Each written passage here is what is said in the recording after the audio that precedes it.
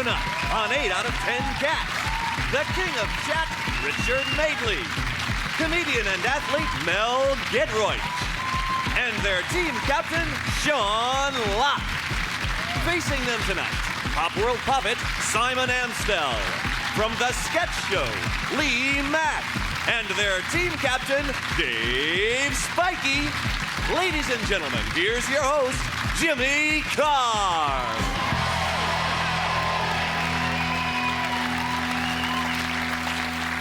Well, thanks very much. Welcome to 8 out of 10 Cats, a show about opinion polls, surveys and statistics.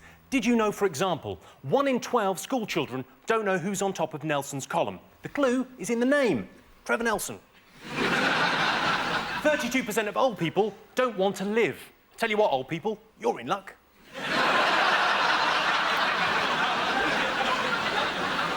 80% of women find men with cool cars attractive, which goes some way towards explaining why the last Pope got so much poontang. Right, let's get started.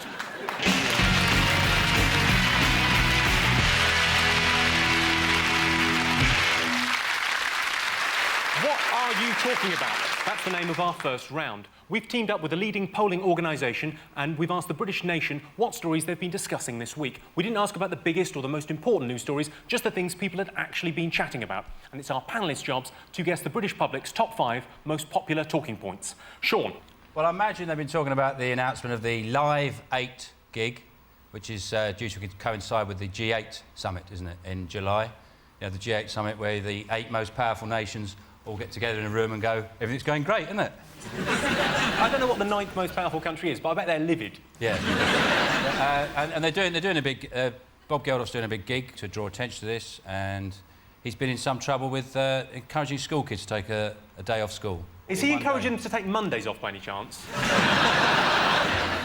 He's called for 1 million people to march to Edinburgh.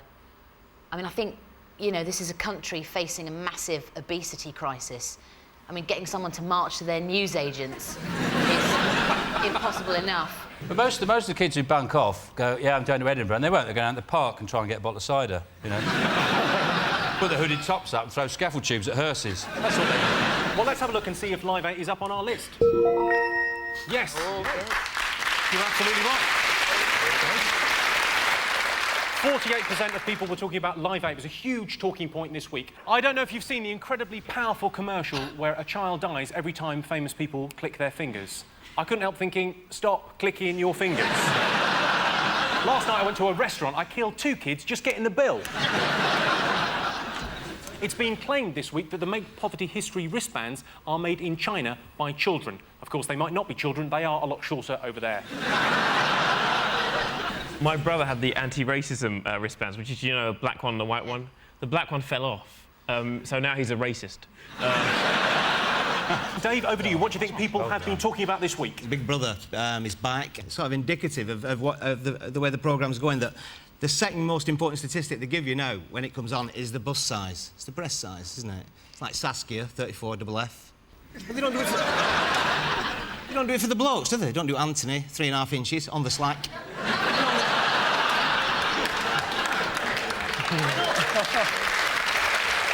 I haven't seen much of it because I've been quite busy this week counting my rice.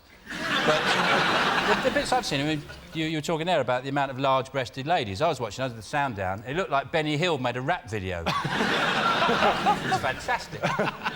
Well, let's have a look and see if Big Brother is on our list of the most talked about things this week. It is. Big Brother was always... Let's face it, Big Brother was always going to be in our top 5. They've introduced infrared cameras in the house. We're excited about the prospect of some nocturnal activity. Bill Oddie hopes to see a badger. Sean, back over to you. What do you think the nation have been discussing this week? Well, the Bumblebee crisis. What now? What? The Bumblebee... Shit! Don't panic! Don't panic! No one panic! Calm down, it's... What are you talking about? What Bumblebee crisis? You don't know. No. In the paper, when it says BB crisis, you know that's Big Brother, don't you? Female bumblebees, which apparently are the zealous, hard-working sex, are turning into fat, lazy males. This is a crisis because although bumblebees don't make honey, they do a lot of bumbling. And bumbling levels have reached a record low, and it is a real problem. So what you're saying is there's a lot of lady bees turning into lady boys. Exactly. So bumblebees, you're saying, don't make honey? No. Right, they just bumble around. They just bumble, and neither do they sting. What do they do? Little fat, lazy shits. Do they do anything? Am I dreaming, or is Richard Madeley talking about bees? Because I can check if that's in the top 5. I don't think it probably is. Well, I think people have got to be talking about the shock horror news that Coldplay have been knocked off the #1 spot by... Jack Shearer. Crazy Frog. That's more annoying than the Crazy Frog. You don't have to pixelate her genitals, so... Chris Martin has said he wants to catch him and eat his legs. But he's never going to do it. In the video, there's some guy in a rocket bike chasing him. He can't do it. Right, so you're saying the Crazy Frog? It's got to be there. Let's see if it's there. Yes! Yes, the Crazy Frog was the most talked about thing this week. The creator of the Crazy Frog has said, and I quote, "I would never have it on my phone. If it came on the television, I would turn it off. Even before it went on the website, I began to hate myself." He added, "Bing, bing, bing, bing, bing, bing, bing, bing, bing, bing, bing, bing." 2 more to get. Come on, Dave. Is it anything to do with the fact that the postal service have had the prices of stamps frozen? I mean, I'm not being unsympathetic, but why should they raise the price of stamps? Because what do the actual postal service do, right? All they do is they collect a letter from a box, right? They stick it in a sorting office, then somebody else takes it to a train station, who takes it up north to Newcastle, and then another bloke picks that up from there, takes it to another sorting office, he'll then sort it out again, and then he'll give it to another man who gets on a bicycle and rides for 4 miles on his bike in the rain and delivers it to someone in the middle of nowhere, right? And they want 22p for that. It's a rip-off, isn't it? Oh, what is it? I was intrigued by this. I don't know if you saw this, that Tesco are now... you can get funerals at Tesco, which is fantastic, isn't it, really? You get funerals at Tesco? Oh, shop till you drop, yeah. What is it? Oh! That's not one of the 5 big talking points this week. I'll tell you what, we've got 2 more to get. Fingers on buzzers. Buzz in if you think you know what the people have been talking about this week. Yeah, okay? Buzz. Sean. I think it has to be the rejection of the European Constitution by the French and the Dutch. Have said no, and ni. I mean, the great thing is that now we don't have a referendum, because has anybody any idea what you'd be voting for? I've got no idea at You all. vote... Does anybody have any Yeah, idea? it's obvious. You're voting about whether Liverpool should be in Europe now. Oh, it's Well, let's have a look and see if the European vote was up there. Yes, it was. Mel. Rod Stewart is to be a dad again, age 60. Obviously, when his kid has their 21st birthday, Rod will be dead. Going out with one of her friends? Yes. Yeah, Dad, you coming to my 21st? You bet your arse I am, yeah. the best age to have kids, though, 60s and 70s, isn't it, really? Because you've got to get up 2 or 3 times a night anyway. That's a lovely thought. No, that didn't make the list. Japanese soldiers thought World War II was still going on. They emerged somewhere. Oh, yes. I can tell you that was the 8th most talked about thing this week. 2 Japanese servicemen have emerged from the jungle and are said to be shocked that the war is over. They were even more shocked when Ant and Dec said, "Let's have a look at some of your funniest moments."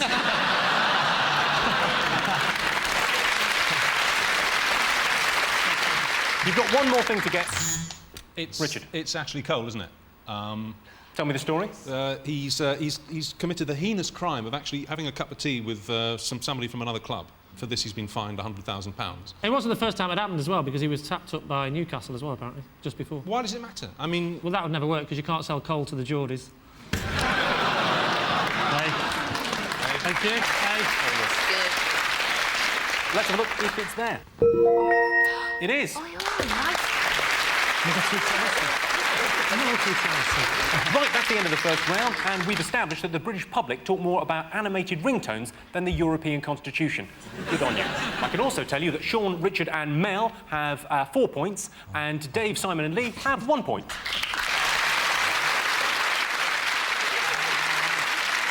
The next round is called The Poll with a Hole. We've looked through hundreds of surveys, past and present, from around the world and unearthed some fascinating facts. Unfortunately, each statistic is missing one salient piece of information, so it's up to our panellists to fill in the gaps.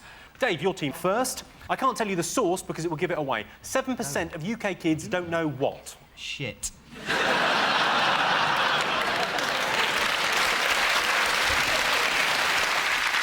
The correct way to prepare crack. That if they eat another chocolate biscuit, they'll turn into a chocolate biscuit. It is about food. What a carrot is. Very close. What a carrot isn't. I think I'm going to have to give you this one. It's 7% of UK kids don't know how to eat an orange. What? Incredibly. 7% of UK kids don't know how to eat an orange. Cover it in breadcrumbs and deep fry it. They'll get the hang of it. To be fair, most kids get all the orangey goodness they need from Bacardi breezes. Sean's team. This is from a study by Leicester University from March this year. On average, policemen spend 2 minutes per day what? Playing with their needle. Arguing over who's going to be bad cop.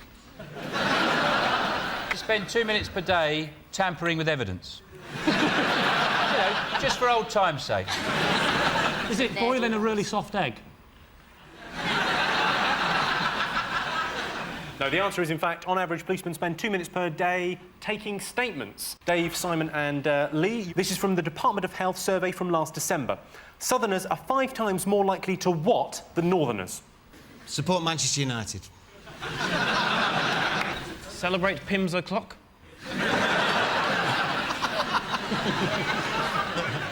Book a flight from Gatwick.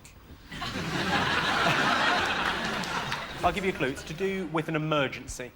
5 times more likely to not have an emergency. It wasn't that much of a clue. Call an ambulance. You're absolutely right. It is dial 999. Yeah.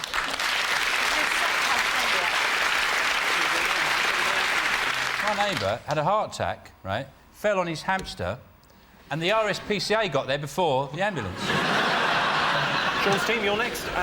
This is according to a survey by the Ramblers Association from this March. 69% of people think that encountering what would spoil their enjoyment of a country walk? Talking sheep. Especially a really dull one. If a sheep could talk, it'd be quite boring, wouldn't it? You know, he's just been standing here all day. Bloody boring. Well, been over there yesterday. Great. A badger the size of a horse. That sounded really rude, the way you said it. Oh, she had a badger the size of a horse. I keep forgetting Richard Madeley's there, and it's like a little surprise every 5 minutes. What would spoil a country walk? Come on, just think about it logically. A bull. The road. Electric pylon. Yeah, you're along the right. Motorway. Cars. Well, you're absolutely right. I'll give you that. It's vehicles. What? Dave, your team, next one's from the British Attitude Survey, December 2004. By the year 2015, half the world's population will what? Have been evicted from the Big Brother house. Will have had a go on Titmus. I've read the Da Vinci Code. Reading the Da Vinci Code is kind of along the same lines. They would be able to read the Da Vinci Code. Speaking English. You're absolutely right. Sean, yours is the next one, from a survey by Surrey University, featured in the Daily Mail in March. 17% of British women are kept awake each night by what? 17% of British men. Richard Madeley. Yeah, they're there tossing and turning. Yeah. Is it ecstasy? I think it's a gentle but insistent prodding in their lower backs. Come on, it's quite an obvious one. The children. Is it snoring? You are absolutely 100% right. 17% of British women are kept awake by their partner snoring. If your partner does snore, one way you can deal with it is to gently roll them over. Do it 3 times, they're out the bed, problem solved. So at the end of that round, it's 8 points for Sean's team and 2 points for Dave's team. Our next round is Faceoff, a head-to-head challenge between our 2 team captains. Sean and Dave have 6 well-known faces in front of them. Prince Harry, David Blunkett, Pope Benedict XVI, Wayne Rooney, Sherry Blair and Chewbacca the Wookiee. We ask the British public to rank these people in order on a series of questions. All Sean and Dave have to do is guess who came top. The first question is, who would you most like to have on your pub quiz team? Who got the most votes, Dave? I think the Pope would be good, because he'd be in the toilets texting God, wouldn't he? Like, Plague of Frogs, any idea? Any idea? I'm thinking Exodus. Which it is, actually. You're going to go with the Pope? Well, he is infallible. It's not a bad choice. Well, only if you're a Catholic, you believe that. I'm not Catholic. I was. I was at confession, and I thought, hold on a minute, I'm in a little wooden box telling dirty stories to an Irishman who never had sex. This is bollocks. It shows you I have actually met the Pope. And you know that little white thing on his head? Yeah. If you push that down and twist it, he's full of sweets.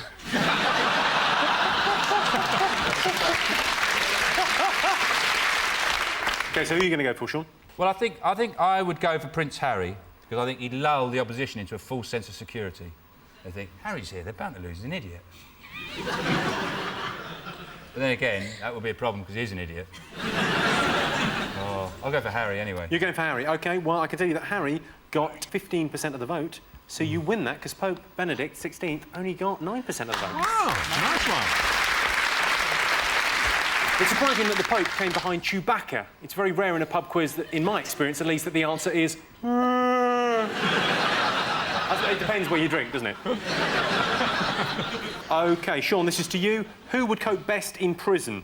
If the Pope was in prison, he wouldn't be the Pope anymore, would he? Yeah, I imagine they'd strip him of his Pope. How would he have got in prison? Yeah. What could he have done? Take the Pope-mobile down the pub. Drive back hammered with his head sticking out of that glass dome. With bubbles coming up. I went, Harry, I don't know if he's already got experience of Her Majesty's pleasure. Hope not.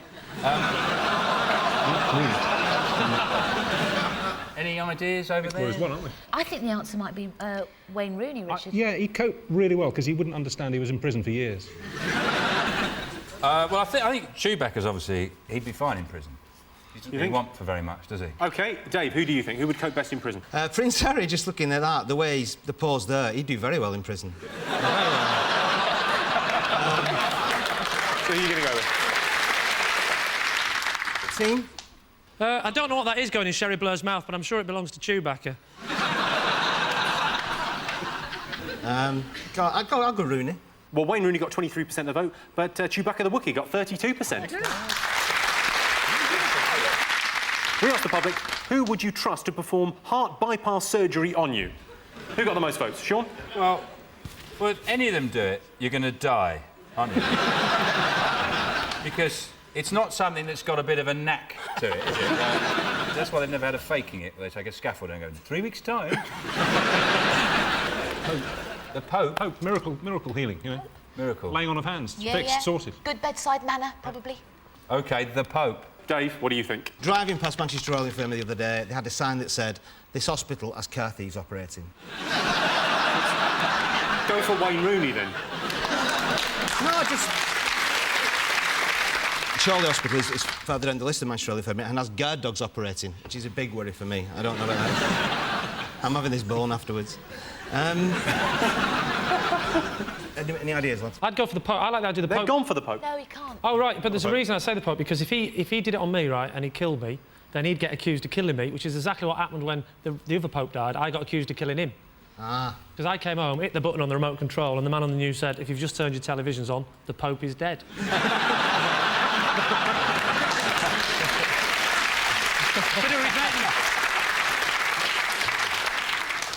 Sherry Blair.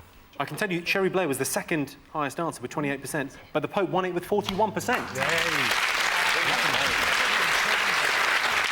At the end of that round, Sean's team have 11 points and Dave's team have 4 points.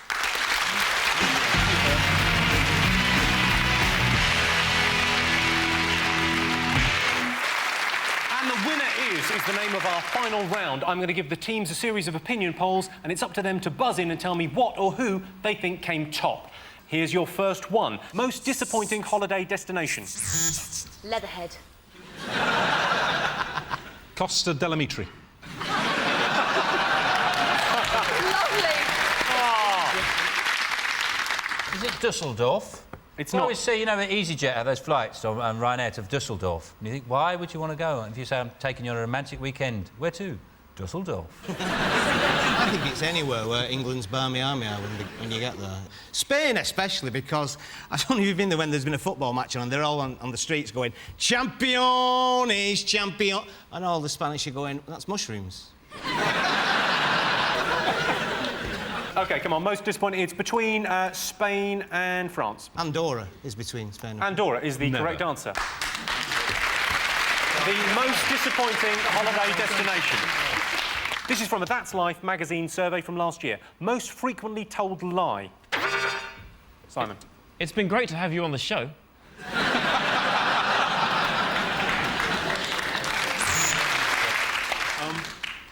I must have downloaded it by accident. It could be you. Or is it, I won't come on your cat? Most frequently told. It's more obvious than that. It's something that is often said by men to women. Like a donkey. Something like, you know, you Don't look fat in that. Yeah. You are exactly Yeah. right. The most frequently told lie is you Yeah. don't look fat in that. Well done, Richard. Brilliant. If you look, we've got the top 10 here. It's, of course, you don't look fat is number one. These were only £10. Second most common. The bus was late. I've got a headache. I've only had one drink. That dress looks good on you. The check's in the post. You look 10 years younger. You're wonderful in bed, and I love you. I think over the course of one weekend, I've used all of those. This is from a poll by Yours magazine from last year. Hardest thing to open. A spearmint rhino in Kabul. I think there's a market for it, I'll be honest. Yep. You go in there, pay your money. Oh, she's got beautiful eyes. Is it the front door when you need a poo? I shall tell you, surprisingly, the most difficult thing to open is not a West End musical. It is, in fact, bleach bottles. But considering the fact that kids can't get into an orange, why are we worrying? That sound tells me that it's the end of the round and the end of the show, which means the final scores are Dave's team have 7 points, but winning tonight, Sean's team with 14 points. Thanks to all our panellists, our wonderful studio audience, and of course all the people we held up in the high street asking stupid questions. Good night.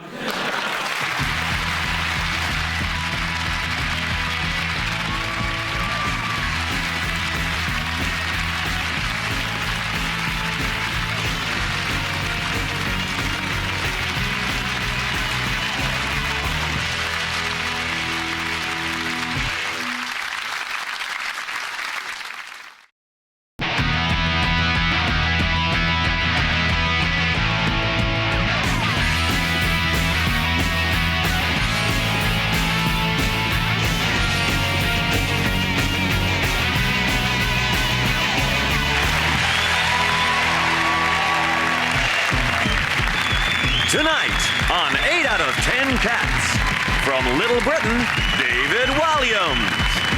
Here's the news. It's Krishnan Guru Murthy. And their team captain, Dave Spikey. And facing them tonight, posh type Tara Palmer Tompkinson. DJ Christian O'Connell. And their team captain, Sean Locke. Ladies and gentlemen, I give you your host, Jimmy Carr.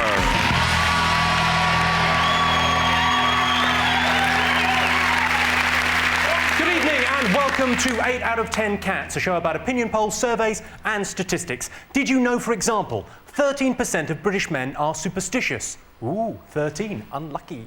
55% of women in the northeast have used a sex toy. They are thinking about giving it a rinse before they lend it to the northwest. Let's get started.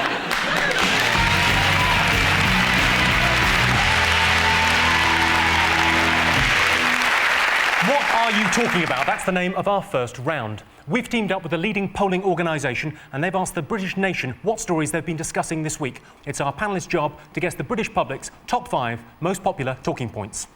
Sean. Well, I think there's a good chance to be talking about Russell Crowe, who's in a hotel. He was at a hotel in New York trying to phone his son in Australia so he could say, "Good night!" and "I love you!" And the phone didn't work, so he took it downstairs and threw it at the night porter. Still didn't work.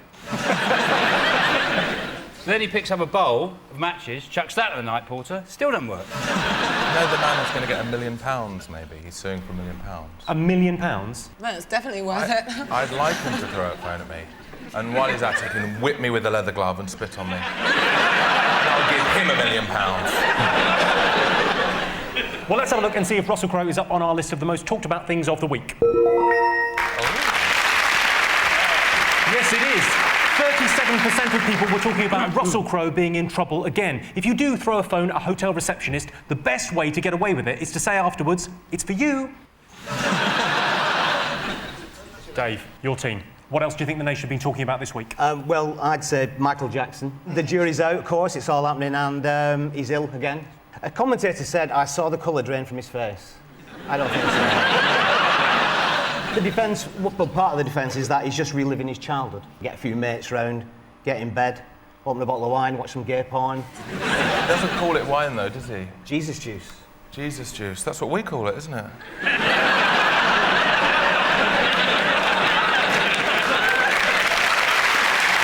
They like it when I'm rude to Jimmy. Well, he said, didn't he? He said that if he gets acquitted, he's very tempted to leave America now. Go to Africa and attain some sort of anonymity. It'll just blend in. Africa, it just blend in. May I suggest Finland? Maybe, I don't know. Are you allowed to wear wigs in prison? I presume that you're not allowed to wear wigs in prison. That's going to be hard for him. I don't know whether the wig's going to be the most difficult thing about being in prison. My hair looks rubbish, and stop that while you're at it. Just put cameras all over the prison and call it, "I'm a Michael Jackson, get me out of here." But unfortunately, he can't go, "I'm Michael Jackson, get me out of here." They go, "No, sorry, you're Michael Jackson, that's why you're in here." Well, let's have a look and see if Michael Jackson is on our list. Yes, it is. It's the most talked about thing this week. 59% of people were talking about the Michael Jackson trial. The court proceedings were further delayed this week because Jackson kept nipping to the little boys' room. Not the best choice of words. Surely the men would have spotted the orgasm story this week. Did you see that? In the jeans, in women's jeans. That was brilliant. It's a fantastic story because scientists have now proved that women's orgasms are all in their genes, which is great for us because not that I have a problem, but if I had a problem, it wouldn't be my fault. No. I could say...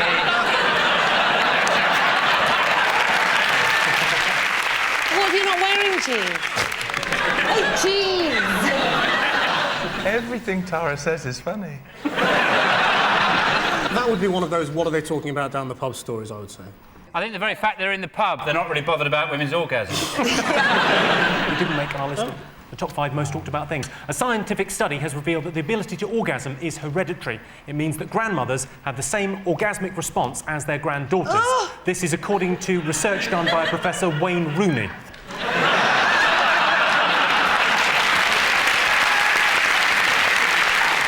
Fingers on buzzers if you know what people have been talking about this week. Is it, people discuss, you know, Bush and Blair. Blair's been using his special relationship with George Bush, which is, I suppose, like the same sort of relationship a tree has with a dog, to try and persuade him to give some more money to debt relief. Bob Geldof's debt relief thing. Yeah. And George Bush has just gone, nah. He won't even do anything about climate change, will he, Bush? He won't do any. He won't sign up to Kyoto, the Kyoto Agreement. I think he recycled his copy of the agreement, that's something. You know why on Kyoto that we also discovered this week was that a White House official had been doctoring government reports on climate change to water down the scientific evidence. Oh, he's gone quite newsy, hasn't he? Yeah, I don't know whether we should have had someone this clever on the show. Well, should you say about it? Because I know about you. I mean, I recycle stuff, you know. And you go to America, you do think to yourself, what is the point? Why do I even bother? You know. And like, you know, you think to yourself, you're washing out a Marmite pot and they're drilling for oil in Alaska. They're greedy, selfish, ignorant bastards. And that's just... How about you? Next time a hurricane hits Florida, I'm going to go, no! And if Clarkson's on holiday, bingo! Well, let's have a look if Bush and Blair talking has been in the news. Yeah. Well done. What else have people been doing? I think it's Bob Geldof and his G8 plans. He That wants is in the news. all these sailors from the south coast to sail across to France to France and bring back 10,000 French people. And if you sent all these boats out from England with all these little sailors in, they'd just come back with 30 crates of Stella, wouldn't they? 30 crates of Stella, 500 fags. It's for an 18th. All right. Do we know who's playing in the gig? Who's playing? Are you going to do a bit? Yeah, I'm on just after Sting, yeah. Tara, are you doing a little bit? Live 8? Do a little bit. Are you? Sit on. She's parlayed that across. Are there not any black artists on the bill at all? There's one, I think. Youssou N'Dour is on. Youssou N'Dour, but he's in Paris, isn't he? And Edinburgh. He's pretty big, isn't he? Would it be wrong to get Sting to black up? Can I just say that I've noticed something? What? You're sitting on a silk cushion. I know, With you're like tassels. Prince Charles. Come on, let's just have a look at this. Come on, look at this. Well,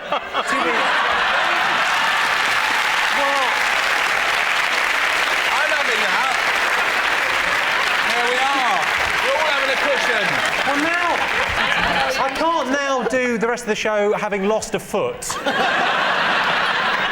I enjoyed 8 out of 10 Cats, Channel 4, but I noticed Jimmy got a lot shorter during the first round. Come on, shush. Come on. Oh, I'm a martyr to my piles. You're doing very well. OK, now just read what it says there. You'll be fine.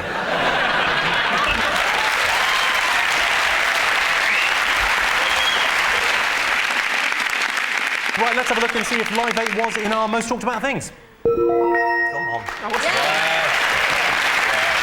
Yes, it was number 3 last week, but it's gone up to number 2 this week. Bob Geldof has urged people to recreate the Dunkirk spirit by collecting people from France in their boats. The Germans have pledged to do their bit by bombing the beaches. One more to get. Come on, have a go. Is it the fact that the government want to charge us all now for every mile that we drive in our cars? And that's their big new idea, which, funnily enough, they only announced 2 weeks after being re-elected, but never mentioned it beforehand, before the election. It's never going to work, is it? I mean, has anybody got sat-nav? Because you go past a few trees and it's lost them, hasn't it? It's lost the satellite altogether. No, what car are you driving? Right, let's have a look and see if the road charge is one of the most talked about things this week. Yes, the government are looking at a system to measure how far we drive so they can charge us accordingly. Isn't that petrol? So at the end of that round, Sean's team have 2 points and Dave's team have 3 points.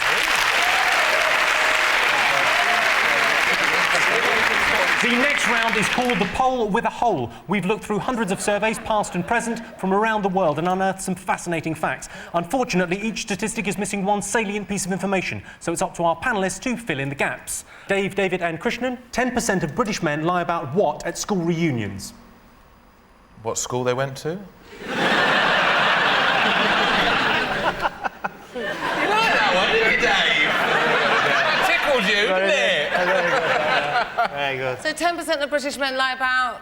Well, maybe there's no word there, it's just lie about at school reunions.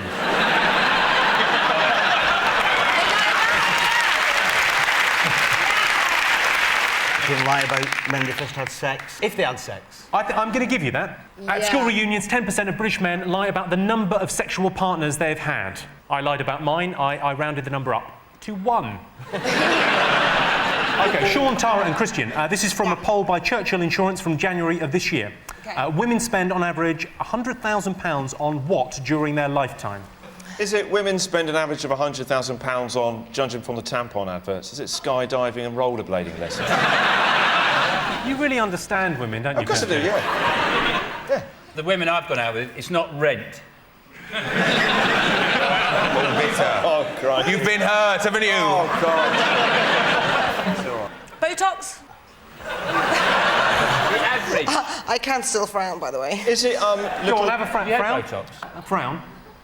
That's frowning, is it? There's nothing from there up.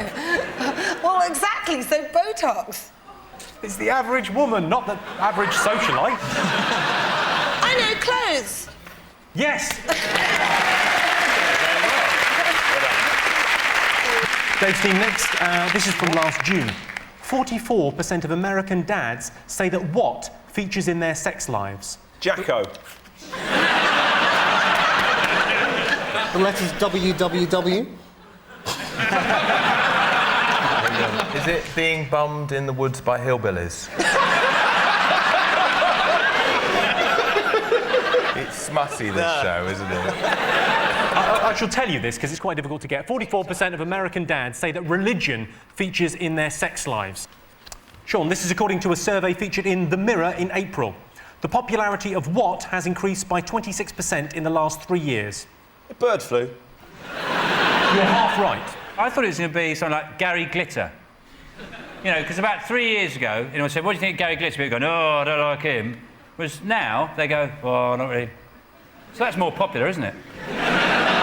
Oh, yeah. I can see that theory Things working. have got slightly better for him. Oh, definitely, yeah. You know, they've started playing his music again. What if Jackson gets done, will they stop playing his music? Radio 2 have said they're going to.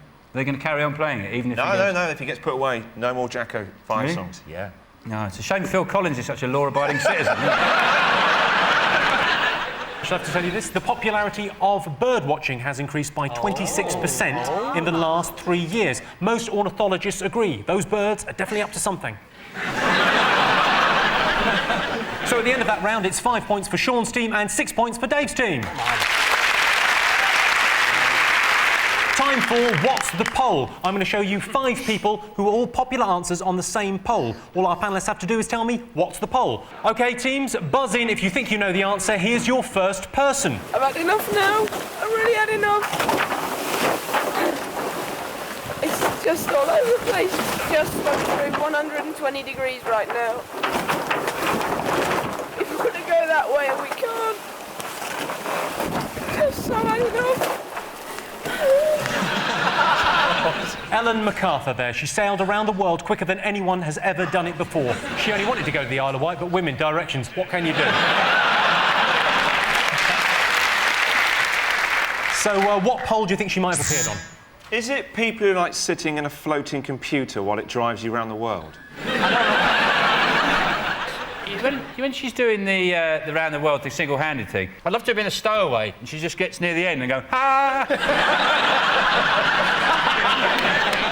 You thought you were on your own. I was there all along. I think it might be a poll of women who look like 9-year-old boys. She does. She looks like a young lad, really eager young lad with her cheeks. I reckon if the next picture's Jeanette Cranky, I've got it right. Maybe she sits on a poll for people who are jolly good with boats.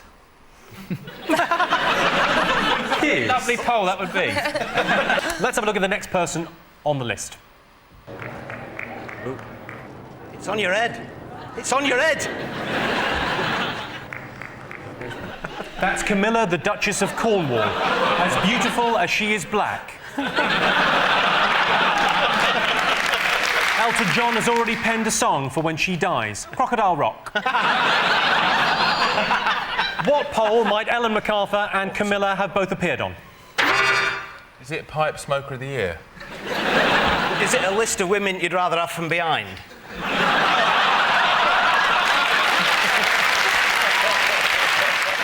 Let me just check. No.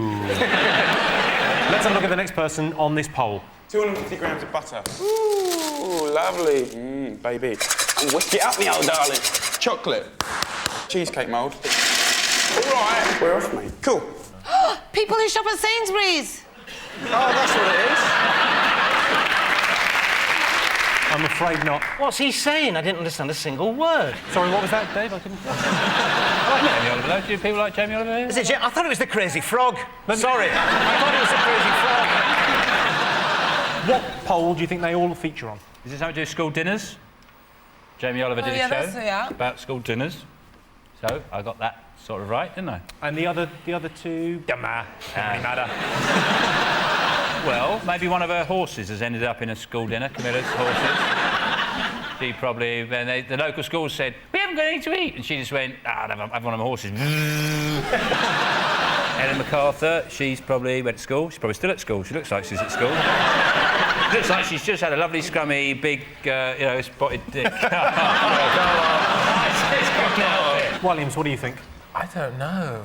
I'd like to see a couple more people and then make up my mind. Well, let's have a look at the fourth person. Richard Branson, then. Nope. They're all windy people in some way. They're all windy. No, they're not.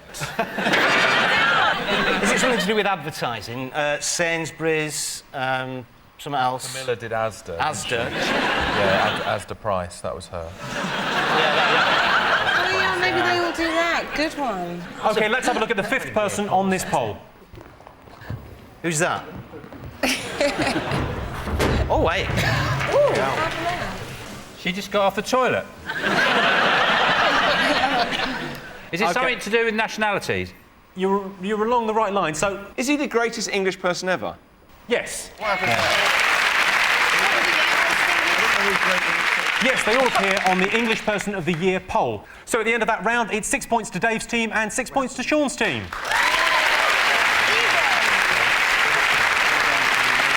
And the winner is the name of our final round. I'm going to give the teams a series of opinion polls and surveys. They've just got to buzz in and tell me who or what they think came top. Here's your first one. OK, this is from a poll featured in the Evening Standard from January. Best way to slow down traffic. Oh, I don't know. Strippers on the hard shoulder. Wear something dark, get an hairdryer, and go and point it at cars. Put your foot on the brake and slow down. It's so simple, but it's right. That was brilliant. Best way to slow down traffic is just let old people drive. Because it's as if they're permanently looking for a parking space, isn't it? And she's always got a belt hanging out the door. And it is my ambition to get my front wheels on that belt and have her out, you know.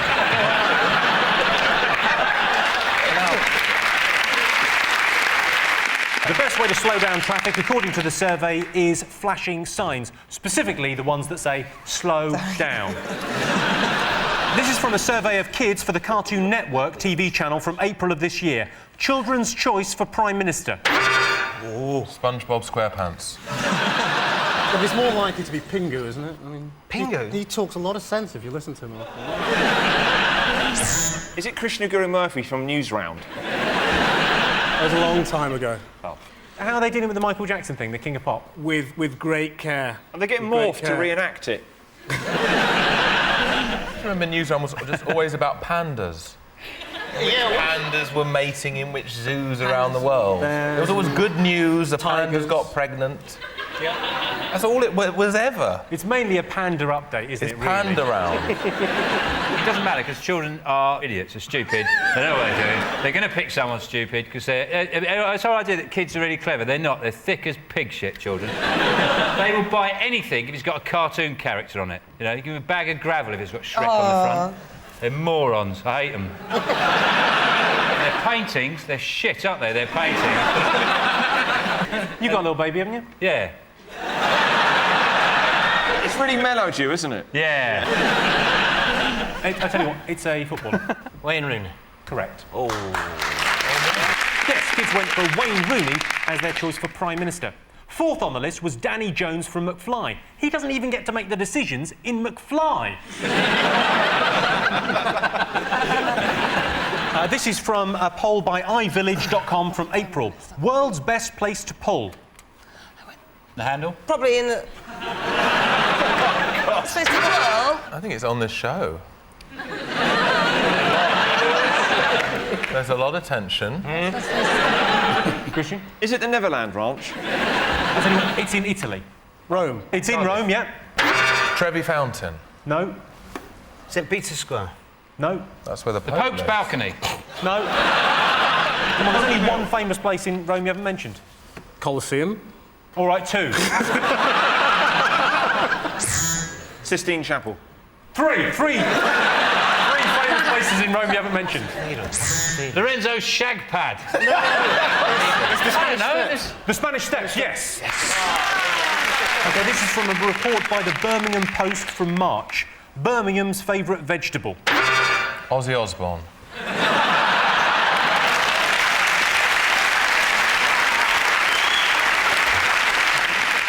Did you say it was the Birmingham Evening Post? Yeah. That must have been a slow news week in Birmingham, hasn't it? Well, there's nothing going on. Let's find out what vegetables people like. I hope it's onion. Correct. Birmingham's favourite vegetable is the onion. A lot of people cry when they chop onions. I don't. The trick is not to form an emotional bond. Well, that sound tells me that it's the end of that round and the end of the game, which means the final scores are Sean's team have 9 points, but Dave is the winner with 11 points. Thanks to all our panellists, our wonderful studio audience, and all of you watching at home. We'll be back next week.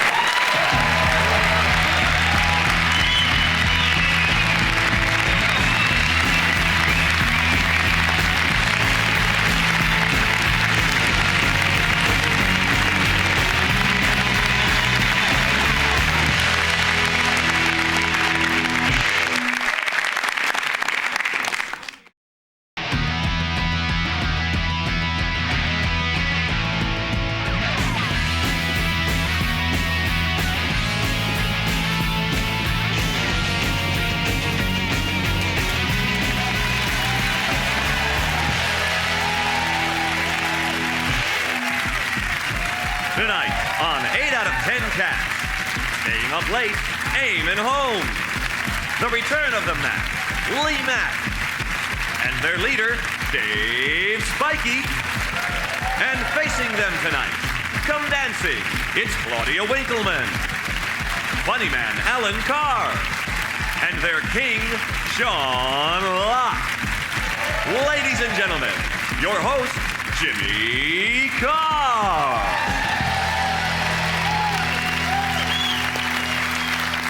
Good evening and welcome to 8 out of 10 Cats, a show about opinion polls, surveys and statistics. Did you know, for example, 89% of 11-year-olds have mobile phones? Doesn't surprise me, one of the little bastards has got mine. Apparently, we use only 2% of the English language available in everyday conversation. I find that statistic utterly impericatobulous. And on average, the human brain can only remember 4 things at any one time. Keys, wallet, bags, phone. Who am I? Right, let's get started.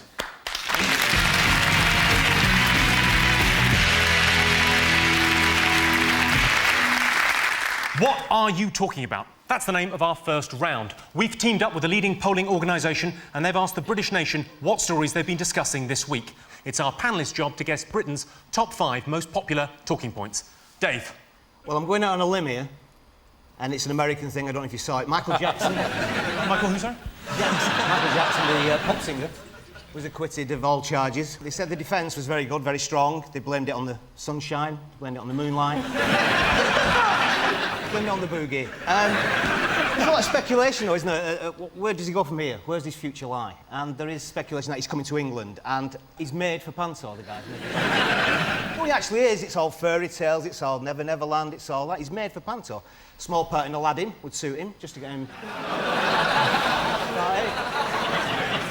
Genie of the Ring, maybe. He's behind you! But I don't you think when he said no more boys in my bed, that's quite an astonishing. Very rarely in your life you ever need to say that sentence again. It's a bit like someone who's got off like a bank robbery charge going, I'll tell you what, I won't be hanging around the town centre with a shotgun and a balaclava anymore. Did you see when they were saying that is Michael Jackson wearing a wig? I'm afraid when you've got a face like that, does it matter? I mean, a bad wig hardly going to spoil the look. Maybe when he got home he just went, oh, thank God for that.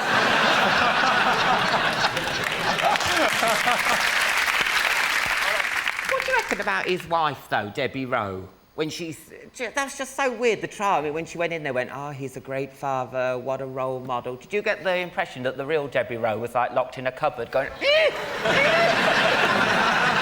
went down to 7 stone during the trial, which is actually lighter than most kids.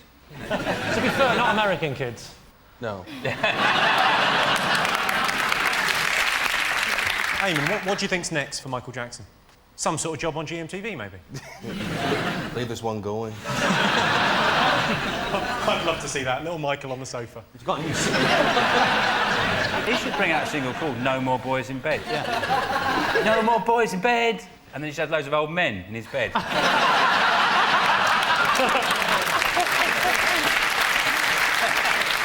Let's have a look and see where Michael Jackson came in terms of the most talked about things this week. Yes. Well, what a surprise. The most talked about thing this week was the Michael Jackson trial. Almost 94% of people were talking about Michael Jackson. Most were saying, hang on, sorry, it's a terrible line. Did you say not guilty? A lot of people think the case was about race. Typical, the rich white guy always gets off. Sean, over to you. What do you think people have been talking about this week? What about Mike Tyson giving up boxing to become a wedding planner? Would you get most of your news from Take a Break magazine? Sorry to interrupt you. Do you know when they reported it to Evander Holyfield, they went to him and said, Tyson's given up, and he went, no. They said, yeah, he's actually given up, and he went, I can't believe me ear. I can tell you it wasn't in the top 5. It was the 19th most talked about thing this week. Mike Tyson has announced this week that he wants to quit boxing. He said that he wants to become a Christian missionary. Though when asked to make the sign of the cross, he said, right, Dave, Lee and Eamon, what have people been talking about this week? Is it the honours list? Yeah, it is the honours list. I woke up last week and it said, genial Irish breakfast host made a sir. Downhill after that. What did Brian May get his for, do we know? Services to Anita Dobson. I used to like it when normal people got OBEs. Do you remember, like, you know, lollipop ladies and, like, toilet attendants? That was nice, weren't it? Could you imagine it really going to the red light? Sheila, that toilet's blocked. Dame Sheila. That's a lot more Rod Hull, the toilet cleaner. Toilet blocked. Sean, who would you give an honour to? Michelle McManus, make her a dame. Thank you! Am I being thicker? Who's Michelle McManus? Yeah. She won Pop Idol. She's an enormous whale of a girl. Oh, the big... She's lost 6 stone. She's doing... Lost 6 stone? That's like throwing a deck chair off the Titanic.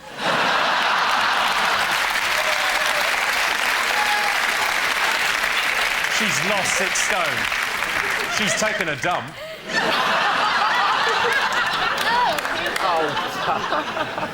Right, let's have a look if the Queen's Honours is one of our most talked about things. Oh, yes.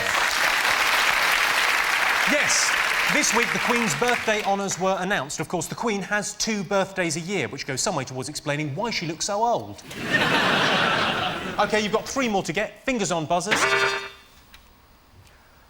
Prince Harry at Sandhurst. Yeah, so this is the story of a Sun journalist breaking into Sandhurst with a fake bomb. But the thing is, they're always doing this, aren't they? The tabloids, the Sun and the Mirror, they're constantly, like, you know, trying to breach security arrangements. And I imagine every time Al Qaeda read it, they just go, I wish we'd thought of that. Claudia, are you worried about Harry's safety? Yes. I was undecided. It was 50... Well, yes, a little. Well, I think... You haven't thought about it, have you? No. You said they took a fake bomb in there, which basically is anything, isn't it? You know, a brush is a fake bomb, isn't it? Well, let's have a look and see if this was one of the most talked about things this week. Oh, yes. Yes, it was. This is the story of a Sun journalist who smuggled a fake bomb into Sandhurst. Harry was initially excited. He thought they'd smuggled in a bong. Is it the story about people trying to sell... the ticket touts trying to sell on eBay the Live 8 tickets? Because I was disgusted by that, as everybody was. What did you bid? I wouldn't bid, honestly. I was disgusted. Like, Bob Geldof said boycott it for a week, but they backtracked, so I didn't bother. But at one point, I was going to get me snuff movies and me ivory chess set from somewhere else. And then... When you say a snuff movie, it's some old bloke going... Yeah. Just going, bloody weather. Let's have a look and see whether the Live 8 eBay ticket fiasco was one of our most talked about stories. Oh, yes. Yes. It was the second most talked about thing this week. You've got 1 more to guess. Is it by any chance the world debt? The fact Tell that me they're more. going to reduce the world debt. The Western world is going to reduce the African debt, and it's going to work out to about £1 per person per year, right? Which I thought, that's quite good, isn't it? £1. I'm quite happy to give that to solve. But then they said, for 10 years. I was thinking, that's £10, isn't it? Oh, how tight are the Northerns? Oh. How pompous are the Southerners? Not very pompous at all.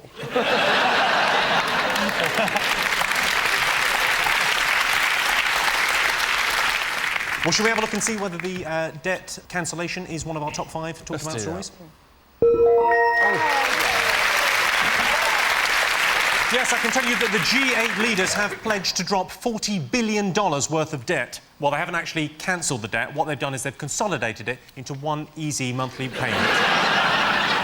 Rwanda gets a charming carriage clock. And don't worry, Chad, no salesman will call. At the end of that round, Sean, Alan and Claudia have no points, and Dave, Lee and Eamon have 5 points. The next round is called the Poll with a Hole. We've looked through hundreds of surveys, past and present, from around the world and unearthed some fascinating facts. Unfortunately, each statistic is missing one salient piece of information, so it's up to our panellists to fill in the gaps. Question number 1. This is from a survey by Mother and Baby magazine from June 2005. 50% of British dads are what? Counting the days till the kids leave home. Are your kids going to be watching this? Is it 50% of British dads are crap at putting shelves up? Because I am. Just hopeless. My wife said, put some shelves up, and I went, no, you want them straight and everything. I know you're... I'm not proud of this. I went to the library to get a DIY boot, and I said to the one behind the counter, I said, have you got any boots on shelves? She went...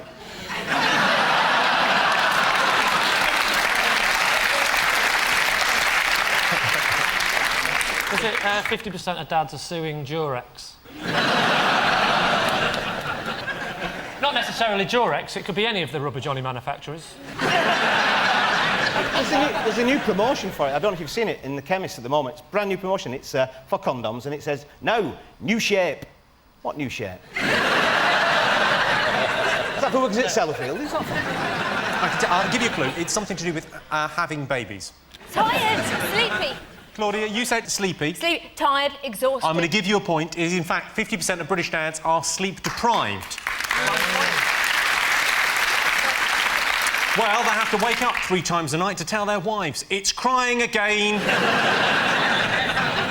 Sean's team. This is from research carried out by the Department of Psychology at the University of Texas from June this year. Men consistently find women with what the most attractive? Is it Rod Stewart? He's often got a charming young lady on his arm. Big tits, low self-esteem. Is it GPS? Oval satellite positioning. Is it with a naked twin sister? That would get a thumbs up, wouldn't it? It certainly would. Thumbs up.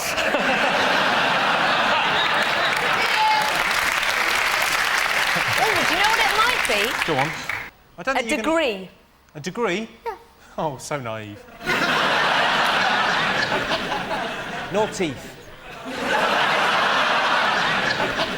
No, men consistently find women with a weight-to-height ratio of between 0.68 and 0.8 the most attractive. I was going to say that.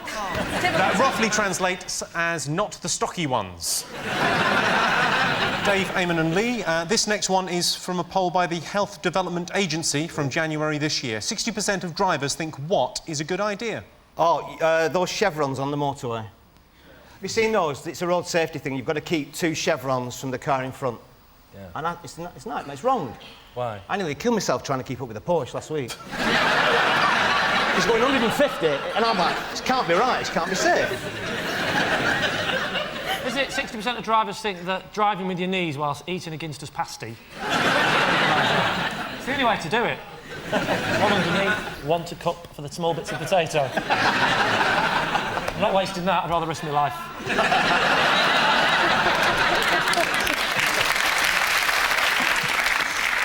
Is it? No. Is it playing lullabies, having a pillow? Is it driving past a little chef? Is it 60% of drivers think that kids doing that thumbs up thing is OK, because it gets right on my bloody nerve? When you're driving behind a car and kids like that. I do that, I go like that.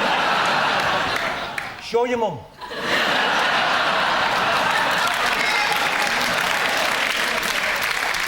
OK, I can tell you it's something that you would expect drivers not to like. Speed cameras. Eamon, you're brilliant, you got it. That doesn't...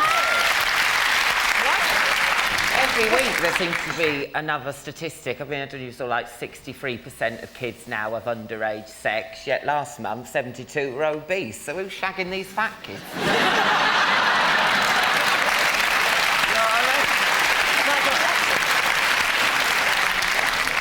So, at the end of that round, I can tell you that Sean's team have 2 points and Dave's team are in the lead with 7. Our next round is Faceoff, a head-to-head challenge between our 2 team captains. Sean and Dave have 6 well-known faces in front of them. Michael Jackson, Abu Hamza, Kate Moss, John Prescott, the late Mother Teresa of Calcutta and the entire population of France. We asked the British public to rank these people on a series of questions. All Sean and Dave have to do is guess who came top. OK, Sean, this is to you. Who would be most likely to steal a handbag? Hamza wouldn't, would he? Because he, hasn't got any hands. He'd have no need for it, would he? Probably need a bag of hands. Be quite handy. Michael Jackson, I don't think he needs the aggro at the moment, I think he's going to lie low for a while. The French, of course, the entire population of France, they'd be most likely to nick a handbag, because he's bound to have a couple of wrong ones. Bound to. Yeah. Dave, who are you going to go for? I would have gone with the French, but I can't know. They are generally untrustworthy, I find. Abu Hamza probably does it accidentally, probably doesn't mean to do it. He's like, I'm sorry, have it back. Lads? Mother Teresa. No. That's very confident. Why is that? Robin bitch. Oh. That's a facade, all that religious stuff. That tea towel's not hers. Yeah. I'm going to go Abu Hamza. You're going Abu Hamza. The entire population of France got 12%. Abu Hamza was the top answer, 47% of people thinking. We asked the public, who would you most like to take a bath with? Hamza, he's not going to get much of a lather up with hooks, is he? Jackson, I think he'd be intimidated by my adult genitalia, so... I don't think he'd feel very comfortable around that. Who are you going to go for? I'll go for Kate Moss. OK. Dave, who are you going to go for? Abu Hamza, he'd be... You know, at the end, when you've got all that hair in the plug hole, get that out, couldn't he, quite easily? And I'd like to see his knob. Really? Is that... No. Because you just don't know, he might have a corkscrew. You don't know, he might... See, any ideas? I think Abu Hamza would be great because what you could do is you could put loads of those plastic ducks in and he might win you a goldfish.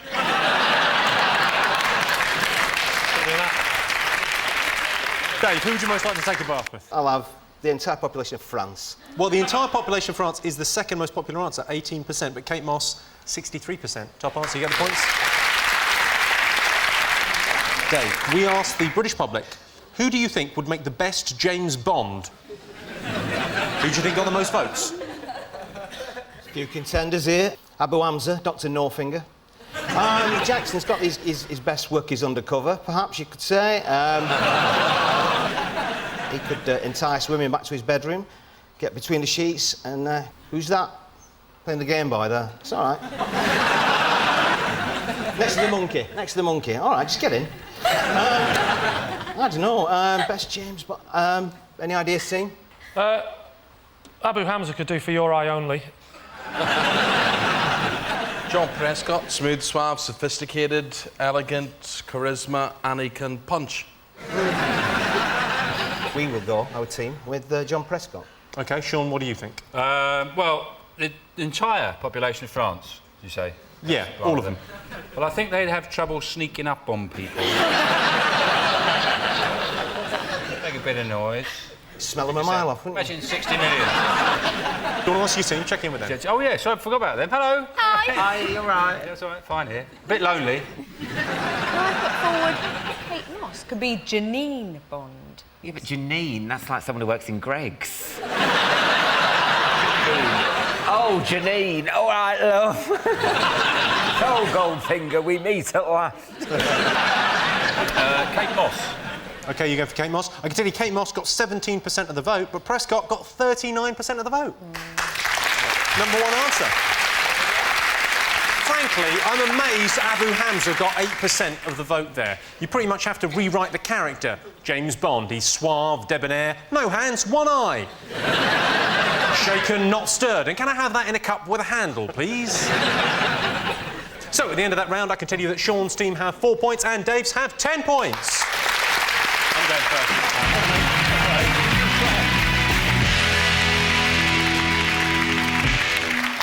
And the winner is the name of our final round. I'm going to give the teams a series of opinion polls, and it's up to them to buzz in and tell me who or what they think came top. Here's your first one. This is from a poll featured in the Glasgow Daily Record from September 2004. Britain's favourite smell. Is it a burning Frenchman? Bacon. Or freshly born rabbits. Freshly born By the way, you clinched it there in the last second. Hang on a second. Bacon or, and this is part of the same guess, freshly born rabbits.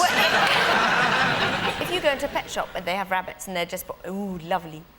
And they're so tiny, and they're so small, and they're so sweet little ears. What you've done is you've answered a question about Britain's favourite smell, and what I've got from your answer was she'd be a nightmare girlfriend.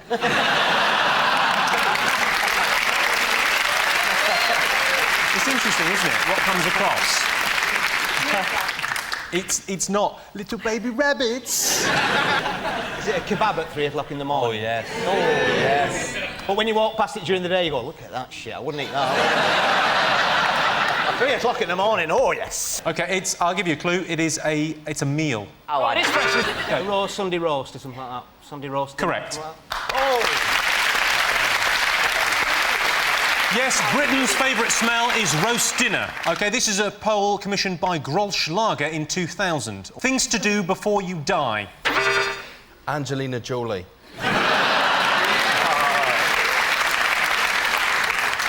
Is it punch a dolphin? It's not punch a dolphin, no. No. Is it go swimming with them and then just give them a little jab? Yeah, I think so. They've just missed it off mine, yeah. Stick your finger in the hole and carry it around like a six-pack. Yes, the most popular thing to do before you die is swim with dolphins. Friendliest town in Britain? Ooh. I'd say Cockermouth. I've never been. If that's how they got their name, though, it's a fair bet, isn't it? It's worth a trip. It's worth a trip out, isn't it? Yeah, same applies to Oldham.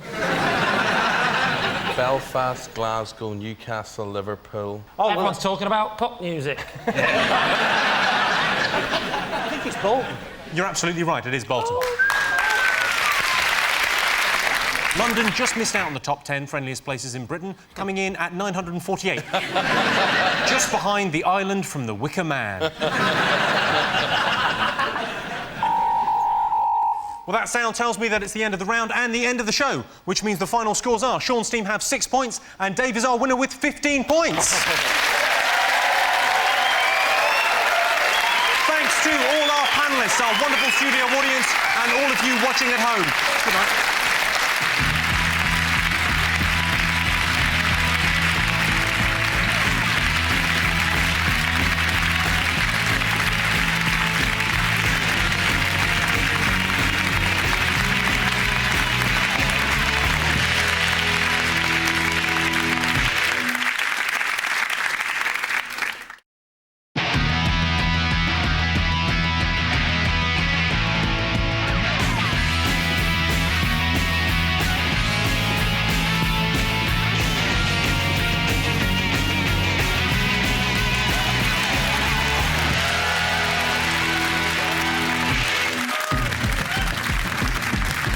Tonight, on 8 out of 10 Cats, the original prankster, Paul Kaye. Live from Croydon, Sue Perkins. And their captain, Dave Spikey. And facing them tonight, from T4, it's June Sarpong. From the dark side, Peter Serafinovich. And their captain, John Locke. People, it's your host, Jimmy Carr.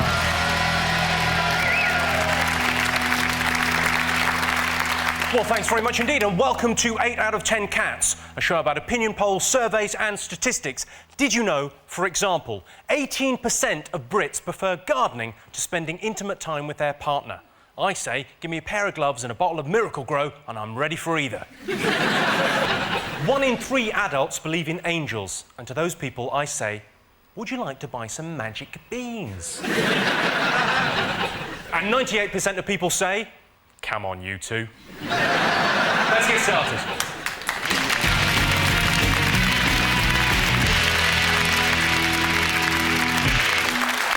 What are you talking about? That is the name of our first round. We've teamed up with a leading polling organisation and they've asked the British nation what stories they've been discussing this week. It's our panellists' job to guess the British public's top 5 most popular talking points. Sean, what have people been talking about? Well, personally, I think I've lost count this week the number of times people have, mostly strangers, have turned to me and said, oh, you're hot, isn't it? Oh, brilliant. Oh, I'm so hot. And I think, yeah, I know. I'm standing next to you. In fact, that's the only thing we've got in common. We're hot. I mean, I think to myself, like, if they said, look, eagle, I'd be interested. There goes Vinnie Jones on a penny farthing. Then they go, oh, are you close? Do you find it close? No, I find you a bit close. I like the fact it makes the world a bit of a friendlier place. Because you've all got a conversation to have. Well, yeah, it's not a conversation, is it? You go, it's hot, and they go, yeah, it is, isn't it? That's it. See ya. Right. No, that's all the conversation I want with my dry cleaner. I don't want them to go, Tolstoy. Do you think he's overrated? It doesn't go anywhere, the hot thing, does it? Doesn't it? It just goes, you're hot, yeah, hot. Yeah. You can't go, no, I'm not hot, I'm a robot. Yes. Atmospheric conditions don't affect me. I think robots would be more prone to the heat, actually. Really? Yeah. Well, metal conducts heat. Yeah. It's hot, isn't it? Yes. You're right, actually, yeah, I'm totally so ashamed of myself. Yeah, there's probably loads of robots out there going, bloody boiling, isn't it?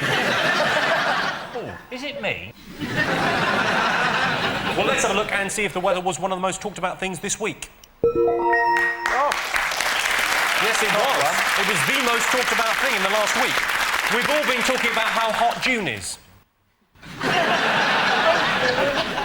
It's been so hot, some pensioners have even been taking off their cardies. Dave, Sue, Paul, what have people been talking about? Well, Wimbledon's back, isn't it? I mean, Tim Edmund's out, thank God. Yeah. I'm sorry, you know, I'm sure he's I'm sure he's a nice bloke, I'm sure he can play tennis and all that, but you can't watch him for all that. Come on, Tim! Come on, Tim! There's some sort of competition going on, and he'll get the ball and he'll pick it up. Come on, Tim, you can do it! No, he can't. No, he can't.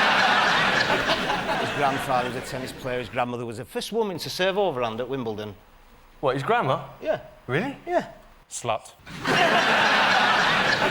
Complaining about the women grunting. Oh. Aren't they? Yeah. And I always say, a grunter's better than a sweater. Isn't the grunting thing, they're just going to try and ban it because they say, like, they might be trying to put people off. Because if you can listen to occasionally, they go, loser! I'd like to see it go to other sports like snooker and they just go,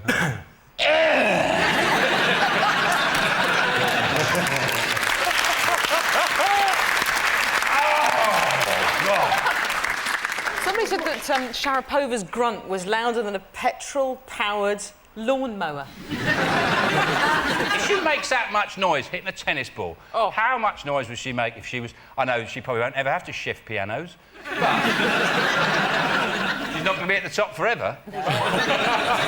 She sounds... I've heard lorry drivers in cubicles at service stations making less noise than that. Let's have a look and see if Wimbledon is one of the top 5 most talked about things this week. Oh, yes. Oh. Yes, it is. Yes, Tim Henman went out of Wimbledon yesterday. It's the time of year when everyone says how rubbish he is. Yeah, he's 9th in the world. That's 9th out of 6 billion. It's not bad. At least he's in it. You can't even work the interactive coverage.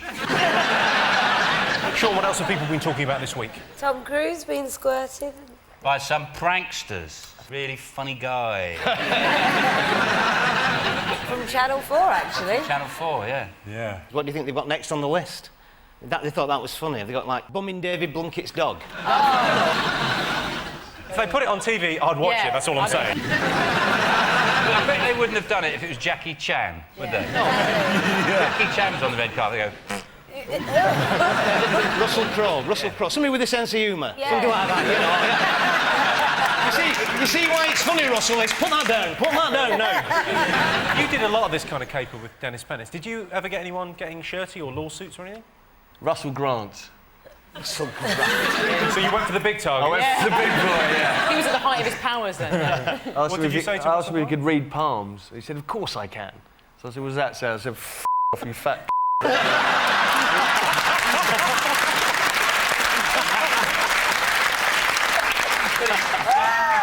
He's so sensitive. He loved it. OK, let's have a look if Tom Cruise is in the top 5 most talked about things. Hey. Yes. This week, Tom Cruise was hit in the face by a jet of water as part of a TV comedy show. Channel 4 said the incident was not intended to cause offence and was very much in the spirit of fun. They sent flowers to apologise. Well, one flower, and said, you've got to smell it right up close. Tom Cruise last week proposed to Katie Holmes. He said, will you marry me? She said, you had me at I'm a billionaire. Dave, what else have people been talking about? You've got 2 more to get. I'll just go for 1 million fat kids in the country. Fat parents have fat kids, and that's what happens, you know. And I was in this pub, and they just come in as a family, like there's mum and dad and Chantal Demi. He's at the bar, ordering the food, shouting across the pub to Doreen, what are you having? I'll have them Naccos. Naccos with cheese, then I'll have that all-day breakfast, mega breakfast. I'll have that, then Bakewell tartan custard. Onion rings, don't forget, a bag of chips, don't worry, yeah. What are you having drink? Oh, Diet Coke. I know. This bloke shouted over and said, any more of this dieting, Doreen, you'll go down plug hole. I said she won't go down a pissing manhole.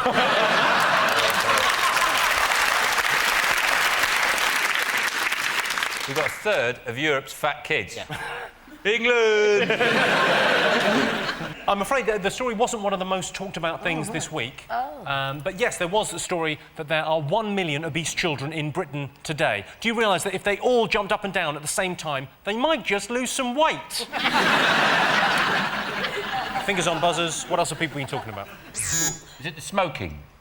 They're finalising the smoking bill. Yeah. And they're deciding what considers to be a public place. For example, they're saying a bus stop is a public place, you can't smoke there. So I think, what am I going to do for 2 hours then? And I think for kids, they're trying to raise the age, though, aren't they, as well, to 18. So they're not allowed to buy knives at 16. They can't wear hoods. How are they going to look hard? Let's have a look and see if the smoking ban is one of our top 5 stories. Yes, it is. The 4th most talked about thing this week. The new legislation bans smokers from lighting up in pubs. Some say it's just another example of the nanny state. A government spokesman said, I think someone's overtired. Okay, you've got 1 more thing to get. Is it this the fiasco that was the American Grand Prix, where none of them would race because they got the wrong tyres on? 200,000 Americans just watched 6 of them go round. And Schumacher won. In what way is that different from normal Grand Prix? More of them. Schumacher said, Dave, he's in his very dry German way, he said, yeah, they're throwing things on the track, water, and by the smell of it, some beer. How fast is he going so he can smell the beer on the way round? Well, let's have a look and see if the Formula 1 fiasco is in the top 5 talked about things. Yes, it is.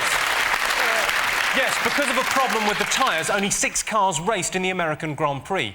It's the first time in history that Formula 1 has genuinely resembled Scalextric. So, at the end of that round, I can tell you that Sean, June and Peter have 3 points, and Dave, Paul and Sue have 2 points.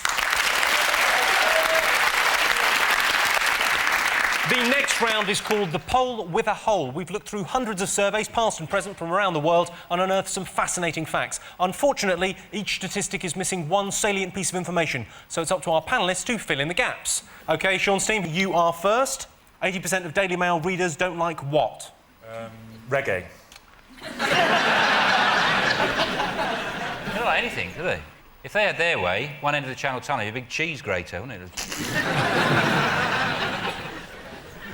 The gut. Yeah.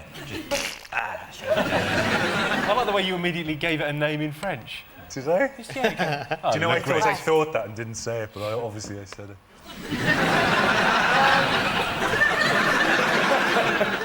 Is it people whose houses are on wheels? And who like to move about a bit? Settle down for a couple of weeks, burn a few tyres, and then move on. Don't like the way that George Eliot's Mill on the Floss ended. Found it a little downbeat. It's something rude. Gay sex? No, gag balls. Ribbing a chimp, they don't like that.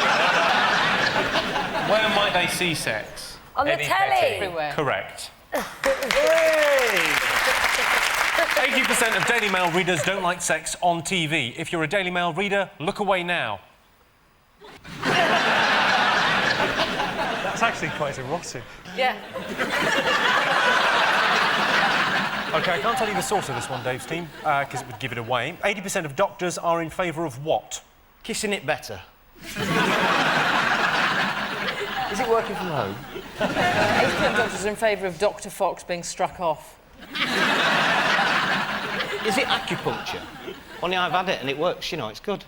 But I always wonder, how did they ever get that past the medical council, that sticking pins in you would... And how did it ever come about? Was it two samurai warriors centuries ago going... Ching, ching, ching, oh, my headache's gone. Do you know if it goes on, do you have to use an acupuncture repair kit? It's 80% of doctors are in favour of chloramphenicol for red eye in children. This is from a survey that featured in the Daily Express in December 2004. 50% of people can't explain what is. Is it Kamal from Big Brother? Sillet bang. What is sillet bang? What? What? It's, I don't know, I found it in the bathroom the other day. I'm reading it because I'm on the toilet, and well, you do, don't you? I've done the bleach, I've done the sif. Sillet bang, and there's no ingredients on it. It's very Moorish. I'll give you a clue. It's something to do with finance. Bank. Yeah, a bank. Yeah, seriously. What's a bank? What is a bank? My friend said to me, what's a building society? He said, I don't know what a building society is. And I said, what's a bank? I don't know what a bank is. I don't know what it is. What is it? They say that they've got your money, you know, and... And you go in and they give it to you. Yeah. Usually they have. I mean, it's not really as easy as that sometimes, you know. They make it difficult for you, you know, and they give you interest and... But somehow, like, they invest your money in things and... I feel like, Peter, you're auditioning for the thickest man in Europe. Shall I tell you? Yeah. 50% of people can't explain what an overdraft is. I'll tell you what, give me your PIN number and I'll show you. So, at the end of that round, it's 5 points for Sean's team and 5 points for Dave's team. Time for What's the Poll? I'm going to show you 5 people who are all popular answers on the same poll. All our panellists have to do is tell me what's the poll. We'll play them one by one. After each clip, both teams can buzz in and suggest what poll they might have appeared on. Here's your first one. Despite the pouring rain, crowds turn out to witness the mysterious arrival of Mr. Gandhi, who has come to London for the Round Table Conference. Ah, that's lovely. Huh? Good. There was, of course, a film made of Gandhi's life, 1.5 million extras. That's a hell of a DVD, isn't it? Gandhi there, what poll might he have appeared on? Least popular ice cream flavour. Gandhi flavour. I've spent some time in India. It's a wonderful, fantastic country. It's amazing. It's a beautiful country, Yes. yeah. It's the only place in the world, actually, you can get killed by a tiger or a salad. Is it people who look like Gollum? People who should have gone to Specsavers. How about best Ben Kingsley look like? Is it people whose nickname was Goosey Goosey? Is it famous Mahatmas? One of the things Gandhi is famous for, and he used to do this to sort of prove that his celibacy, prove his self-control, that he could resist temptation. He would sleep with virgins, 16-year-old girls, every night. And he would sleep with one so he could prove that he could resist temptation. Every morning he'd come out and go, oh, failed again. But, still, I'll have another crack at it tonight.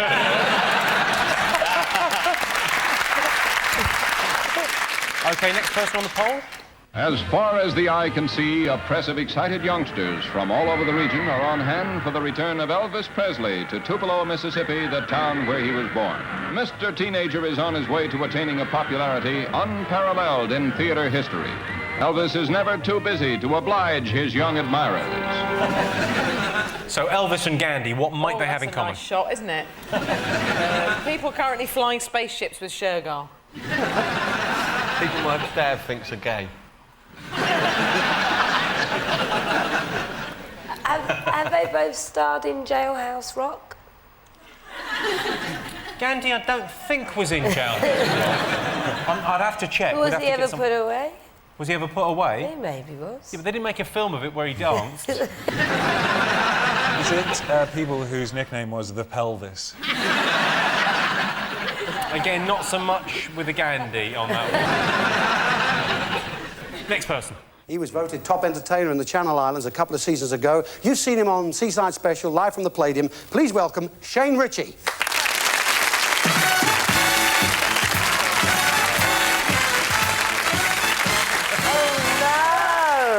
What is he thinking?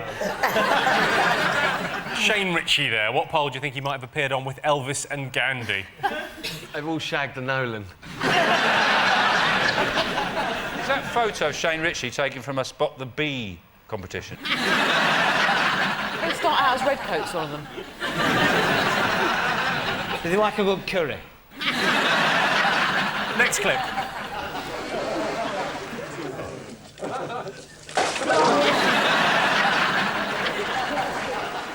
That looks bad, but Prince Charles did get his own back.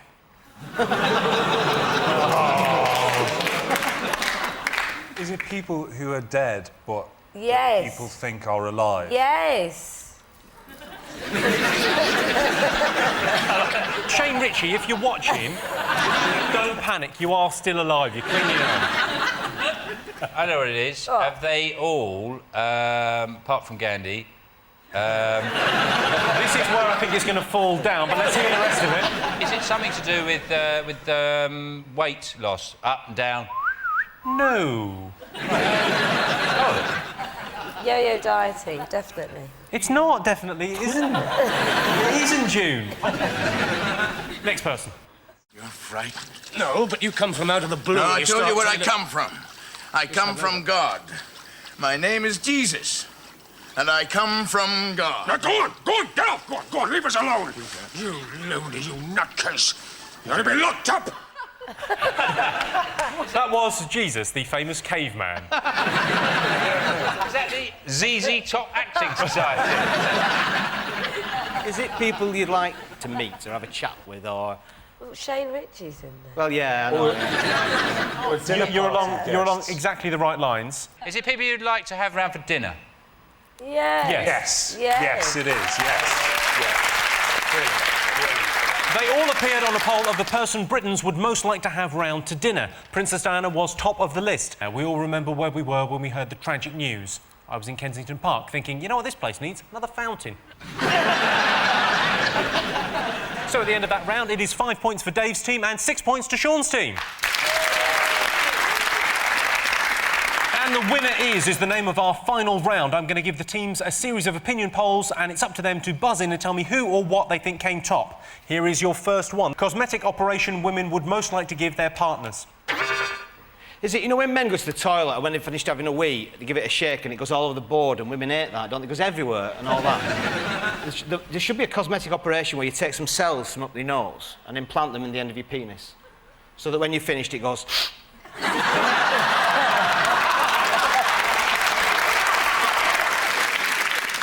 I imagine with a lot of women, it's just the entire front. I'd like him to have a completely new front. Commitment enlargement.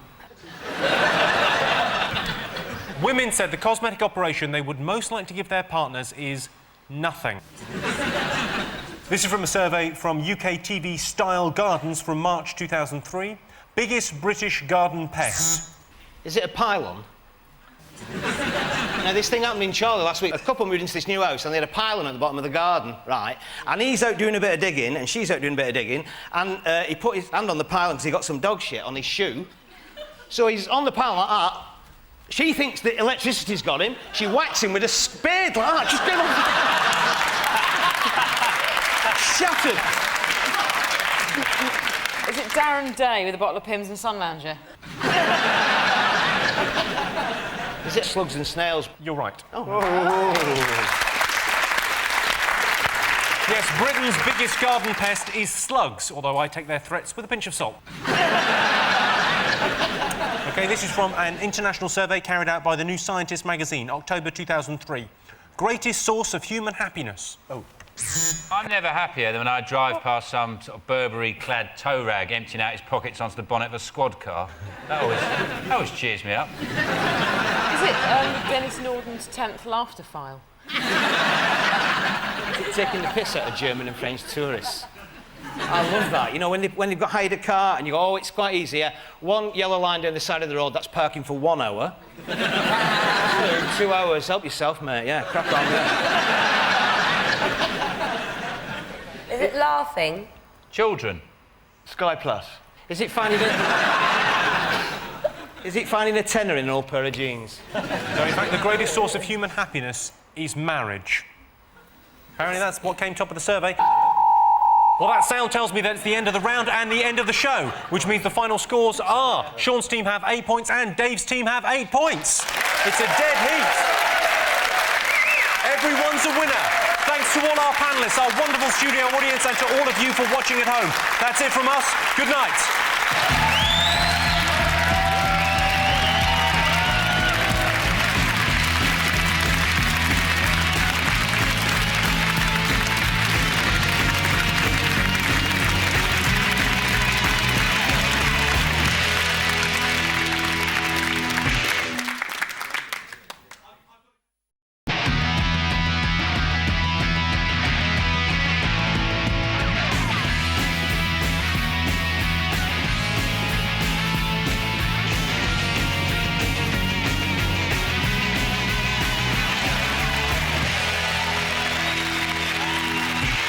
Tonight on 8 out of 10 Cats, the Renaissance Man, Lawrence Llewellyn-Bowen, the Renaissance Woman, Mel Gedroych, and their captain, Dave Spikey.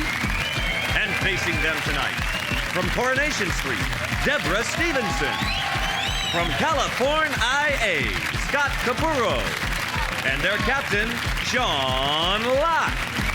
Now, warmly welcome your host, Jimmy Carr.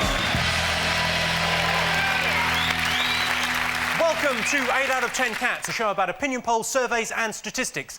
Did you know, for example, a staggering 315 entries in America's Wexford Dictionary are misspelled? What a bunch of wuckfits. 2% of British women describe themselves as sexy. Yeah, it's about right. 13% of men have spent a night in jail. Coincidentally, 13% of men have been made love to on a bunk bed to the sound of a harmonica. Let's get started.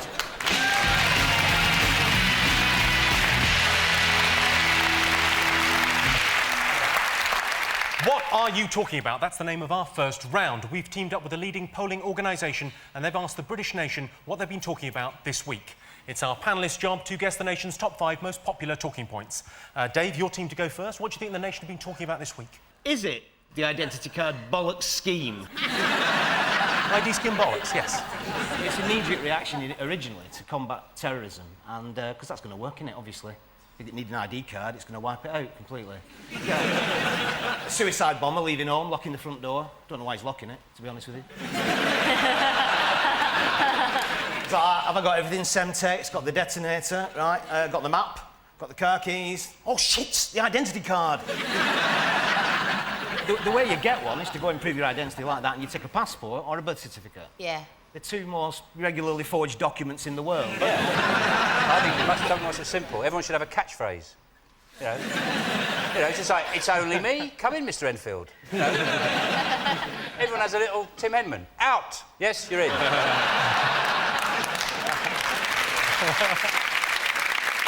So, what would your catchphrase be? I think I've almost sort of got one. I say well done you an awful lot. Well sort of done catch you. myself going, well done you. Yeah. I don't quite know why. Slightly patronising, that, isn't Yeah, it? a little bit, yeah. Well done you. Off you pop. Yeah. You've noticed that, Sean? Yeah. Well done. Thank you. OK, should we have a look and see if ID cards were one of the top 5 most talked about things this week? Yes, they were. They were the most talked about things. Sean, over to you. What do you think the nation has been talking about this week? Well, I think people are getting very excited about the Live 8 concerts in Hyde Park. I think people are getting very excited. If anyone's lucky enough to have tickets for it, don't go to the toilet when Dido's on, because there'll be massive queues. But the thing I didn't know was that there's those gigs going all over the world, but all the African artists are doing this special gig in Cornwall. I thought, there's a lot of African people in this country. I don't think one of them lives in frigging Cornwall. And I'd like to see the instructions they get. You get to Heathrow, come out of the airport, turn left, and just keep going for about 7 hours. Don't get stuck behind a caravan, you'll never make it. Bob Geldof said, he said, I'm not putting African artists on the bill in Hyde Park, because I think people will switch off. And I think it shows he's got a very low opinion of us. What does he think? Like, an African artist comes on, I go, oh, bollocks, it's an African, like that. Or should I tell world's maddest waiters on ITV? I'm not watching that. It's really odd, though, how saving the world makes you look like hell, because he looks terrible. Doesn't he? Yeah. You think, growing green grass and saving starving people would make you look pretty or better or something. But the more he saves the world, the more he looks like Satan. The G8 protests start next week. And basically, G8 protests are like Christmas for anarchists, aren't they? That's when they get really, whoo-hey!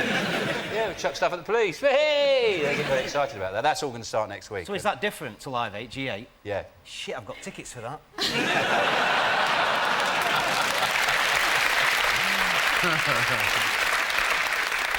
What do you think, Deborah? Are you going to go?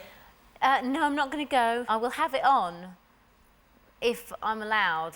Because what do you mean usually, if you're allowed? well, usually I'm not allowed to put anything that I want on. It's got to be Thomas the Tank Engine or. Oh. Is your partner a bit slow? He's 2.5. Well, let's have a look and see if Live 8 is one of the most talked about things this week. Yeah. One of the highlights of the Live 8 concert is set to be Sting singing Every Breath You Take, a song originally written about how much he misses the notorious B.I.G. With such an impressive musical lineup, it is easy to lose sight of what the concert's really about: starving Africans. It is a serious problem. But then again, they don't get our winters.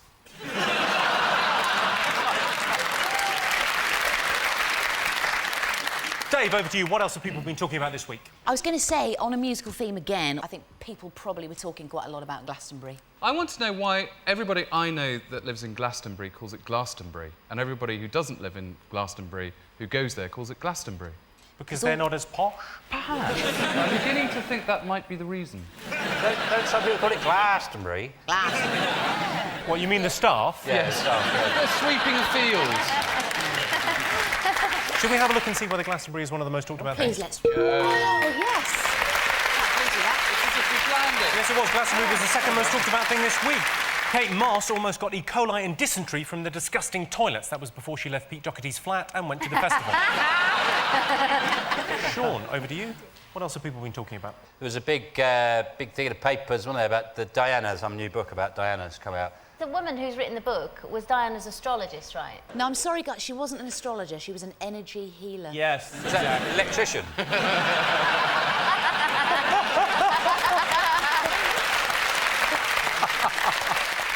Let's see if that was one of the most talked about things. Yes, it was the 5th most talked about thing this week. Just think, though, if Diana hadn't died, we wouldn't have that beautiful fountain in Kensington Gardens, and Paris wouldn't have that beautiful slow down sign. Right, now you've got one more to get. Fingers on buzzers. Is it the celebrations of the Battle of Trafalgar? And they had a big flotilla, armada type thing in the Solent. The thing about it, I suppose, the thing that everyone noticed was that to not offend the French, they decided, rather than have it between the English and the French, they had the blue team and the red team. The idea was that so they don't offend the French. And I think it's a wasted opportunity to offend them. Wonderful opportunity to offend them. Because the French, they like being offended. All their facial muscles are designed to be offended. When the battle finished, half of our boats came back with 50 cases of Stella, didn't they? Well, I can tell you that the Battle of Trafalgar was not one of the most talked about things. It was actually the 7th most talked about thing this week. This week saw the reenactment of the Battle of Trafalgar to celebrate its 200-year anniversary. The reenactment wasn't a total success, and I'm sad to report the French have taken Plymouth. Well, I reckon it could be Big Brother. What does anyone else think? I don't know. I've back me up.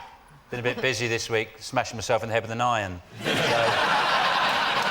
I didn't get a chance to catch most of it. No, I lie, actually. I've been entrapped by it this week because it's got very, very, very tetchy, hasn't it? But they don't show enough. They show those two, that straight couple in bed rolling around under that duvet, but you don't get to see, you just see them like, you see lumps moving up and down. No, there was more detail. Oh, really? There was an elbow going.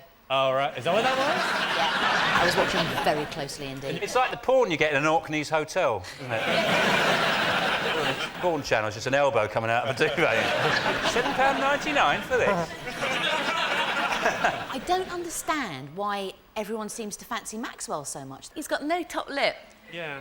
He's kind of...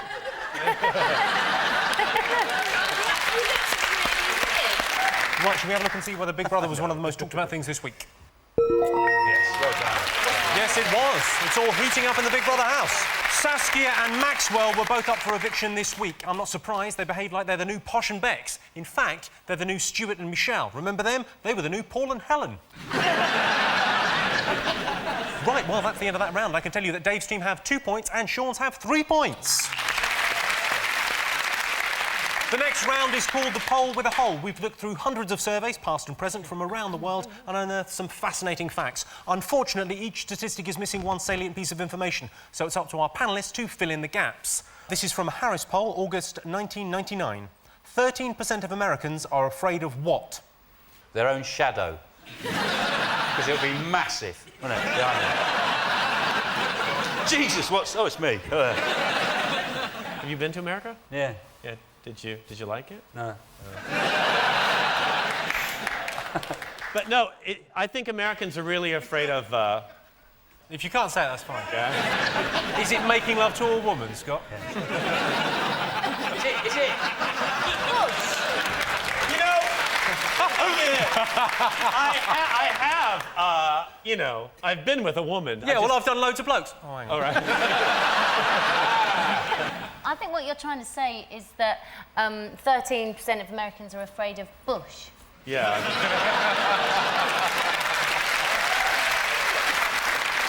I think you're afraid of going for a walk. They drive everywhere. The only time you see an American out of his car is he's chasing a donut going down a hill. That's You know, this is feeling very anti-American to me, this whole part of this. Scott, I have something to say. Scott, think of it as friendly fire. All right.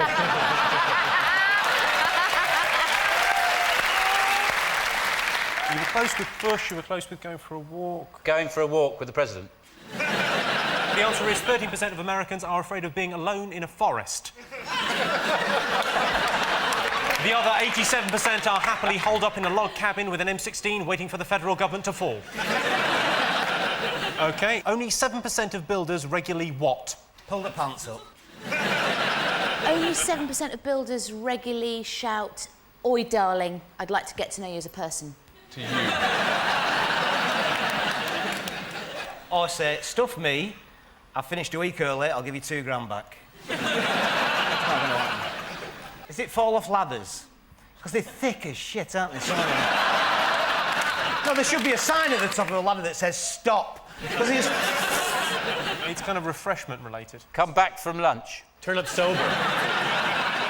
Only 7% of builders regularly take tea breaks. Oh, most prefer to add all their tea breaks together and turn up 2 weeks late. This is from a Police Review magazine survey from May 2005. 80% of British police want a what? Slap. I don't know. Friend? But I don't know anybody who's got a friend who's a policeman. An undercover friend. A friend who's an undercover policeman. Who is he? Well, he was. What's he called? I can't say because No, what's he called? He's undercover. No, but tell us his name. Compton. Compton. Mr. Compton. What's it? Whereabouts? No, that's his first name. He's really cool as well. I shouldn't talk too much about him because he's called Compton? Yeah, Compton. Because he's now kicking the telly, going, shut up! He's really in a cool crack as den. well. He's in a crack den. They're watching this, and he's going, but then they go, you're Compton. Sorry, sorry. What are you doing? No! No, I actually got a picture of him here. There we go. I've suddenly remembered. I've got a relation who's a copper, but he's a mounted copper in Canada. You mean Really? stuff? Yes. I think I know him. He's a mounted. Sorry, I just got that. Sorry. OK, 80% of British police want a what? They want a bigger truncheon. It's sort of, you're along the right lines. A gun? A gun. Yeah, I'll give you that. It's a stun gun. Is it? Yeah. OK, 62% of British men don't know their partner's what? A man.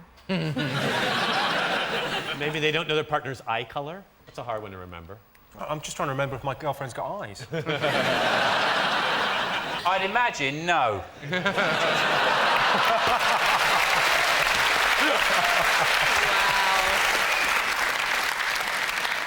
Pin number. No, I'll give you a clue. Yeah, pin number, you're very close. Partner's... Phone number. Mobile phone number. Correct. Oh, damn. Yes, 62% of British men don't know their partner's mobile telephone number. I don't need to know my girlfriend's mobile number. She rings me every 6 minutes. Yes, I still love you. Blind bitch.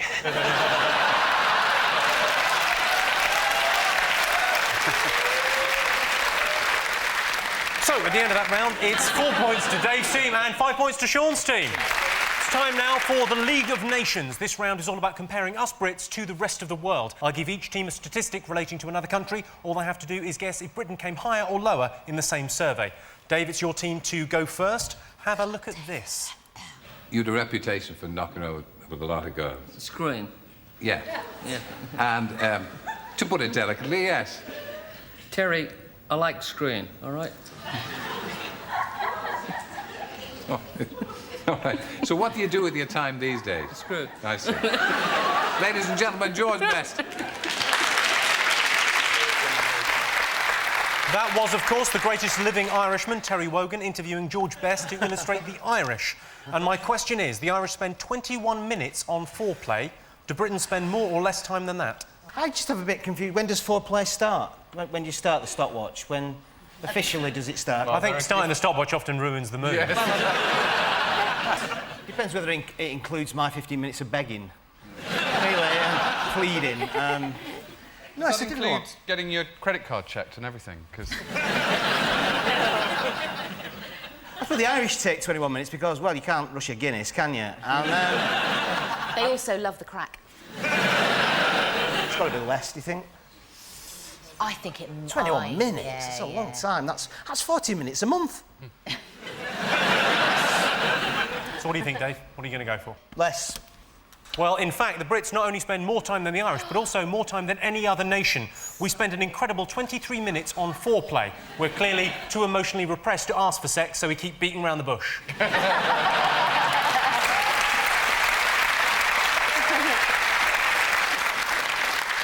What nation do you think spend the least amount of time? Swiss. The Swiss.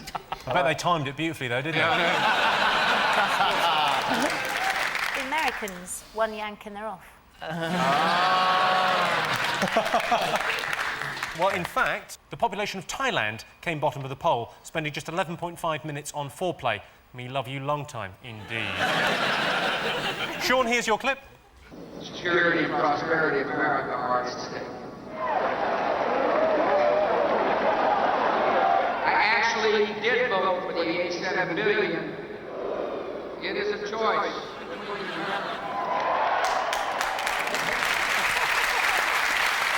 Well, Sean, that was a clip of President Bush boring a child to tears in the crowd at the White House last year. My question is, 23% of American children dream of being their country's leader. Do you think a higher or lower percentage of UK kids dream of being the Prime Minister?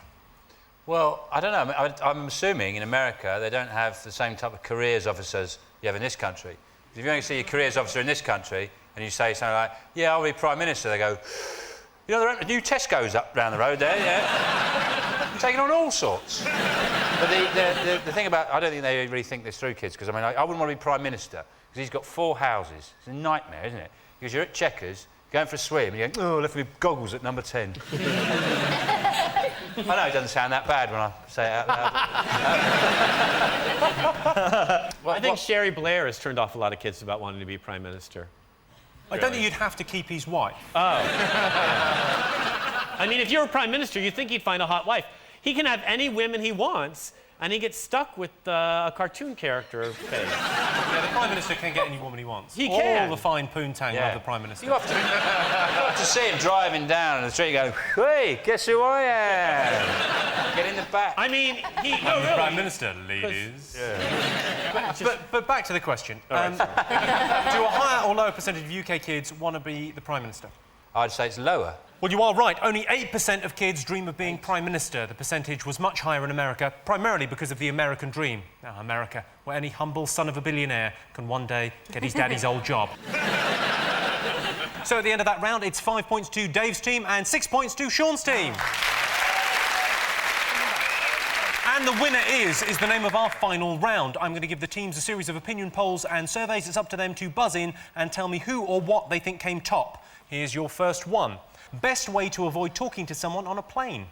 As soon as the flight starts, ask them if they have a personal relationship with Jesus. Or what I always do is play an imaginary trombone. Or just put a blanket over your head and go.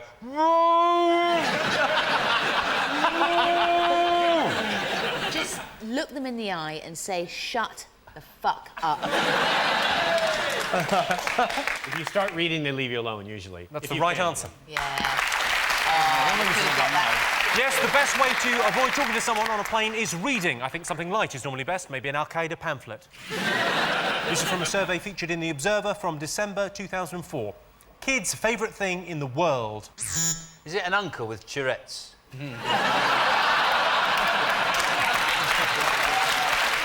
I think it could be teachers with suggestive names, I think.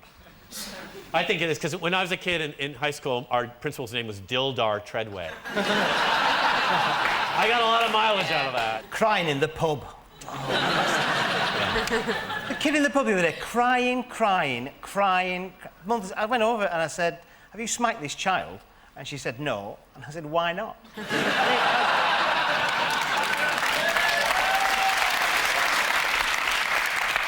Kids' favourite thing in the world is fame.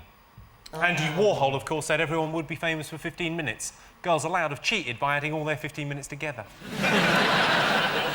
This one's from a survey by Orange from June 2003. A fictional character women would most like to meet. Is it Big Dick Shagger? From When Good Nuns Go Bad. You've never seen a porno, have you, Dave? That's world class. Is it Dr. Alan Lovesoftly from the Mills and Boon novel Hospital of Love? Oh, I've read that one. It's lovely, isn't it? Every fireball from Alan's Rigid Cannon. It's that one, isn't it? Yeah. Exploded like molten lava inside Pamela's fluttering love purse. I reckon Mr. Darcy. You're right. Thank you very much. Well done, Lawrence. Yes, the fictional character women would most like to meet is Mr. Darcy. We know him best from the TV series Pride and Prejudice, which has also been made into a book. Footballers' most common superstition. Tie your shoelaces together. That's quite unlucky. Yeah. Is it don't eat a whole chicken just before the game? No, I know. With all the trimmings. Don't pee into a test tube just before the game. Two in the bed, nothing said. Add one more, you're on page 4. I don't know. Superstition. You're along the right lines with sex. Don't have sex before the game. Correct. Oh, well done. Yes, footballers' most common superstition is no sex before the big game. This is a long tradition thought to have been started by Peter Beardsley's wife.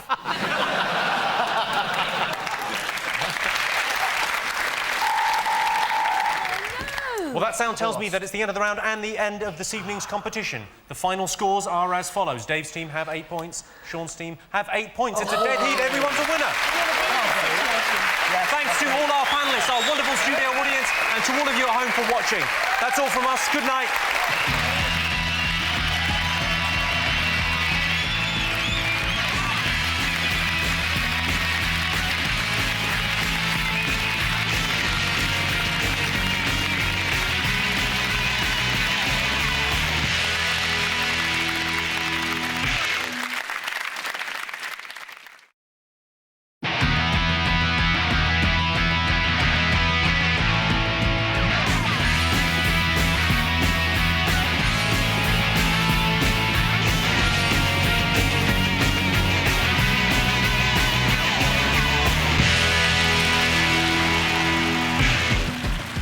Tonight on 8 out of 10 Cats.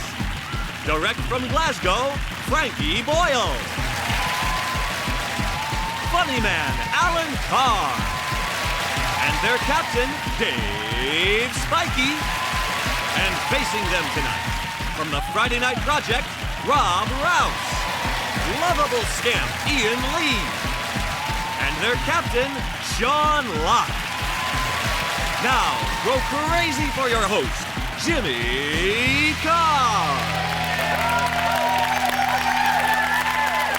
Good evening and welcome to 8 out of 10 Cats, a show about opinion polls, surveys and statistics. Did you know, for example, 1 in 20 people think that Conan the Barbarian is a real character? Does Professor Dumbledore not teach them anything? 1 in 10 women in the UK has a sexually transmitted disease. I like those odds. And 1 in 5 drivers don't understand road signs. This means you cut me up. Let's get started.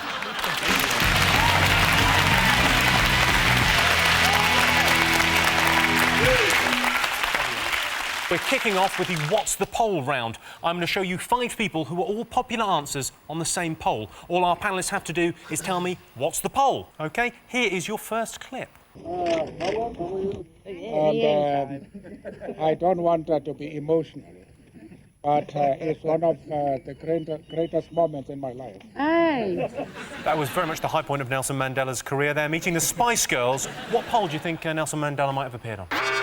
Is it people who still don't see the funny side of the show Porridge?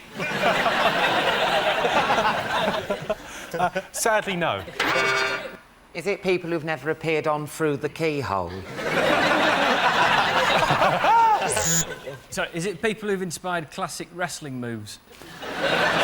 Is it a poll of people you can't really take the piss out of? He's got a funny voice, though. We can laugh at that, can't we? Well, you can, but if you've got any dignity or self-respect, you wouldn't. He's got a funny voice, though, hasn't he? Is it people who used to have the first name free? Is it people whose names are rhyming slang for drinks? Nelson Mandela, Pint of Stella. Isn't it quicker to just say Pint of Stella? By the time you said Nelson Mandela, the bloke served someone else, isn't he? Is it people, if they had extensions, they'd look like a really old Beyonce? Yeah, it is, yeah. One point. OK, let's have a look at the next person. Jesus loves us. I can feel it in the soles of my feet, flowing up through my spine, into my heart, all through my veins, surging through my blood. The love of Jesus is quivering at my fingertips like electricity. Who will share it with me? Who wants to feel the love of Jesus? Yes. Yes. Yes. No. Yes. Hugh Grant there, playing a Scottish evangelist in A Very Peculiar Practice from 1986. So, Nelson Mandela and Hugh Grant, what have they got in common? What poll might they have appeared on? Is it a poll of people who've met Jerry Halliwell but had no idea who she was?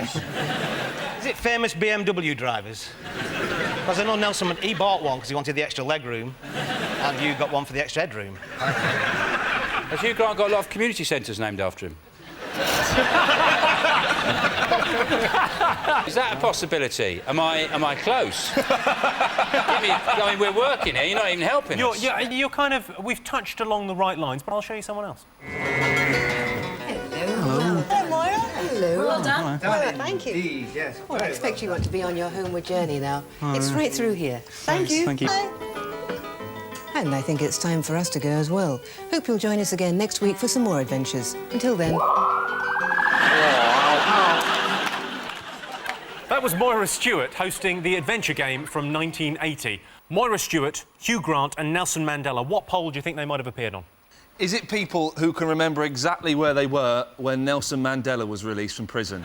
Does she still read the news, Moira Stewart? Because I quite miss her. She gets a paper some days, yeah. She's a proper newsreader, though, isn't she? She's a journalist. Yeah. Right, as opposed to Kaplinsky. I hate... Natasha Kaplinsky, to me, looks like a businessman's wife, like a journalist.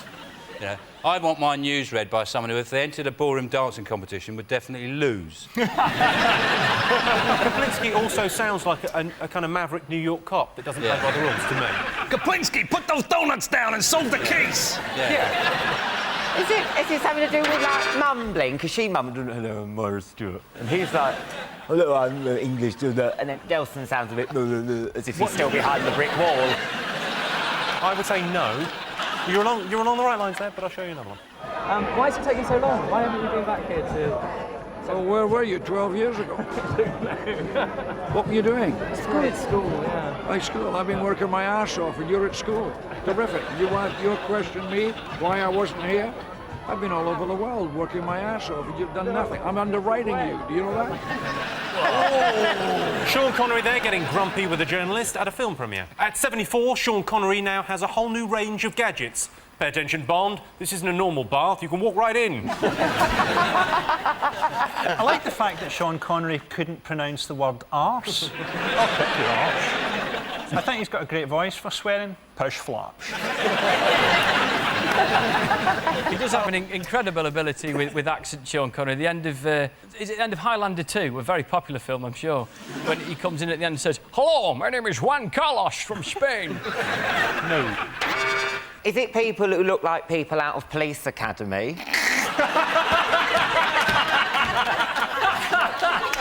Nelson Mandela looks like Hightower. She looks like, it's a stick-up. And Hugh Grant's the one who makes those noises. Game over. Even though he's white and the man was black. Sadly, no. Right, let's have a look at your final person.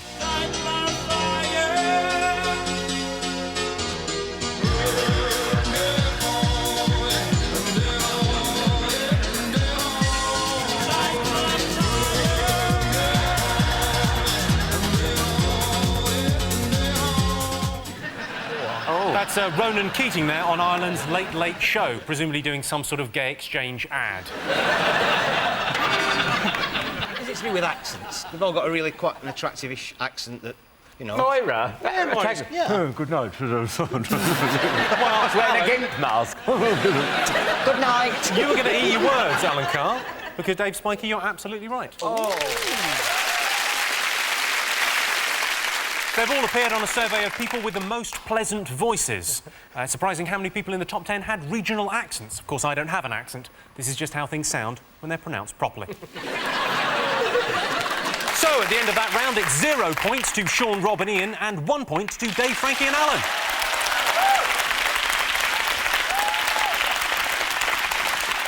The next round is called The Poll with a Hole. We've looked through hundreds of surveys, past and present, from around the world and unearthed some fascinating facts. Unfortunately, each statistic is missing one salient piece of information, so it's up to our panellists to fill in the gaps. Here's your first question. This is from an age concern study from January. 50% of the over 65s don't have a what?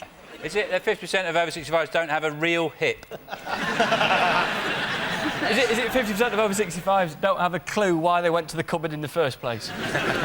Is it 50% of over 65s don't have a chance against a panther? Is it 50% of over 65s don't have a waist?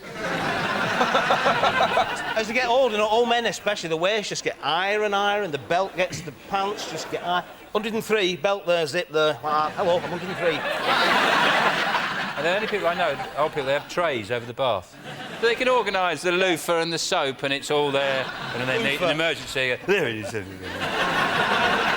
people still use loofahs? That's great, isn't it? That's an over 65 thing, a loofah, isn't it? Well, no, it's not. It cleans your back. I know, they're great. It's a young man's thing, I would have thought, the loofah, surely, isn't it? Oh, yeah, No. it's a young man's thing. Yeah. A lot of the kids watching will be thinking, yeah, loofahs, yeah. What is a loofah?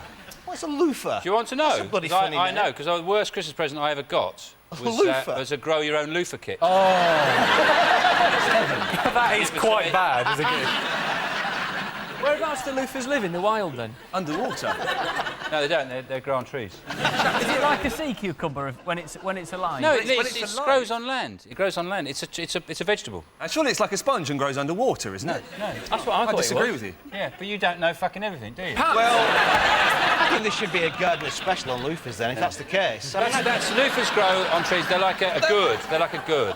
A gourd. What's a gourd? I can't believe I'm working with these botanical ignoramuses. I've never seen a loofah tree. If there were loofah trees... Of course you haven't seen... Well, because they don't exist, that's why. If there were loofah trees, we'd know about them. They sound brilliant. The reason you haven't seen one is because old people have taken them. Oh! I'll give you a clue. It's sort of about companionship. That a partner? Is it a best friend? Best friend is the right answer. Oh. This is from a survey featured in the Daily Mail, March 2005. 86% of bosses feel that what is a disadvantage in business? Is it 86% of bosses feel that speaking in riddles is a disadvantage in business? My first is in piano, but not in canoe. Would you like to invest in my shipping company, Jimmy? Yes, I would. It is in canoe, isn't it? It's like look at your face when you Is it incontinence? I know. Is it giving your firm one of them stupid punny names? That's a disadvantage. You know, like Specs in the City. I saw one. They did haircuts and they had sunbeds, and it was called Tanzania. The cleverest one's near the Tate Modern. Tate Modern. Have you seen it? That's clever, because that's like French. It's not funny, but it's clever, isn't it? I think that would be an advantage in business, because people are morons. There's a great one in Bath, and it's a coffee shop, and they've got it slightly wrong, because it's called Rhythm and Beans. If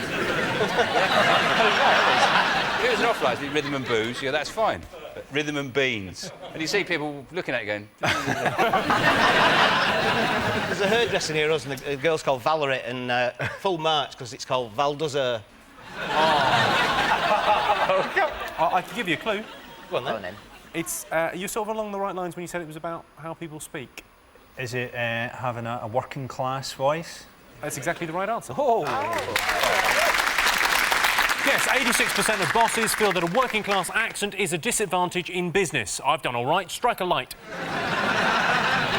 OK, 25% of Brits find what helps them nod off? Listening to Clanad on heroin? To marzipan. My mum, who was dyslexic, put marzipan on our Christmas cake once. A Bergerac box set. Is it listening to your partner tell you about their day at work?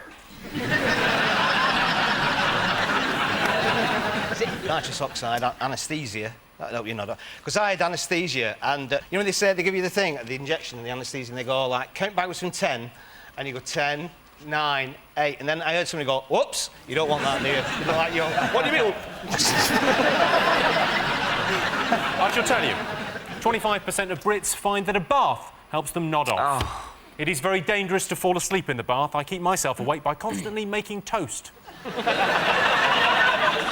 So at the end of that round, it's 3 points for Sean's team and 5 points for Dave's team. Our next round is word association. We've polled the nation and asked people to give us the word or phrase that popped into their heads when we said the following things. OK, everyone, here's your first clip. And here comes Alan Collier from Doncaster.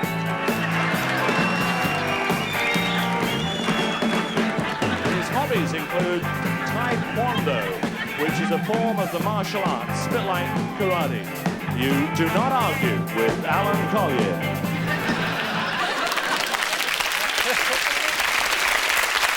That was Alan Collier, winner of the 1980 Yorkshire Disco Dance Championships. What I'm looking for is the top 3 things the British public said when we said the 1980s. Can I just say, isn't television shit nowadays?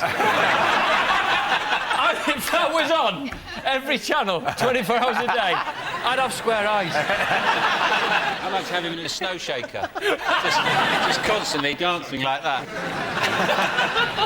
What must his life have been like in Yorkshire? The locals must have constantly been laying siege to his house like the end of Frankenstein or something.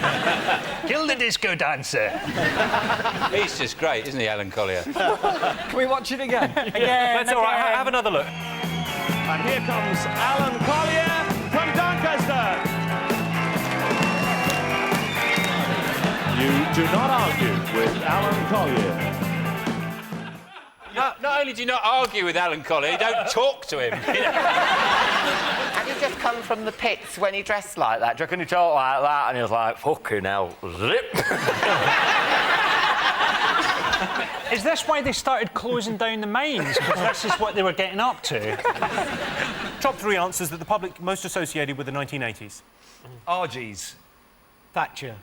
Yes, it is. Second most commonly associated phrase with the word or phrase with the 1980s. Aha! Do you mean the band, or have you just thought of something brilliant? The band, or as they're known in more curious countries, aha. I can't decide if it's Fame the Musical or the Iranian embassy siege. You were quite close with Fame. Leroy. Leg warmers. Leg warmers. Yes, it was. Wow. You've still got to get the most commonly associated word with the 1980s. The mullet. The mullets were big, weren't they? I am going to give you that.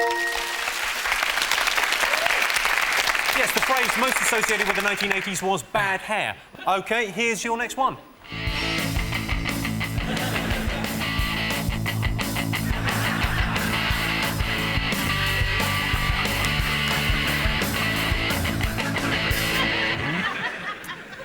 That was, of course, the world-famous water-skiing monkeys of Japan to illustrate the word animals. Fingers on buzzers, what word or phrase did the nation most associate with animals?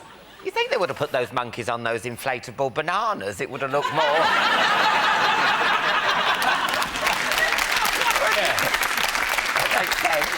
I think this is the new Neverland. Jackson's latest project. The thing is, they wouldn't do it if they didn't like it. Exactly. They love it. Yeah. They've got the option to bail out and have a swim. Well, since the PG Tips work dried up, you know, they're all working as reps now. I just don't know how a monkey is driving a speedboat. Because you can't trust a monkey. You can train it, you can never trust it. Yeah. You speak from bitter experience, Yes, I imagine. I do. If they can send a monkey into space, surely this is nothing. Surely this is a step down for the boys. It's just the monkeys at NASA pissing about on the day off. They're having a bit of me time. When we said animals, what do you think popped into the British public's minds? Shagging. When I was a kid, dogs on our street, you couldn't go out in the street. They were just doing it, weren't they? Just pushing each other up and down the street. My mum told me they were dancing. That story is both quaint and disgusting. It is. And very unsettling, because the first school disco I went to, I got expelled. Is it super furry? The number one answer was fur. OK, what other word would you associate with animals? Shit. You're absolutely right. That never happened on Family Fortunes, did it? What other word would you associate with animals? What are they? They're lovely. Adorable. Adorable is along the right line. Lovable. Friendly. Cute. Cuddly. Cute. Who said cute? You were right. So at the end of that round, I can tell you that Sean's team have 6 points and Dave's team have 11 points. And the winner is the name of our final round. I'm going to give the teams a series of opinion polls, and it's up to them to buzz in and tell me who or what they think came top. Here is your first one. This is taken from a survey featured in The Independent, November 2004. The most annoying thing about a work colleague. They're always going on about their fucking Blackberries. Who cares? It's just a little bit of plastic that does emails. I'm not bothered about it. Yeah, well, the thing is, I get my emails anywhere I go, so it's... Is it sometimes that you do a panel show and the person in the middle refuses to wear trousers? It's not really like show, like that's abuse. You used to work in a call centre, didn't you, Alan? Bartley card lost and stolen. He's not lost, has he? Still got it. Was there no annoying habits there? Yes, they had this one day we had to come in as a sports theme and no one could be bothered, and we're going, who's going to fall for this shit? Just as our supervisor came round dressed as a jockey. And then you get 2 swear words said to you throughout the call. You have every right legally to terminate the call. So I used to egg them on. Can you speak up, you fat bitch? OK, most annoying thing about a work colleague? Or when they bring a baby in, when they just had a baby. And they bring a baby, I've got a baby. So what? I'm trying to work. I don't want to look at a baby. It's horrible. It's ugly. Oh, no, we're going to have a look. Touch my baby. They don't say that, actually. There's always someone as well at work who comes in when they've got a day off. You know what I mean? Just to show what they look like in their jeans. Most annoying thing about a work colleague, it's hygiene related. BO, body odour. Correct. Yes, the most annoying thing about a work colleague is body odour. I imagine it's particularly bad if you work in a sweatshop. OK, this is from a survey featured in The Times, July 2004. Greatest British Olympian. Is it that one with the tash? Fatima Whitbread. Is it Jeff Capes, the world's strongest man, and officially he still is, but he's so strong he's not allowed to enter anymore? Do you know the thing about Jeff Capes, really interesting thing about him, is he keeps budgies. And you just imagine all that strength, and but he can pick up a little budgie. And then go... He's had a checkered history, though, to be fair, Jeff. He used to work at the Yellow Pages factory, but he got sacked for destroying stock. Why do they put that World's Strongest Man thing on at Christmas? Fucking brilliant. Well, it is, isn't it? It's a load of shit, and it? A man pulling a mobile home, and from there to there. Why do they have it on? A man lifting big round stone balls, and they get heavier, and he's got to put them up on a higher thing each time. That, to me, is genius. No, they're not strong, they're just fat. Aren't they? They're just obese, and they should be the world's fattest That's what they should say. This is Stephen Redgrave. Steve Redgrave is number 2. Is it Sebastian Coe? Yes, it is. Oh, Sebastian Coe. Well done. This one's from a YouGov survey from April this year. Top female sexual fantasy. Ian Lee. Is it? Yeah. Well done, mate. Apparently so. To be told they've got lovely boobs by a stranger. I don't know, a builder or something. They love it, don't they? Is it, like, just something very simple, like maybe a phone call 3 days later? Is it wearing a gimp mask and being pulled around on a chain like a dog? I mean, women aren't my strong point. Top female sexual fantasy. It's something romantic, It's something isn't it? kind of nice. Is it like roses? I'm going to tell you, the top female sexual fantasy is sex with a regular partner. Well, ladies, I'm regular. Eat a lot of bran. Well, that sound tells me that it's the end of the round and the end of the show, which means that the final scores are Sean's team have 9 points, but Dave is the winner with 13 points. Thank you to all our panellists, our wonderful studio audience, and all of you for watching at home. That's it from us. Good night.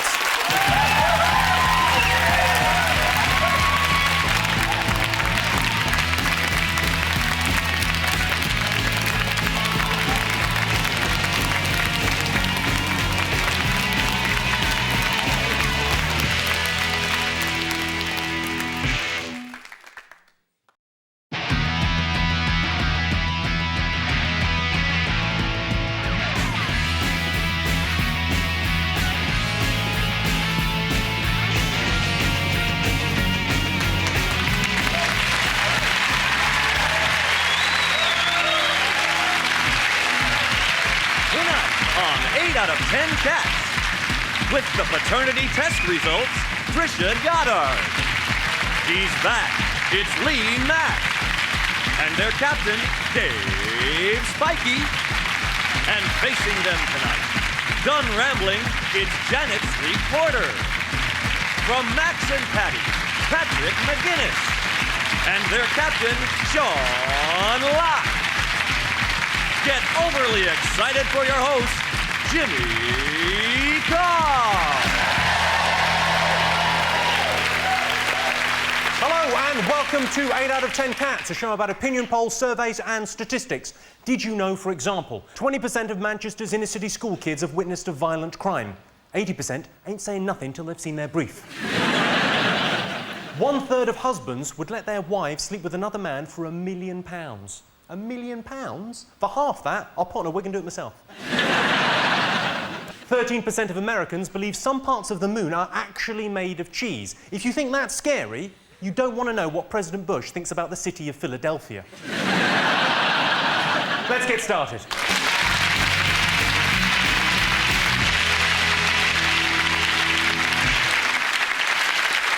What's the poll? That's the name of our first round. I'm going to show you 5 people who are all popular answers on the same poll. All our panellists have to do is tell me, what's the poll? Here is your first person. Yes! Yes! Oh, yes! Jeremy Clarkson, of course. He looks a lot older than he is. Incredibly, he's gone from 0 to 60 in 45 years. What poll do you think he might have appeared on?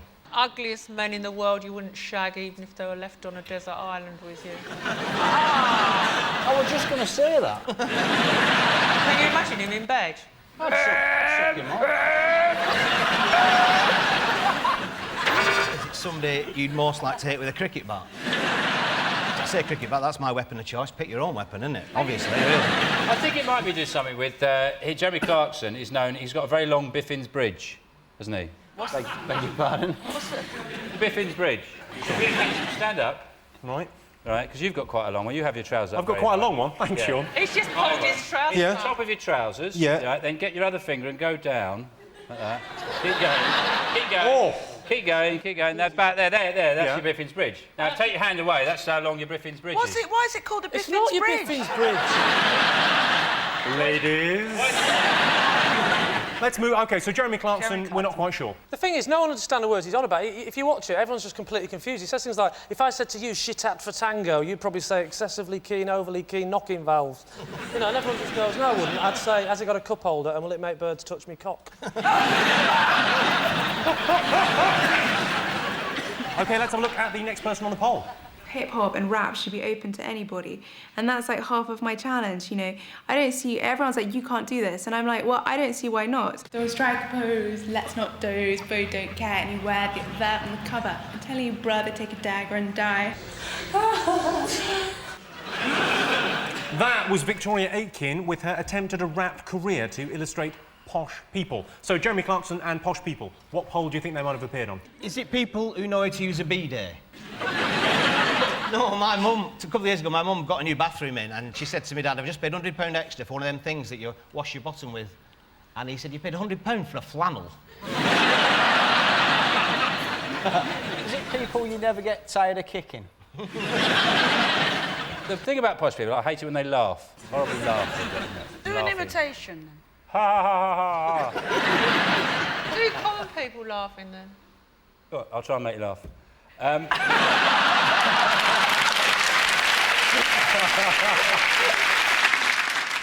Is it people that look or sound like Camilla Parker Bowles? He looks a bit like Camilla, doesn't he? He's got that sort of robustness. No, I think... I find her attractive. Camilla Parker Bowles, you find her attractive in what way? I'm thinking of Rod Hull. She's nice, actually. Have you met her? Yes, I have. I met Prince Charles once, and he asked me, what does one do? And I explained the show, and he said, what sort of people do you have on the show? And I said, oh, you know, the husband, the wife, and the mistress. Let's have a look at the next person. Outside Old Trafford, the celebrations were deafening. Manchester United are Premiership champions again.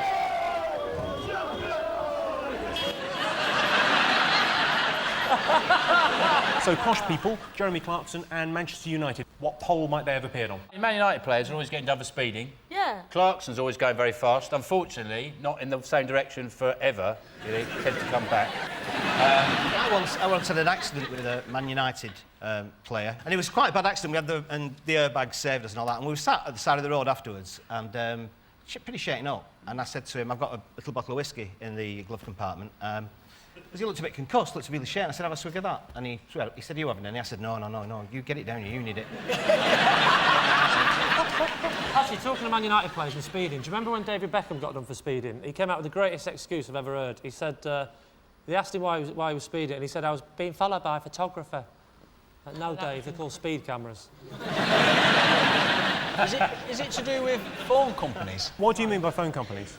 Well, Jeremy Clarkson does something for BT, and Man United do Vodafone. And not a goddamn clue about the last one. And that is why you're wrong.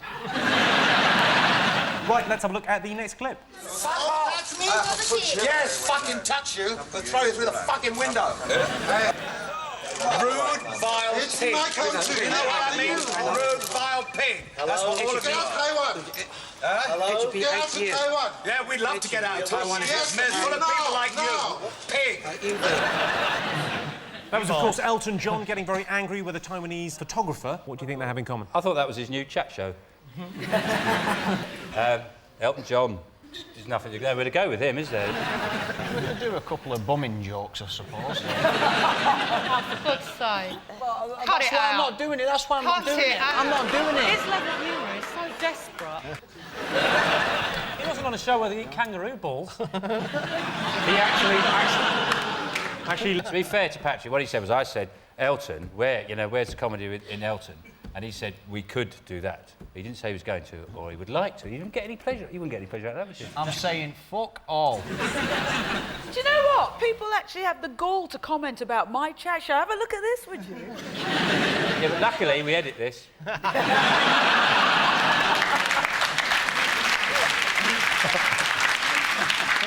Is it anything to do with loving to hate them sort of thing? Like Man United, people love to hate them. Jeremy Clarkson. yes. It's to do with that. You're along the right lines. I'll just show you the last bit, and I think you'll probably get it.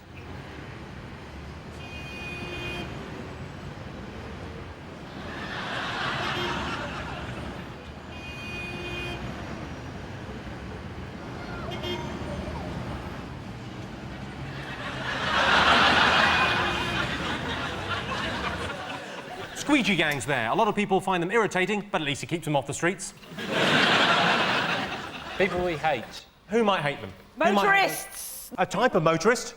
A cyclist. Cab drivers. Motorists. Cab drivers, you're not far off. White van drivers. Correct.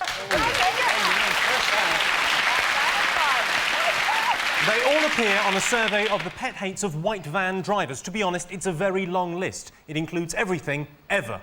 With 3 exceptions. Bacon butties, brown sauce and knockers. So at the end of that round, I can tell you that Dave, Tricia and Lee have 1 point. Sean, Janet and Patrick are yet to score. The next round is called the Poll with a Hole. We've looked through hundreds of surveys, past and present, from around the world and unearthed some fascinating facts. Unfortunately, each statistic is missing one salient piece of information, so it's up to the panellists to fill in the gaps. This is from a survey featured in Women's Own from May of this year. 93% of people who what are overweight? Watch Tricia.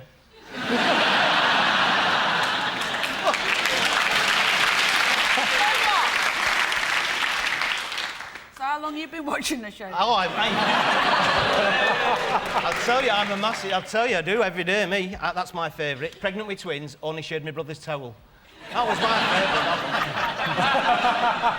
Is it 93% of people who have a trough at home in the kitchen? Anyway. Is it 93% of people who eat but don't poo? Is it 93% of people who appear on the Ocean Finance adverts are overweight? Have you seen that woman? There's large, there's extra large, and there's oh my God, it's coming towards us. We had a guy on our show who was, I think they call him a chubby chaser. He liked really, really huge women. A chubby chaser? Yeah. I've always had issues with that. How much chasing is actually going on? Not a lot. It's pretty much gotcha. We should say that there are a lot of overweight people who are that way because they have personal problems in their life. Oh, bollocks. Stop eating, you fat bastards.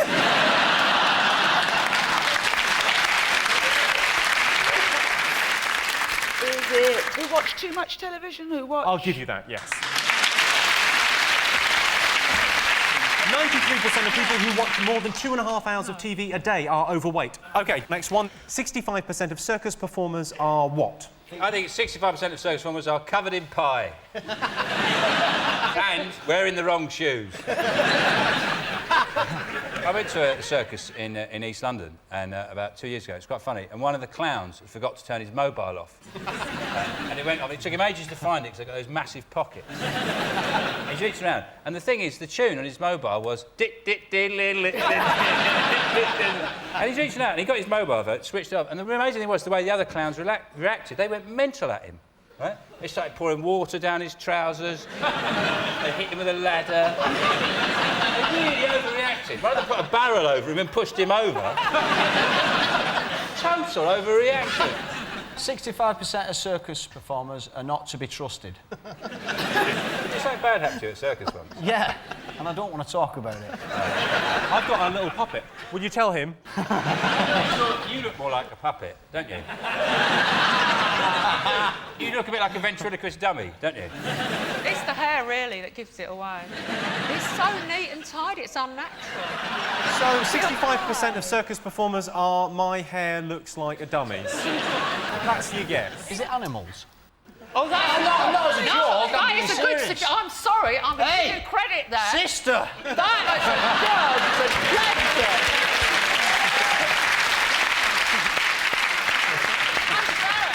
It's a good guess, isn't it? It's come up with a bloody good guess. Yeah. Don't ruin it They're by saying animals dead and they're animals not or anything very like that. entertaining, generally.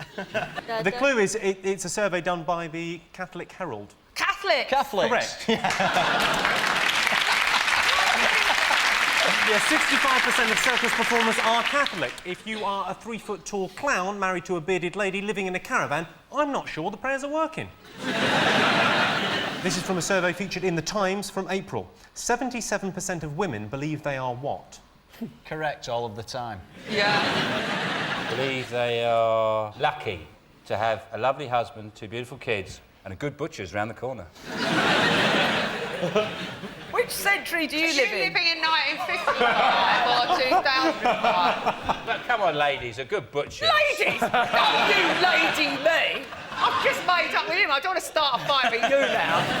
I think 77% of most women think they're better off without the sad bastard they're living with. You were very close with Always right in an argument. Why are they always right? Because we're more intelligent. A specific part of intelligence. Intuitively. More Correct. Yes, 77% of women believe they are highly intuitive. What that actually means is 77% of men are appallingly bad liars. So at the end of that round, Dave, Tricia and Lee have 2 points. Sean, Janet and Patrick have 3 points.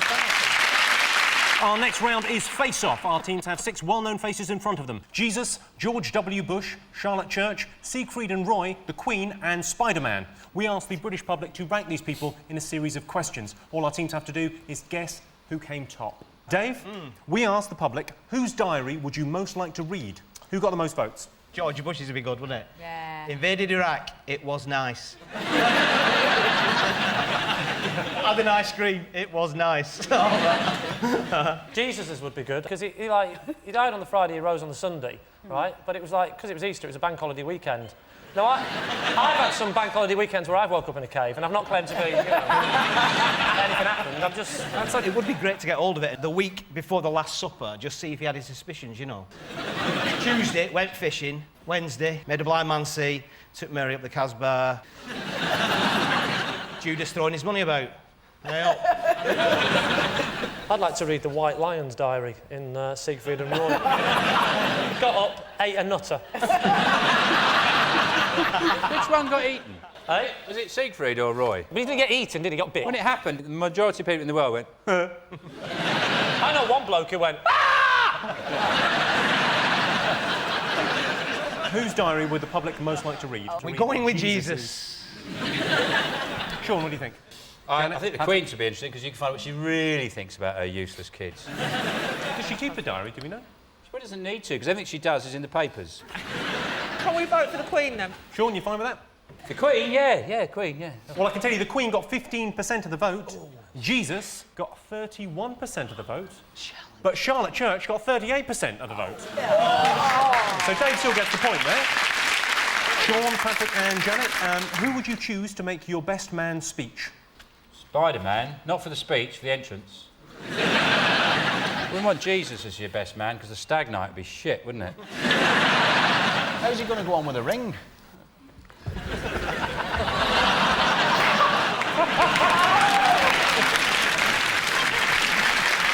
Sean, who do you think the public would choose to do their best man speech? Spider-Man.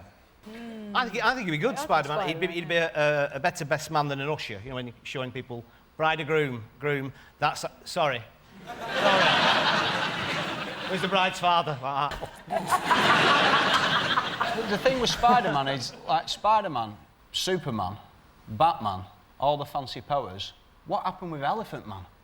What were all that about? Get that one. They didn't even have a cape. OK, who would you choose to do your best man speech? Dave? We're going to go for Bush, yeah. Well, I can tell you that George W. Bush got 10% of the vote. 10%? Spider-Man got 28%. We should have gone for Jesus. But Jesus was the #1 answer, so Sean gets the points there. Yes, the top answer there was Jesus. He would, of course, tell the parable of the humble fisherman who got arseholed in Amsterdam and woke up handcuffed to a hooker. OK, Sean, who would be the best guest on Trisha? Who's the fattest?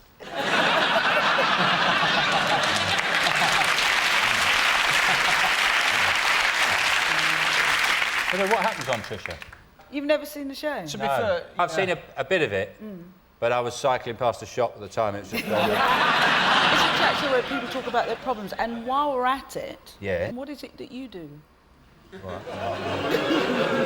can't believe there's a row and Janet isn't involved. I think where you go wrong with Trisha is... Sorry. When it comes on, you put, like, across the bottom what the programme's all about. Now, if it's not my daughter wants to be a stripper, it gets flicked off. Who would be the best guest on Trisha? What do you think, Sean? Charlotte Church. Oh. Why is that? Just read the papers, my friend. It's all there. So you've gone for Charlotte Church? Yeah. OK. Yep. Who are you going to go for? Jesus. I never knew my father.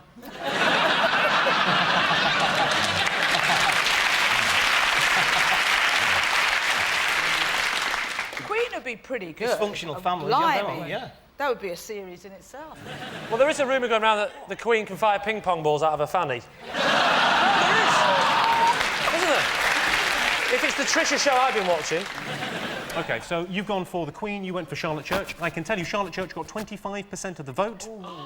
But the Queen was the top answer with 39% of the vote.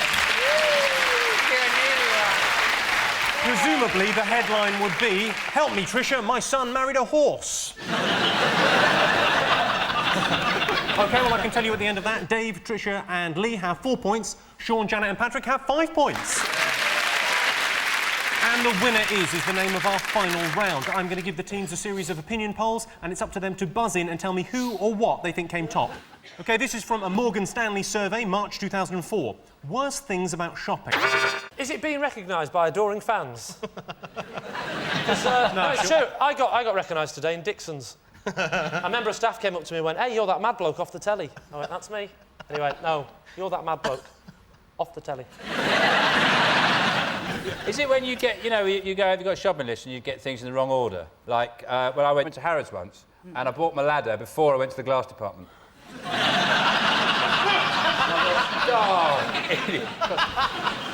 You know, one of the worst things is when you go to the supermarket and you go in and you see a couple straight away who you only vaguely know and dislike a little bit from a party about 6 months ago, and then you meet them on every bloody aisle. They're walking like that, and you've got to acknowledge them. You've got to someone go, beans. But you know, you get behind a woman and she's got a big trolley like that, and it comes up and she goes, £153.50, and she goes, "Oh, right, where's my purse?" You've not got your purse out, you dozy cow! Has that come as some sort of surprise to you? You've got to pay for them. What is it with them? Just have your money ready. Queuing at the till. Correct. This is from a Harris poll from May 2005. What men look for in a male friend? I think it changes, doesn't it? When you're younger, it's different things. Like Dave Osborne, I used to like hanging around with him because he had his dad built him a tree house, sexy mum. Now, treehouse, not really interested, and she's about 65, so... I go Is around it, this so much. Really, sorry about that, Dave, but it's true. I think men look for ugliness, so when women meet them with their friends, they will think, he's not as bad as all that, he's got this really ugly friend. Janet is right, I know that for a fact, and if you don't believe me, ask my best mate Jimmy, you'll back me up on that, right? That's obviously what men look for in a friend. What? A bit of banter? Yeah, bit of banter. You are along the right line. Good sense of humour. Correct. Oh. This is from a poll featured in the Daily Mail from March 2005. What is the world's most baffling, unexplained mystery? Oh, that's easy. How Michael Winner gets women in bed. He's got a stair lift. How Michael Winner... I saw an advert for stair lifts the other day, and it said, as part of to get people to buy one, they said, and when you don't need it anymore, we'll buy it back off you. Yeah. Which basically means when you're dead. Is the answer to this question, why has Robbie Williams been so successful? Will someone tell Robbie Williams that this does not constitute entertainment? Let's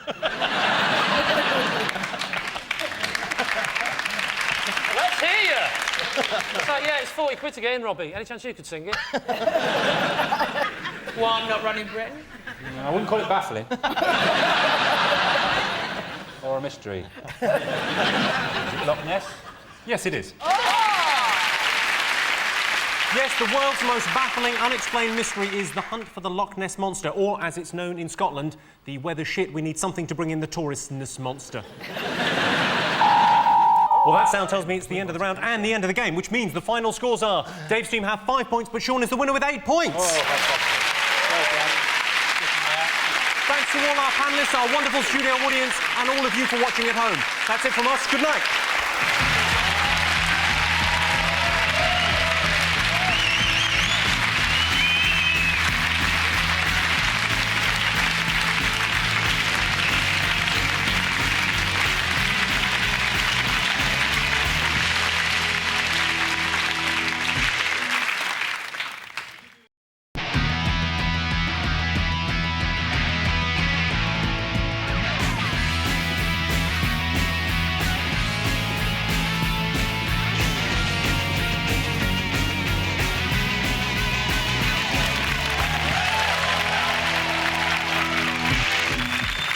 Tonight on 8 out of 10 Cats. Streets ahead, it's Sarah Beatty. Plucky Scam, Ian Lee.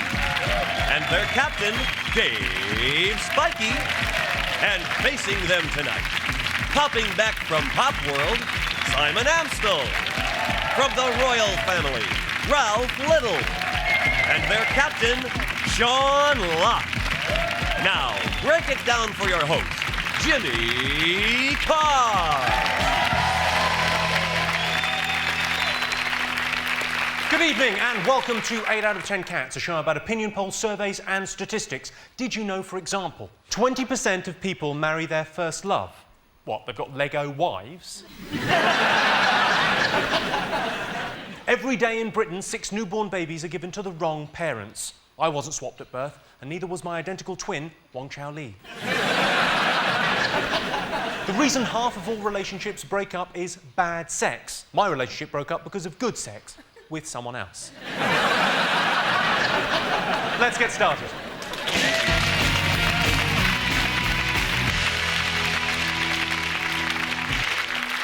What are you talking about? That's the name of our first round. We've teamed up with a leading polling organisation and they've asked the British nation what stories they've been discussing this week. It's our panellist job to guess the public's top 5 most popular talking points.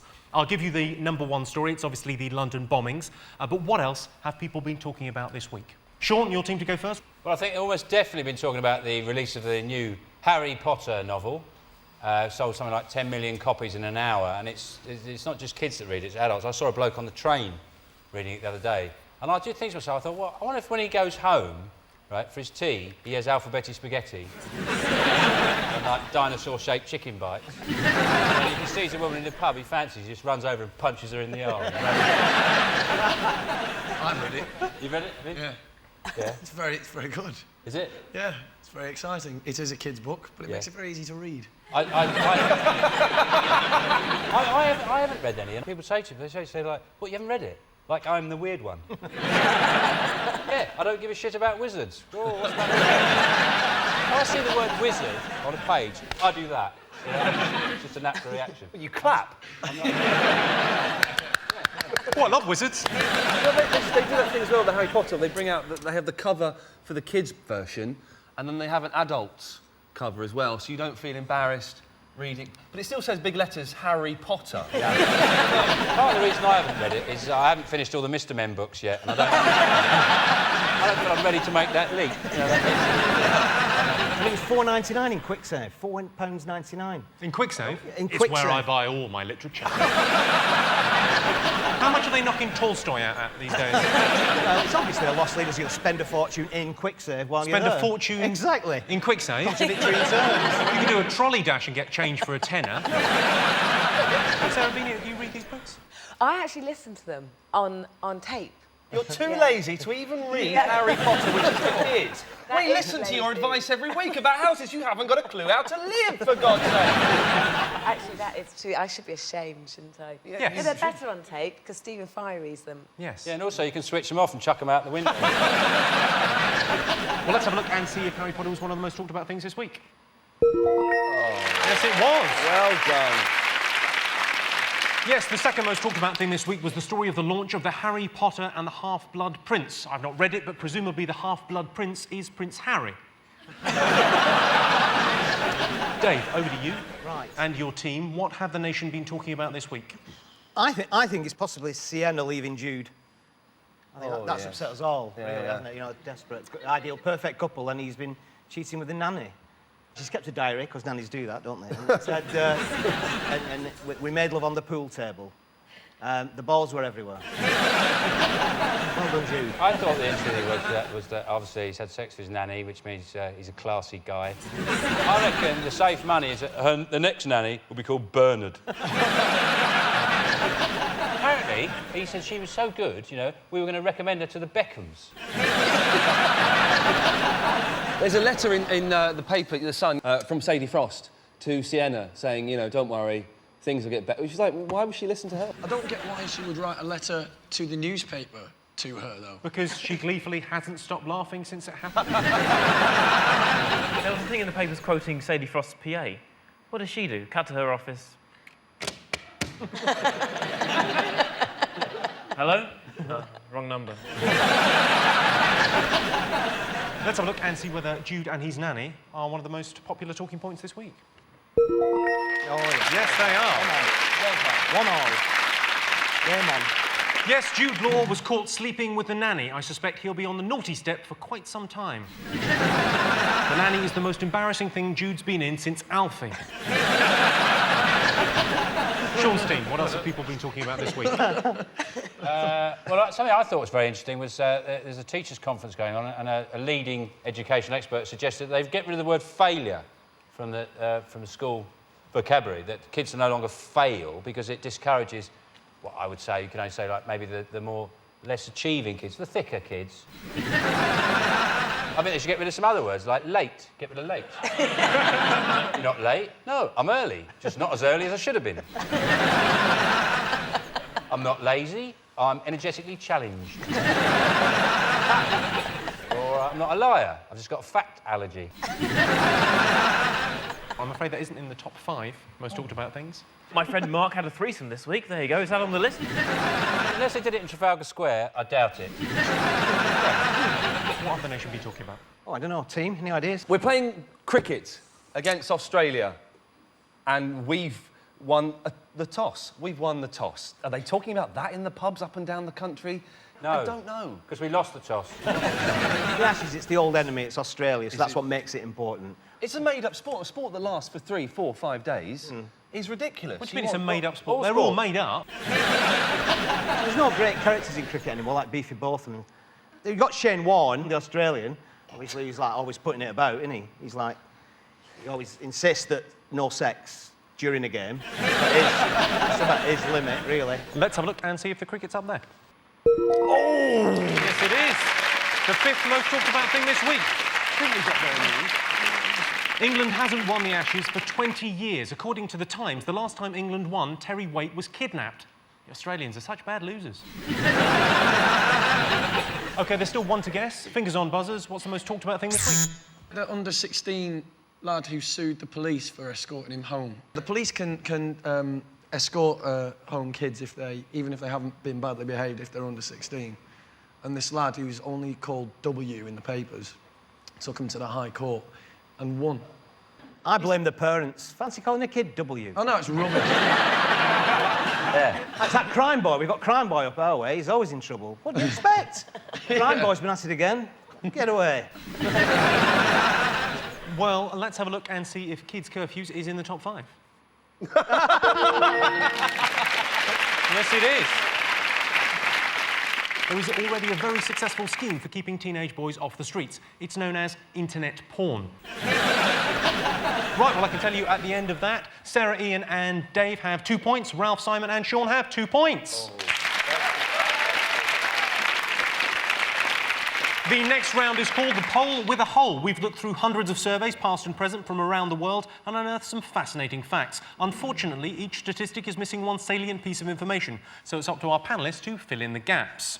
Here's your first fact. It's from a survey featured in The Times from April of this year. 43% of UK kids worry that their parents what? Might get back together. Most kids, the most embarrassing thing their parents do is start a band. Oh. God, that'd be embarrassing, wouldn't it?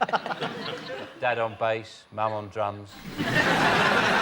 Why don't you just tell us the answers? You've got us all here. We could be doing important show business work. Me and Ralph could be opening a Fate or something. Has anyone got a Fate they need opening? No. Let's continue with the quiz. All right. 43% of UK kids worry that their parents... are coming to Glastonbury as well.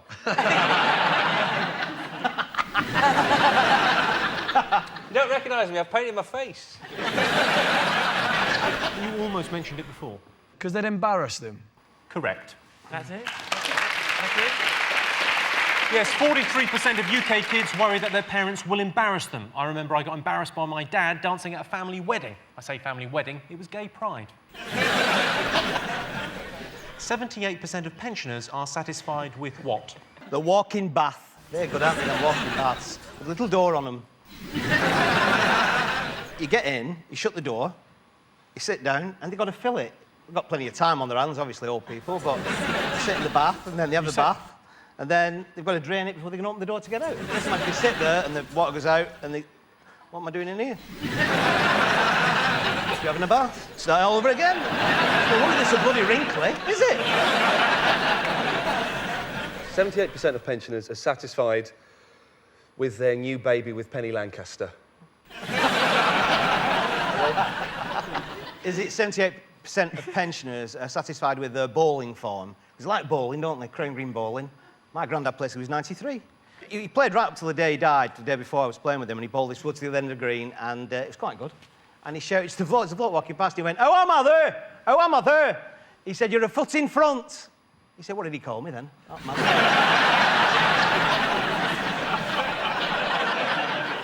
So 78% of pensioners are satisfied with... Nice cup of tea and a sit down. Oh, yeah. And making that noise when they sit down going, ah. It's nice going out, but it's nice coming home. I shall tell you, 78% of pensioners are satisfied with their Meals on Wheels. Oh. OK, your next one is from a survey featured in The Express in May. 93% of cat owners believe their pet helps them what? Is it drown out the sound of their biological clocks ticking? Is it helps them solve crimes? Who wouldn't want a crime-fighting cat? Does it fit in down the cat club? It's all right, it's with me. Milk? I mean, people who do have cats, I mean, you can have a lot of fun with cats. I did have a cat for a short period of time, and I used to like... The thing I used to like doing with this... You know when you pick a cat up by its sort of front legs, and you just hold it for a bit, they get longer and longer. Yeah, they do. And if you hold them, you can really stretch them out. You can get... If you start swinging them... I had to go up the upstairs window and have them out on the street. They're very comforting, cats. I think they help with calming down. Yes, I'll give you that. Yes, 93% of cat owners believe their pet helps them cope with stress. Of course, pets can also cause stress. I was distraught when my dog died. I had a lot of money riding on that fight. You should have seen the size of the badger. So at the end of that round, I can tell you that Dave's team have 4 points and Sean's team have 3 points. Time for What's the Poll? I'm going to show you 5 people who are all popular answers on the same poll. All our panellists have to do is tell me, what's the poll? Here is your first person. Nowadays, everybody can have their own little bit of the Arctic with a home freezer. And there are 2 main kinds. This one, the upright one, has the advantage of not taking up too much floor space. With the second type of freezer, the chest type, this doesn't happen as much, although it does take up a lot more floor space. And I suppose if you're a very small person, you might find it difficult to find things right down at the bottom. Delia Smith there. What poll do you think she might have appeared in? This is a poll of the most patronising people in the world. It's not a poll of the most patronising people in the world, but well done for your guess. She knows nothing about freezers, that woman. Yeah. I know. I got her top tips book, and it says quite clearly that a chicken should keep fresh in a freezer for 6 months. So I put one in on Tuesday, had a look today, it's dead.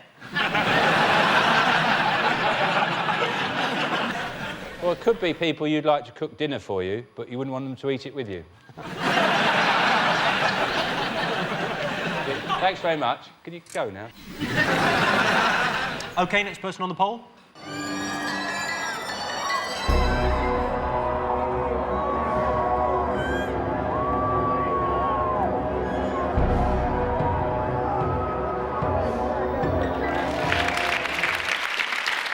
Darth Vader there at the premiere of Shrek 2.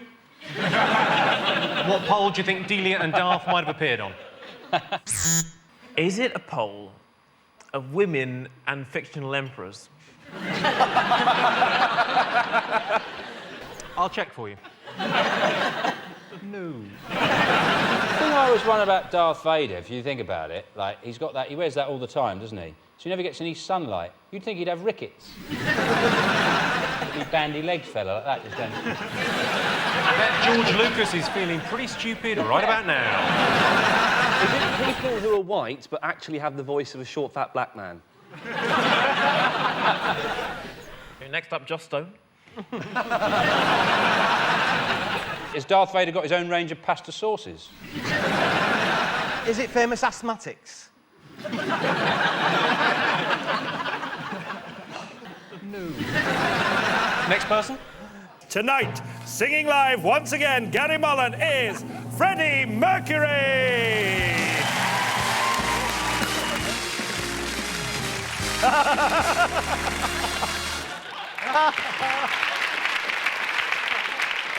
Freddie Mercury there. What poll do you think he might have appeared on with Delia Smith and Darth Vader? Is it people you'd be quite surprised to find out were your father? He was gay, Freddie Mercury, but he was in the closet, wasn't he? He only came out the day before he died. And I just thought, really? Who knew? People really didn't know. People used to say he can't be gay, he's got a moustache. Yeah. The only people who didn't know probably were my nan and Brian May, I reckon. Brian May would just go, no, not Freddie, surely. But he tried to throw us off the scent with fat-bottomed girls, but...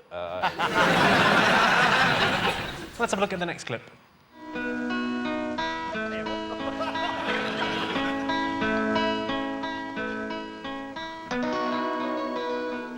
Oh, excuse me, Ricky. Ricky, I did see what you were doing. It felt good, didn't it? It's all right. We all have feelings like this sometimes. I'm just glad you're doing this in the privacy of your own room. I'll be sure to knock next time, okay? That's not right. A clip there from a 1975 parental training film to illustrate mothers. Why didn't she just knock? Yeah. She said she'd knock next time. She'd made a mistake. She'd learnt from it. Right. Did she say that? Yeah. You absorbed that whole film. Shame it's not the Krypton factor. We'd get loads of points. Surely she should have checked. You know, he might have been building an Airfix kit. What's worse is if you've been doing it to something on the telly and fallen asleep when you wake up, she's put a cup of tea there. Surely, Dave, if your mum put a cup of tea down, you'd hear the cup rattling. So, Delia, Darth Vader, Freddie Mercury and mothers. What's the poll? Is this people who have no idea how to communicate in a pleasant way? I thought Freddie's voice touched millions of people. Actually, apart from him, who's Well, the you other can't one have a poll apart from someone, can you? He's the whole object of the game. It's to do with something that you don't tell anyone. Secrets. It's to do with your computer. Passwords. Correct. Oh. Yes, they've all appeared on a list of the most popular names used for computer passwords. Number 1 on the list was Gandalf. That's tough to crack, isn't it? Right, he's a computer geek, he lives alone. Let's try Gandalf. What's Klingon for Gandalf? We're in. So at the end of that round, it's 3 points for Ralph, Simon and Sean, and 5 points for Sarah, Ian and Dave. And the winner is the name of our final round. I'm going to give the teams a series of opinion polls and surveys. It's up to them to buzz in and tell me who or what they think came top. Here is your first one. Most miserable job. I imagine a very miserable job, depressing more miserable, would be a director of panda pornography. All the hanging around on set. Come on. I had a terrible job. The worst job I ever had. I used to work in the kitchens of a psychiatric hospital, and one of my jobs was, when the big industrial bins filled up with food, before they were collected, my job was to scare the patients away from the bins. They'd come and try and get food out of the bin. And I'd have to go, yeah, get away, get away. You were a scarecrow for mental people. Yeah, I had to scare psychiatric patients away from bins. Yeah, that was your special job, wasn't it? Yeah. You weren't one of them. No. No, that's your job, your special job. You were employed there. You're different from the others, yeah.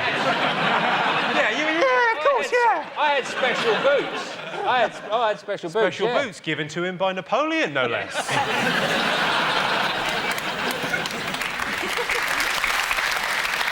Is the most miserable job being that woman on the adverts that Michael Winner tells to calm down, dear? It's not something really mundane like bin men, is it? It's kind of a dull thing you sort of switch off if someone tells you they work in it. Insurance. IT. Correct. Oh, well done. Yes, the most miserable job is working in IT. Yes, according to the research, the unhappiest person in Britain is a male IT worker in his 30s, separated, childless, and living in Southampton. Hello, Clive. What Brits would buy if money were no object? Scratch cards. France, just to close it down. Oh, Dave! What's your finger? Why can't we have moments like that? I like the way you did that for quite a long time, and it looks exactly the same. Couldn't do the same with yours, could we? Because it's made of wood. Your hand would fall.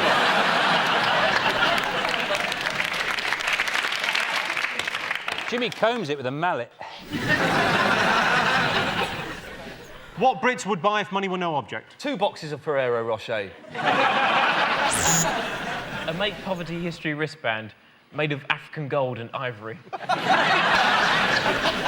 Come on, what would you buy if money were no object? Is it cleaner? I'll give you a cleaner. It's actually a live-in maid. Best way to sell your house? Is it buying The Developer's Bible by Sarah Beatty for $18.99 from all good bookshops? I think the best way is don't mention the massacre. Let them find out over time from the neighbours. You're living at 32. Is it put it on the market? Is it have an adjustable sales plan? Remember, a reactive plan is an effective plan.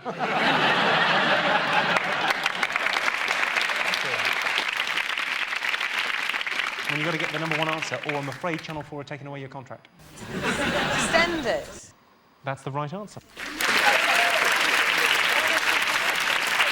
Yes, the best way to sell your house is to build an extension. Oh, well, that noise tells me it's the end of the round and the end of the game. So I can tell you that the final scores are Ralph, Simon and Sean have 5 points, but Dave has 1 with Sarah and Ian with 7 points. Thanks to all our panellists, our wonderful studio audience, and to all of you for watching at home. That's it from us. Good night.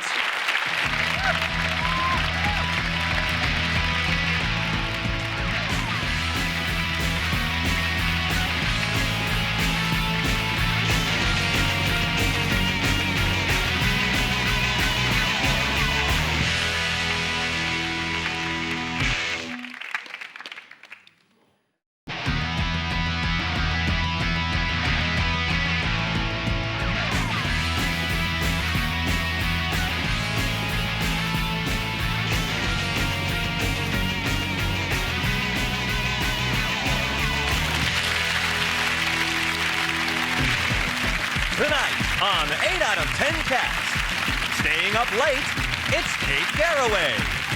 Live from Glasgow, Frankie Boyle. And their captain, Dave Spikey. And facing them tonight, he's a celebrity, Vic Reed. the lovable Alan Carr, and their captain, Sean Locke. Now, make some noise for your host, Jimmy Carr. Welcome to 8 out of 10 Cats, a show about opinion polls, surveys and statistics. This is interesting. The Bible is the world's most shoplifted book. To be fair, how are you meant to know you shouldn't steal it before you've read it?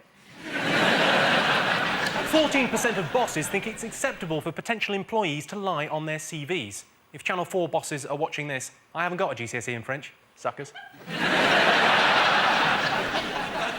And the average marriage lasts 11 years. I imagine there are a few people at home right now thinking, yes, I'm out in too. Let's get started.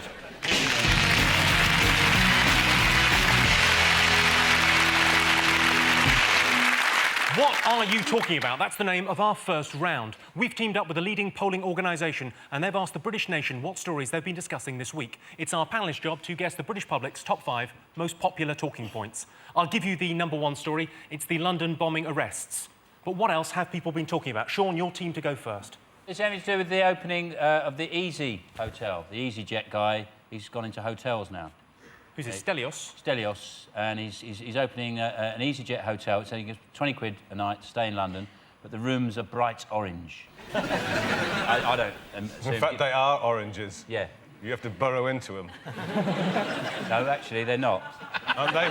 Well, I'm not staying then. He's gone into hotels and he's spreading his empire. He's bringing the Easy brands to loads of different things. And I'm looking forward to the Easy Zoo. I think about very sort of low-rent crap where everything's orange. There's about 200 foxes and a pigeon that lives off Wotsits. I can tell you that the opening of the Easy Hotel is not in the top 5. Knew it. Dave, your team, what have the nation been talking about this week? I think they've been talking about the space shuttle with bits falling off it. I think it's 25 years old. What are they doing sending that up there? I've got a 15-year-old Caravanette. I wouldn't got Grange over Sands in it. You know what I mean? It must have been quite worrying when George Bush comes up on the screen to talk to them. See, on re-entry, guys, could you possibly aim the craft at Iran? The thing is, have you seen the crew? Eileen, she's called. She's commanding. She's Eileen Collins. She's a mobile hairdresser as well, obviously. Have you seen her hair, that Eileen? It's just like done... She thought, well, I've got to put that helmet on. So she's done her hair like that. It's just like... Do you think she decided to be an astronaut when she was at the hairdressers in one of those things? Yeah. This is the look for me. They're saying they've repaired the shuttle now, but, like, if you were on a plane and you just watched the pilot shin his way out along the wing with a hacksaw, and then he'd come in and go, oh, it's fine now, you'd be shitting yourself. Well, let's have a look and see if it's in the top 5 talking points this week. Yes, it is.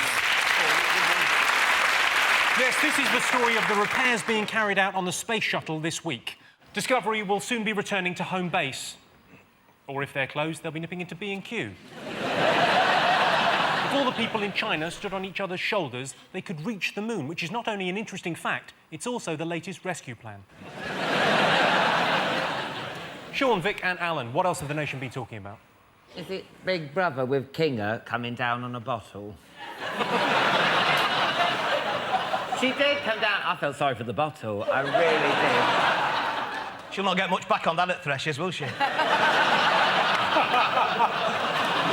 She should have done us all a favour and stuck Eugene up, shouldn't she? What are you doing,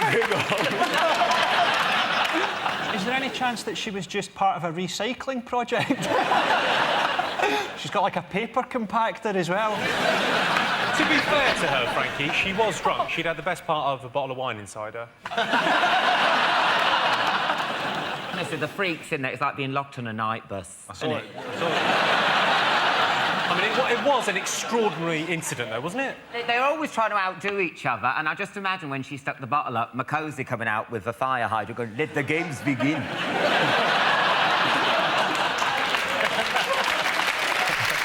Well, let's have a look and see if Kinga's behaviour on Big Brother was one of the top 5 most talked about things. Yes, it was. Everyone's been talking about Big Brother this week, specifically Kinga pleasuring herself with a wine bottle. It was a Merlot. Anthony had a Semillon. I think it was just a misunderstanding. The bottle did say screw top. Over to you, Dave, to raise the tone. What else have the nation been talking about?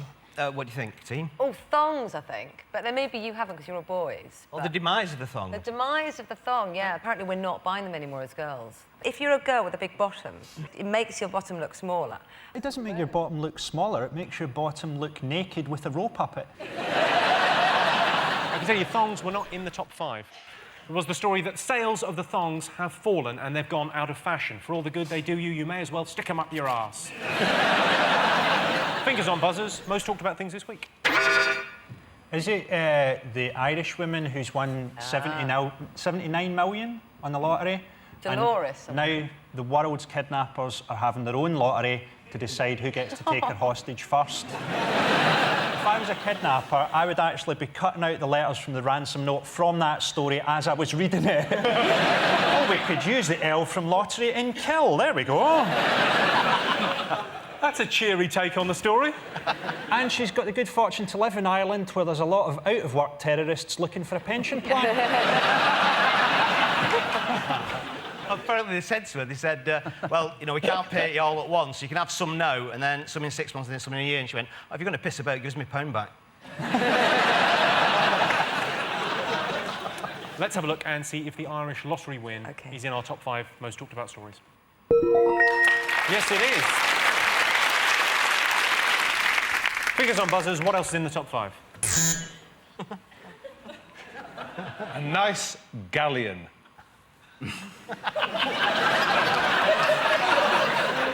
Is there any more to that story? Nope, that's it.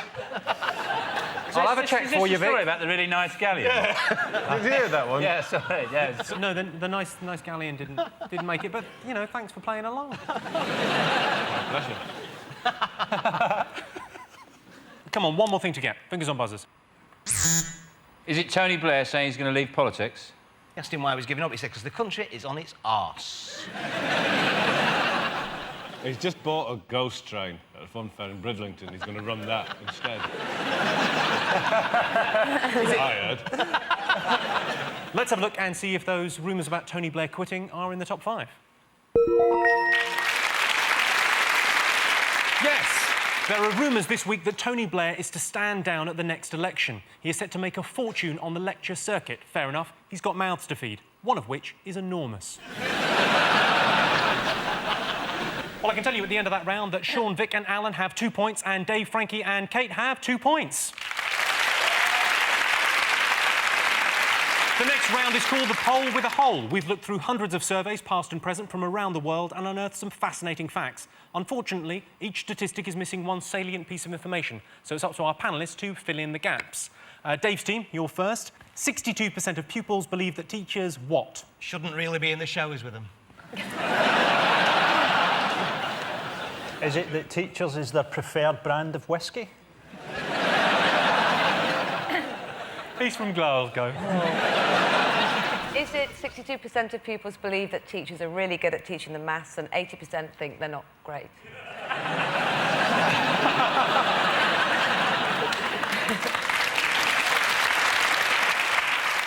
Is it 62% of pupils believe that teachers are mad as a buzz? Because I think we all had a mad teacher.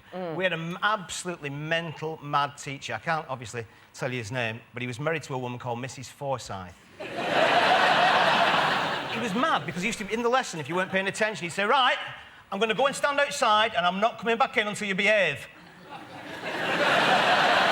And we used to just go mad and he'd keep opening the door now and again going, I'm still here. We used to have a teacher, he'd literally come in with a chainsaw and he'd take the heads of the...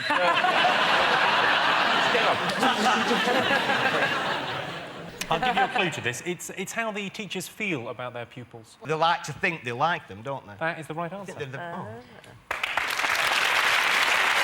Yeah, 62% of pupils believe that teachers like them. That or they can't spell lick. Dave's team, 30% of Scottish women have what? Been banned from Weatherspoons? Does it have appeared as extras in Bad Girls? Is it? I've breastfed in public. Only I went to school. A mate of mine, they come over to Scotland. His mum was Scottish, obviously, more Angus like that, I don't know. And she was still breastfeeding him at school when he was 5 at primary school. She used to come and do it through the railings. It's really funny. But the sad thing was, she was a real gossip. So if she saw somebody she knew at the other end at the playground there, she'd be off and he'd be like, ah.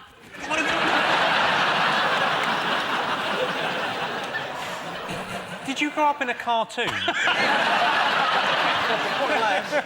Yeah. Well, you were closest with the Weatherspoons guess. It's a type of crime. Drunk and disorderly. No. Shoplifted alcohol. Correct. Really? There you go. Yes, 30% of Scottish women have stolen alcohol. Sean's team. 16% of medical students have been what by nurses? Injected by their ovipositors. Yes, that's it. Moving on. By the what? What was that? Ovipositors. Oh, right. You know, the stem that injects the eggs into the host. Yeah. And do you get the people doing that to lots of it going? Yeah. Yeah, mate. Yeah, anyway. yeah. Yeah, the galleon. Yeah, brilliant. It's something that you would normally associate with happening at school. Teased. Bullied. Correct. Dave's team, your next one. The average British man spends £13 a year on what? Treating his wife. Go on, you have that yourself. Go on, you go and spend that. No, I don't want anything back. Off you go. Is it throwing coins at referees? You have a go, Vic. Have a go. Oh, push bike. That's a brilliant answer. Well done. Thank you. Have another go. Walnuts, I suppose. Very good answer as well. Yeah, thanks. Oh, is that right? Is it walnuts and push bike? Your whole body posture there suggests I've got the right answer. You can trust me. No, I'm serious on this one. Yeah. No, Is it push bikes? I can't take all the credit for this. It was Sean. I'm kind of his manager, really. Trainer, manager. Yeah. I encourage. Carer. Yeah. No. Right, listen. There are how many months in a year? 13. How much for your lodgings? A month? £1? £13. Rent is the answer. It's just the smug look after the wrong answer. I think coconuts. Because I probably buy 5 or 6 coconuts a year. So you get them cheap. Yeah. Where'd you go? You know the coconut shop? Oh, yeah. By the station? Yeah. Kate Garraway, do you have one final guess from Kate Garraway? Socks or underwear? They don't ever That's the buy correct them, answer. do they? Really? Yes, the average British man spends £13 a year on underwear. I was in Marks and Spencer's the other day. I splashed out some lacy knickers. Had to pay for them.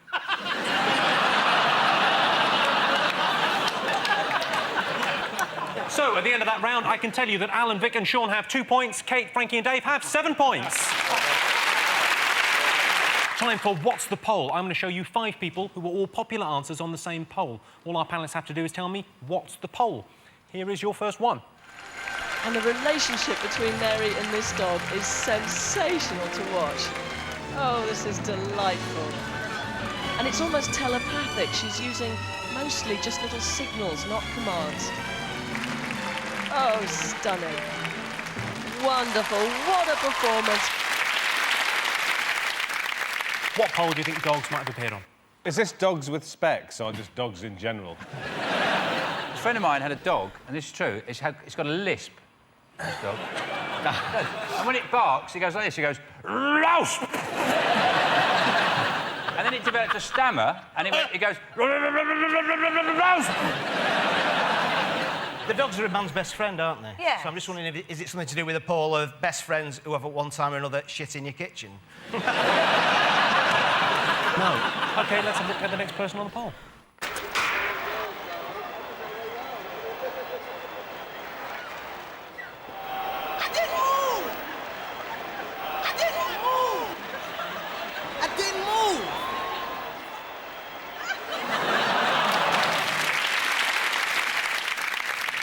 John Drummond there getting upset to illustrate the Olympics. What poll do you think might have featured the Olympics and dogs? Is it things that postmen hate?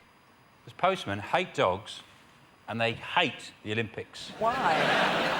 Well, the Olympic Village, they go there and it's just, you know, Saeed Asu Wara Wara, and they've just got to go and find him, haven't they? You ever seen a postman in Olympic Village? Just... Dogs are going to be allowed into the Olympics. Swimming. I'd like to see a 24-hour Vic Reeves news channel. You're in luck. Yeah. I actually thought I was appearing on Eat Out of Tin Cans. Well, we would just have to eat out of tin cans and enjoy it for half an hour. That's why I went on this show.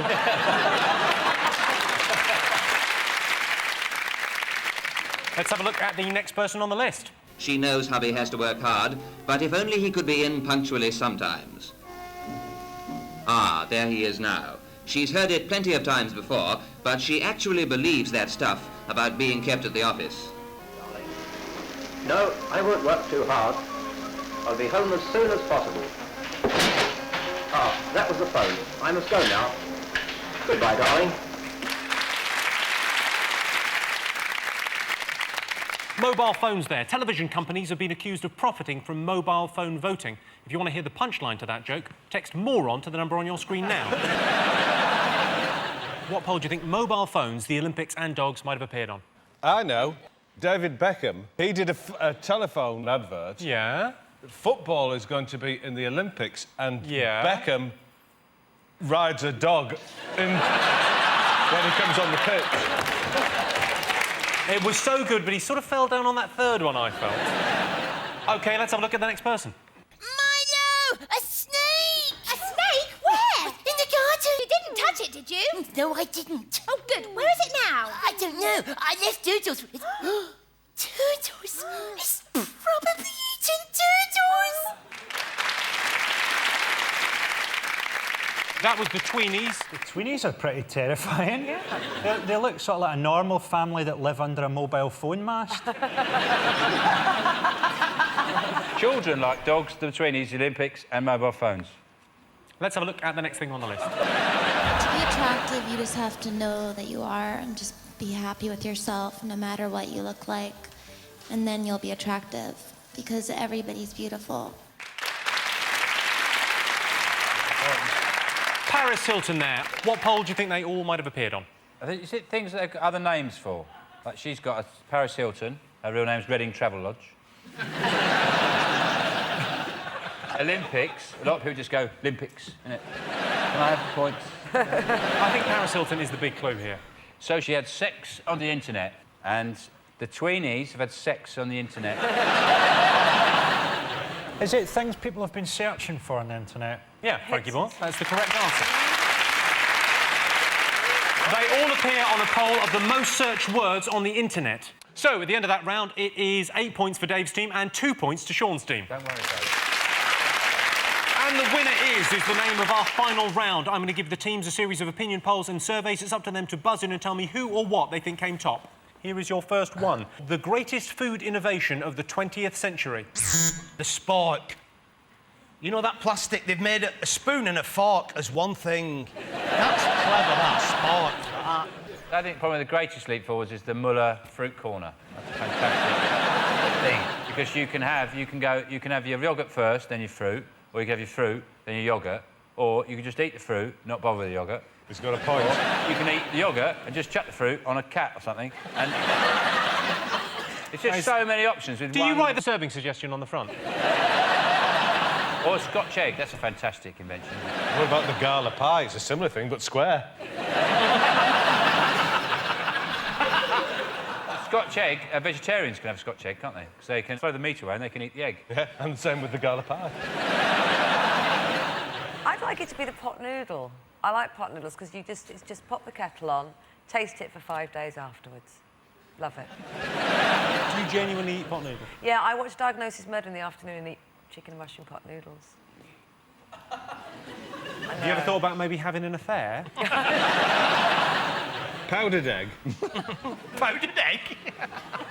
Don't laugh and don't mock it. Don't you ever mock powdered egg. I mock powdered egg because it's a very sad story. My grandfather, right, he had powdered egg during the war. He thought it was drugs. He snorted it, right, and he choked on his own omelette.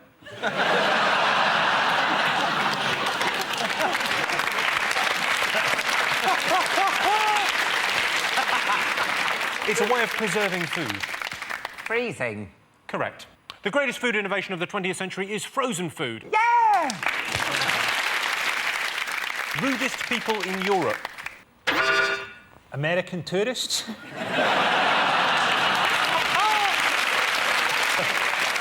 it... I think the British, we're the rudest people in Europe, because we travel around, we don't learn the language, we don't bother to learn anyone's language, we just put an O on everything. We go, I'll have 3-0, beer-o. So I don't speak Spanish, what was that? The Brits are actually number 3 on the list of the rudest people in Europe. Is it Vikings? Is it Vikings? Yes. They never knock, do they? No. Straight in. Yeah, that's the worst thing about Vikings, they never knock. Is it Scottish people when they're trying to be friendly? Have a drink, Jimmy, you prick. I have a suspicion it might be either the Visigoths, the Bohemians, or the Vandals. I'm going to go for the Vandals. Yeah. They're from that area in Europe, yeah. Germans. Correct. Yes, the rudest people in Europe are the Germans. Their butlins is apparently shit. My granddad was telling me about it. He went there in the war. Well, that sound tells me that it's the end of the round and the end of the show, which means the final scores are Sean's team have 5 points, but Dave is the winner with 8 points. Thanks to all our panellists, our wonderful studio audience, and to you for watching at home. That's it from us. Good night.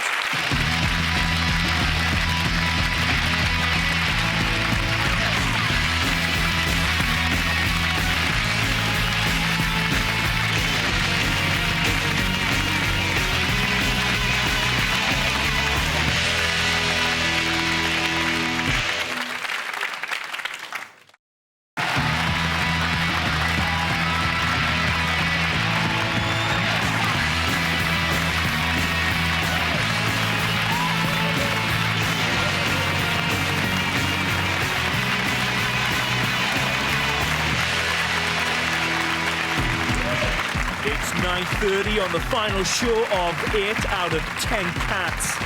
Joining the show tonight, it's Derek. And from Celebrity Big Brother, it's Jeremy Edwards. And their big brother, Dave Spikey. And facing them tonight, the appliance of science. Superfan Lisa Tarbuck. And their big brother, Sean Locke. With extra special guests, Maxwell, Michelle, Nick, Jade, Victor, Kamal, and here's your host, Jimmy Carr.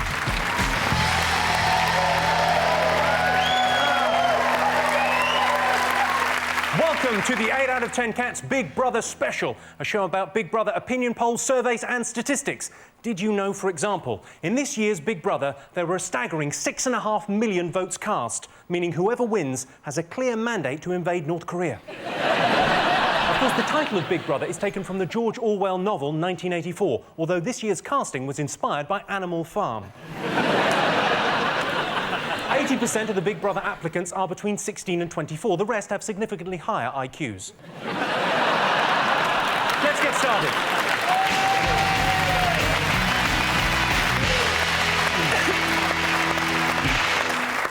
What are you talking about? That's the name of our first round. We've teamed up with a leading polling organisation and they've asked the British nation what stories and events from this year's Big Brother they've been talking about the most. It's our panellists' job to guess the 3 most popular. Dave, Jeremy, Derek, what do you think the nation have been talking about with regards to Big Brother? Well, in the top 3 has got to be Kinga, the bottle bank. Has to be. I just watched it, like most people, I'm sure, with the jaw just getting progressively lower and lower. I'm wondering what I just thought, well, in her house, her mum and dad must have had everybody around. All the neighbours. She's on tonight, she's gone in, come on. Auntie Margie's here, come in, Auntie Margie, sit down. Oh, she's smoking, I didn't know she smoked. Oh, wait a minute, mate, it gets worse than that. You sit down there, have a cup of tea. Watch her, she's on. Shall I put this up my fanny? Were you horrified, Derek? I didn't see it. Let's have a look at it now.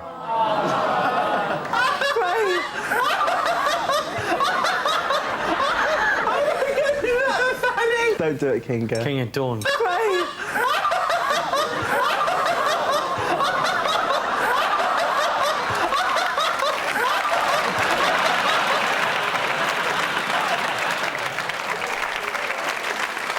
That was Kinga there, cracking open a bottle of wine. It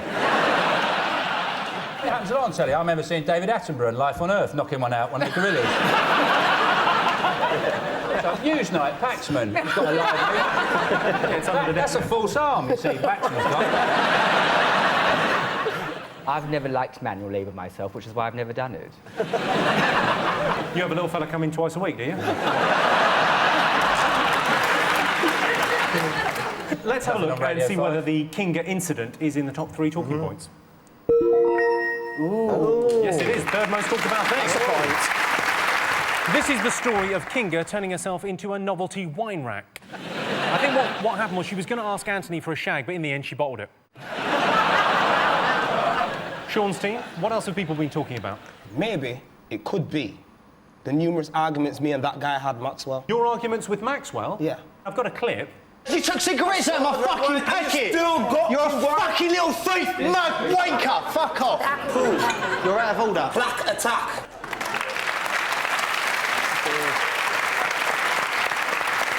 That was like a scene from Lady Windermere's Fan, isn't it? Science, why do you love winding people up so much? Well, me, I don't like winding up anybody. But there, you're doing it now. How? All I did, yeah, it was just a clash of characters, that's all what it is, really. I'm pretty sure that Maxwell will 100% agree with that. Let's check. Me and Science were having it out, and we was having a row. He's having a row to my face, he's telling me what he thought about me, I was telling him what I thought about him, right? But at the end of the day, me and Science, we strong personalities, strong characters, we clashed, we had a row, thought about it, and at the end of the day, I left the house, he shook my hand, and he beat me. Yeah, I did, didn't I?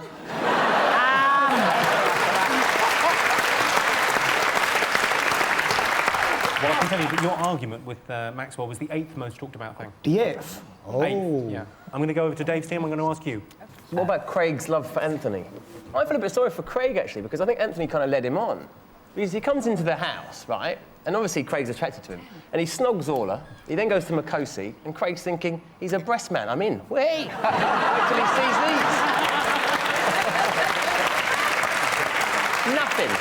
Might develop once they've left the house and there are no cameras around. Do you think? Possibly. Definitely not. Did you... Sorry. Oh, hang on, Jade has to talk. No, definitely not. I think Craig is actually quite scary. You know, Michelle, I'm sorry, Michelle, but in Michelle, she was the bunny boiler, but Craig has actually beaten that. He's actually really You know scary. that's the real Michelle behind you. And I think if that was a man harassing a woman, it would be called sexually harassment. So why is it not the same? I just think it's awful. I'm still pretty sure we call it sexual harassment. Let's have a look and see if you're right and if Craig is sexually harassing Anthony. Look at me, please. Look at me. Focus on me. Craig, your best friend, who cares about you greatly. You are a nightmare for me in this house. I tell you what, I fucking love you. I'll do anything for you. Big Brother is a little concerned about Anthony this evening. Right, OK. He seems a little worse for wear. Getting sick over everything. Get off us, man. You are acting like an ass. Get off us! Craig and Anthony there enjoying the kind of romance you'd find in a Hollywood movie. Cape Fear. Let's have a look and see if that's one of the top 3 talking points. Oh. Yes, it is. The most talked about thing in this year's Big Brother.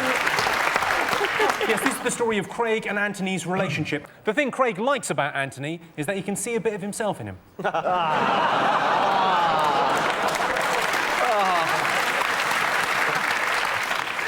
OK, fingers on buzzers, one more to get. It's got to be when Makosi sort of let the side down and she apparently had it off with Anthony and then was pregnant. Pool orgy. They disregarded every rule of pool etiquette, didn't they? Yeah, didn't they? I mean, for a start, went swimming after a big meal. It's a no. Heavy petting. Yeah. No bombing. Ducking. Bombing, Craig. Let's have a look. Come on. Go, Makosi! isn't it? No. He's got a massive willy, yeah, huge! Huge! Huge! Well, that was the Week 5 hot tub orgy. Do you think they had sex in the pool? They definitely did it. I know for a fact that they did, because he said that they did, Craig said that they did, Ola said that they did. I don't think they did. She was pregnant 5 minutes later. She's pregnant. She jumped out of the pool, went to the diary room and told him she was pregnant. Yeah, well, in that pool, it could have been anybody's, couldn't it? To be honest with you. Let's have a look and see if this is one of the top talking points of Big Brother this year. Hello. Yes, it is. Yes, this is the story of the housemates' pool orgy where Anthony and Makosi allegedly had sex. I can assure you that it was safe sex. Anthony was wearing a verruca sock. Well, I can tell you at the end of that round, Science, Lisa and Sean have 1 point. Derek, Jeremy and Dave have 2 points. The next round is called the Poll with a Hole. We've unearthed some fascinating facts about Big Brother. Unfortunately, each statistic is missing one salient piece of information, so it's up to our panellists to fill in the gaps. Sean's team, 10% of Big Brother viewers think that science is what? Is his surname, and his first name is head of. Science is history. It's his story, which is mine. What would you like to know?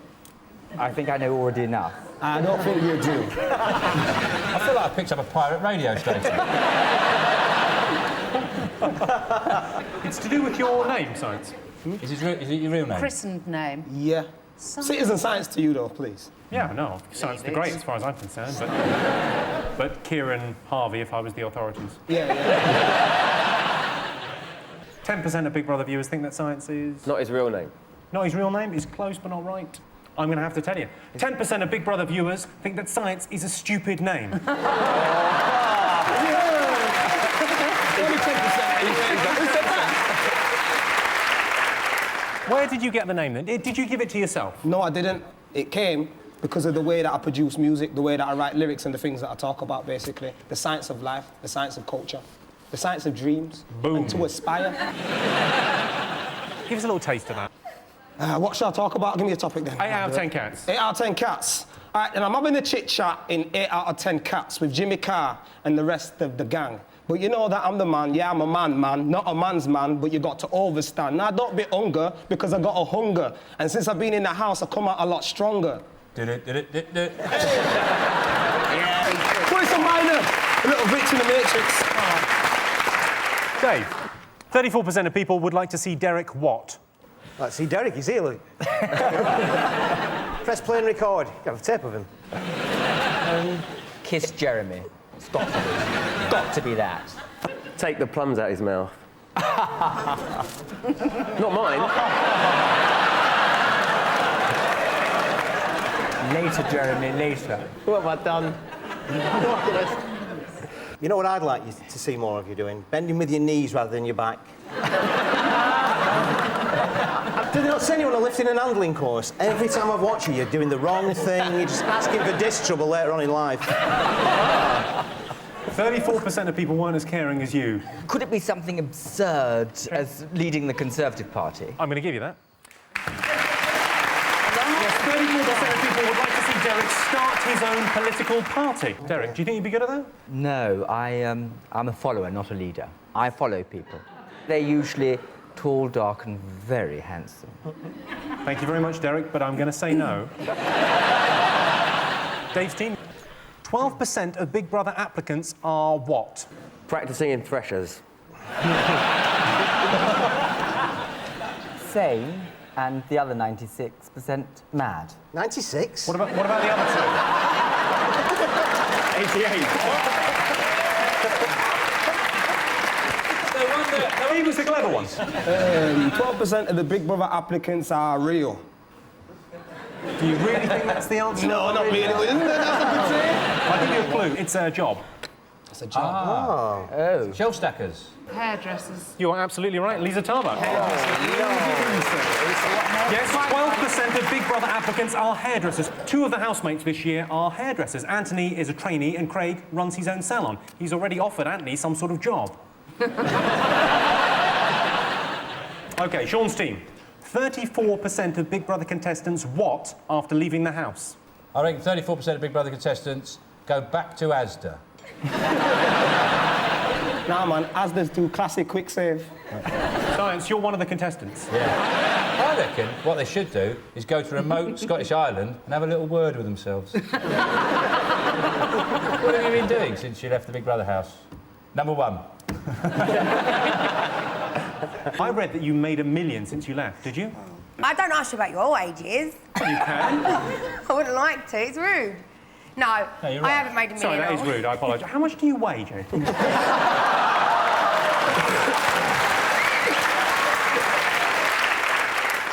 Lose weight. That's the right answer. Hey. Yes, 34% of Big Brother contestants lose weight after leaving the house, mainly by bringing out their own fitness videos. Nadia's weight loss programme was a little bit more extreme. She cut out all meat and 2 veg. So at the end of that round, it is 3 points for Sean's team and 4 points for Dave's team. Our next round is Face-Off. We have 6 well-known Big Brother housemates in the studio. Kamal, Nick, Jade, Victor, Michelle and Maxwell. We asked the public, which of these housemates would do best on Mastermind? Who got the most votes? Why can't I maybe have some votes? Sorry, it's who would be best on Mastermind. Yeah. Did you not understand that question? I think, Jade, I think you do very well, but you'd be spinning around the chair. I'm going to say Nick. You're going to go with Nasty Nick? Yeah. OK. Dave's team, what do you think? I'd love to see Jade on it. Just imagine it would be like you've passed on all 22. The answer to question 1 was Jade. What would your specialist subject be? Shoes and handbags. Who are you going to go for, team? I think we've got to go for Kamal. I'll go with that.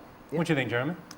Well, I don't think any of them are good, to be honest, so... Well, I'm sorry, but, you know... Yeah, they're not like the cast of Hollyoaks, are they? No.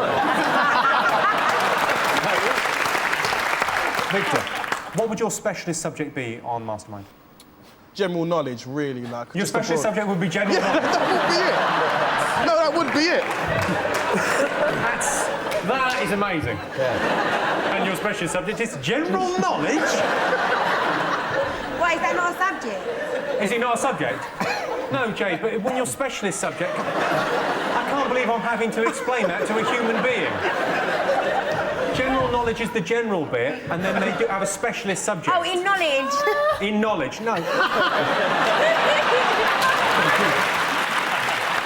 Oh, you're adorable. Well, you went with Kamal, you went with Nick. I can tell you that Kamal got 19% of the vote, but the public thought the best person on Mastermind would be Nasty Nick. He got 50% of the vote.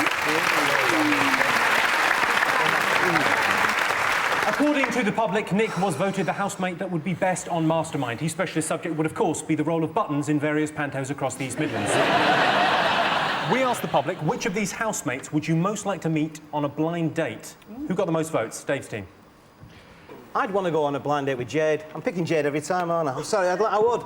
My worry is she'd never find a place, you know, the arranged place. It's like, I'll meet you outside Ritz's. I'm not going to Brazil.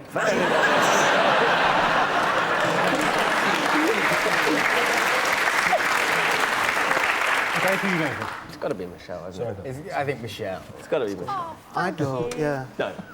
We go for Michelle. Yeah. You're going to go for Michelle? Even half the chance. Who are you going to go for, Sean? Who would you like to meet on a blind date? The public is actually the ones Come on. that have done this. I ain't got a clue, but I'm going to go for Jade, innit? Because Jade, everybody loves Jade. Now you're getting it wrong. That's cute. Like Thank that, you. man. Sway with it, sway with it, sway with it, flow with it. Yeah, man. Yeah, man. Does anybody remember the wooden tops? Lisa, who do you think the public would have voted for? Kamal. You think Kamal? There, Why? I said it. You went for Michelle. I can tell you that Michelle got 20% of the vote, but Kamal got 35% of the vote. It was the top answer.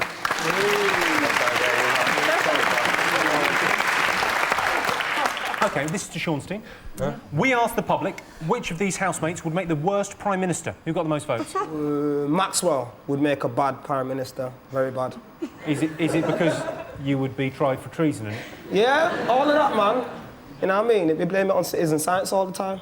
I've got Jade down for Foreign Secretary. You European Constitution, East Anglia. Come on. Who are you going to go for? Jade, I think. Oh, actually, see, what's his name? Tony Blair, and walked straight past him. I didn't even know it was him. So. What was Tony Blair doing at Bluewater? OK, so you've gone for Maxwell. I can tell you that Maxwell got 10% of the vote as the worst Prime Minister, but Jade was the top answer with 50% of the vote. Bless him. But in fairness to you, Jade, if you were elected leader, you wouldn't be the stupidest world leader, would you? No. President Bush is thicker than you, isn't he? I don't know who these people are. No.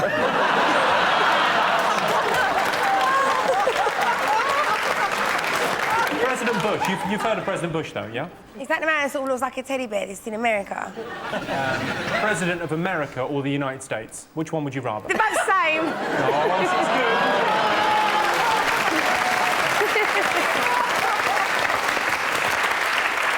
OK, Dave, this is your final question. All right. We asked the public which of these housemates would make the best superhero. Who got the most votes? Oh, Victor, didn't you have a couple of names, like superhero names, like the Milkman? And did you do the plumber? Was that... Why was that? Because I leave pipe. He's basically our job man. We're going to go for Victor. Yeah, OK, you're going for Victor. Sean, what do you think? What would your superpowers be, Vic? Turn up really late, take your account details and launder mass amounts of money through them. Fraud boy. Should we go with Kamal? Kamal had having assortment of weapons to throw in it, like a laser mirror and like throwing boomerang stilettos and things. You could also throw a hissy fit. Yes, OK, well, I can tell you that Kamal only got 16% of the vote. What? Victor was the top answer, 23% of the vote.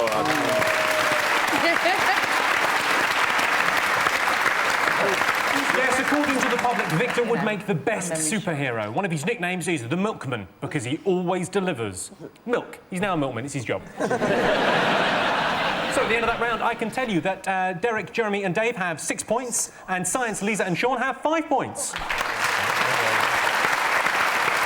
And the winner is the name of our final round. I'm going to give the teams a series of opinion polls based on Big Brother. It's up to them to buzz in and tell me who or what they think came top. Here is your first one. Person you'd least like to be stuck in the Big Brother house with? Robert Mugabe.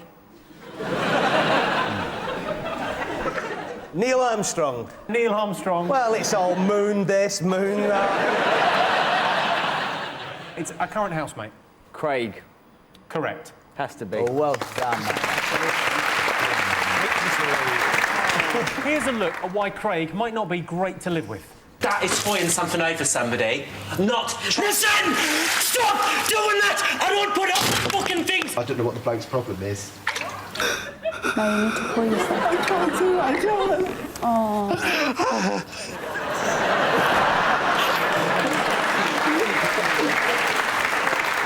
He behaves like a pregnant woman with malaria. My God. Favourite ever housemate? Fingers on buzzers. It was definitely our Jade. Well, you're absolutely right. Jade is the most popular Big Brother contestant ever.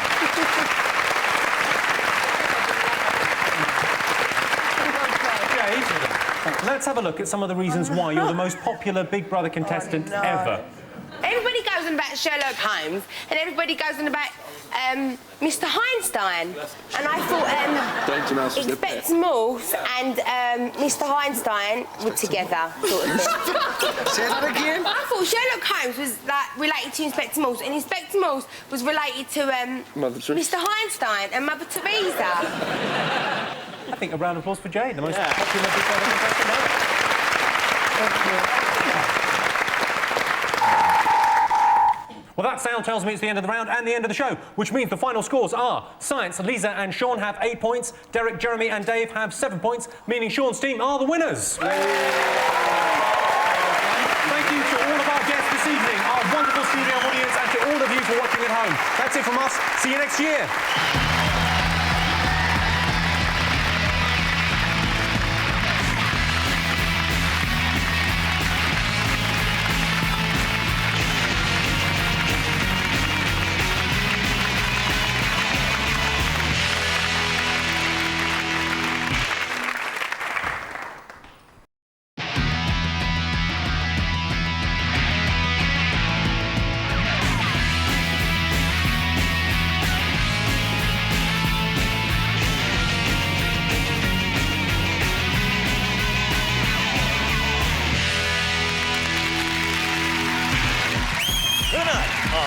out of 10 cats. From Max and Patty, it's Patrick McGuinness. Funny Man, Ed Byrne. And their captain, Dave Spikey. And facing them tonight, just stepped out of the salon, it's Jade Goody. Comedian Reginald D. Hunter. And their captain, Sean Locke. Now, welcome your host, my friend and yours, Jimmy Carr.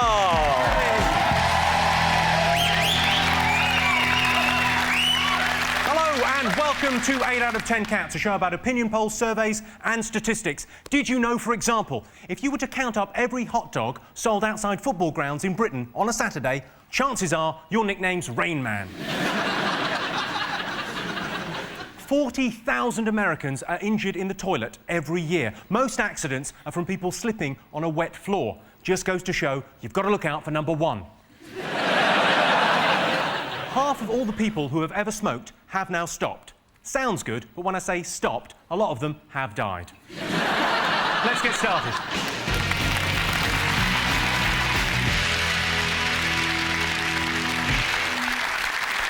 What are you talking about? That's the name of our first round. We've teamed up with a leading polling organisation and they've asked the British nation what stories they've been discussing this week. It's our panellists' job to guess the British public's top 5 most popular talking points. Dave, your team to go first. What have the nation been talking about this week? Well, around our way, it's been this smoking ban. I think the government, reneged on the deal again, where they said that it was going to be a partial ban. I know they've changed their mind and it's a full ban. They were going to have, designated areas in pubs, weren't they, for smoking? And to my mind, that's like having a swimming bath with designated urinating areas. But it's part of the week that Tony Blair was worried about in his dual premiership.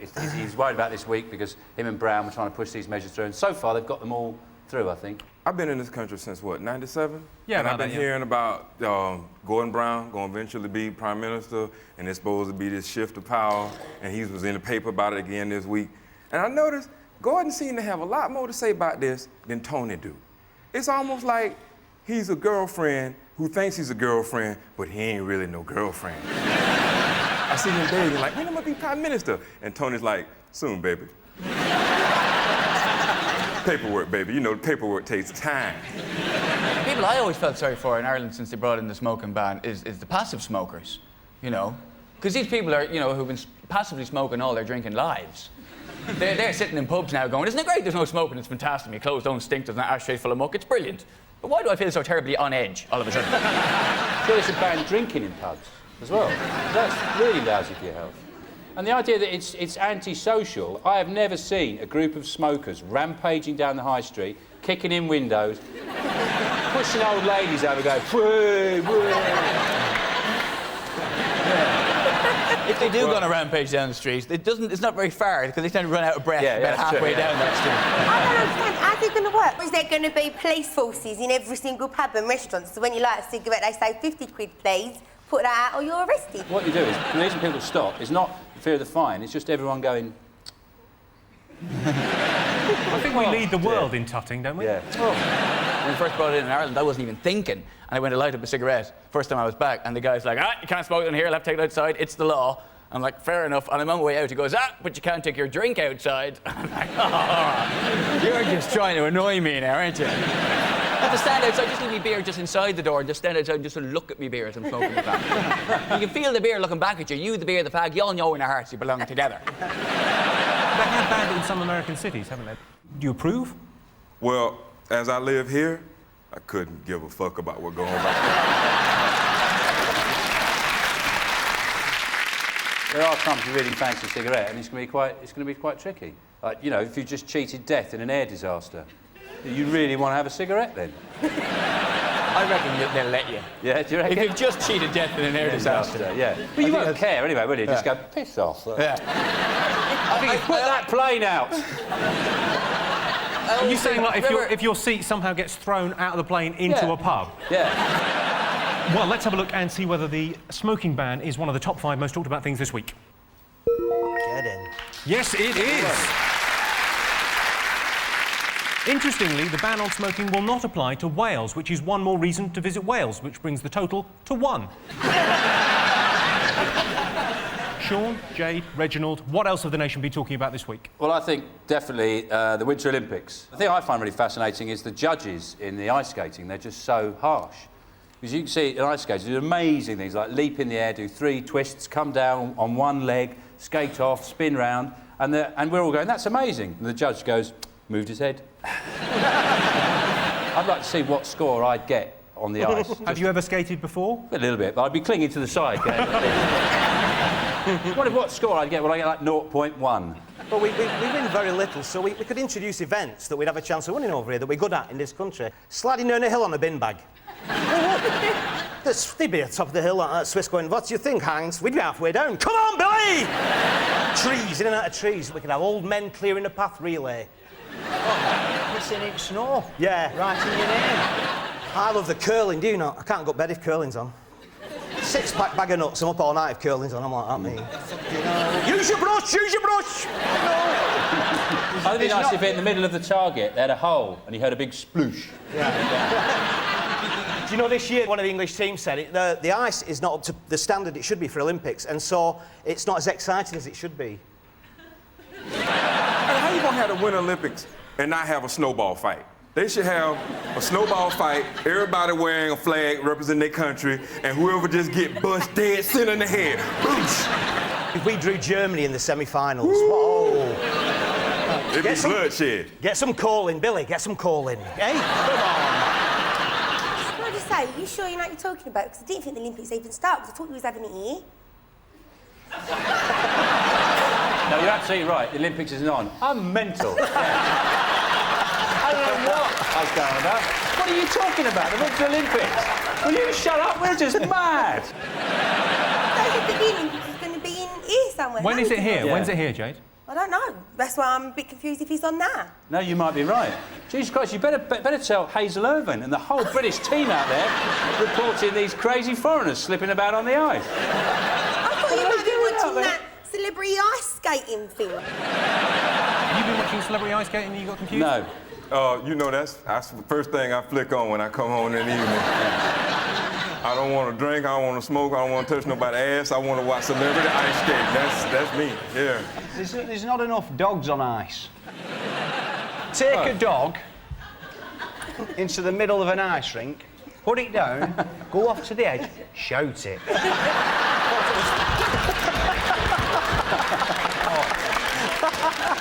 Well, let's have a look and see whether the Winter Olympics is one of the most talked about things this week. Oh, it is.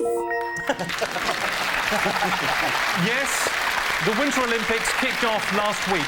Britain's Tom Clemens took part in the 10K skiing sprint. He had to be content with 79th position. He was beaten by Spring. A scientist had to invent a new metal for his medal, Lastium. Dave's team, what else have the nation been talking about this week? What about that bloke, the British guy, the climber on holiday in Spain, who ended up having to survive by drinking his own piss? Which takes something out of the story when you're using it as a chat-up, I think. You know, yes, I survived for 5 days. Just me, man against the elements. What did you do? Well, I had to make a little covey in a crevasse of grass. I drank my own piss, and then you did what? I hid in a crevasse. No, after that. Just drink my own piss. Yeah, all right, see you later. It was a brilliant story, but it wasn't one of the most talked about things this week. This was the story of a British man who kept himself alive on a Spanish mountain by drinking his own urine. He managed to inch himself along the ground for some 300 metres with a broken hip and beat the British bobsleigh record by 1.39 seconds. Sean's team, what else have people been talking about this week? Valentine's Day, people have been talking about that. I think Asda had a card. Their big publicity stunt, they had a card which was retail for 8p. If someone got me that, I'd be mortified. But the thing is, though, Jade, if you hung around till closing time, you'd get it for 6p. I could have just nicked it. I don't celebrate Valentine's Day, all of that crazy stuff. Just, it bugs me. It's International Test Day, so a woman get to test how much her man love her. For instance, I can't tell my lady if she got a fat ass. Now, because you ain't supposed to tell a lady she got a fat ass. Even if she asks you she got a fat ass, you can't say she got a fat ass, because even though she suspects she got a fat ass. But I got to lie and subvert reality and pretend that she don't have a fat ass, when reality, the reason I'm with her is because she got a fat ass.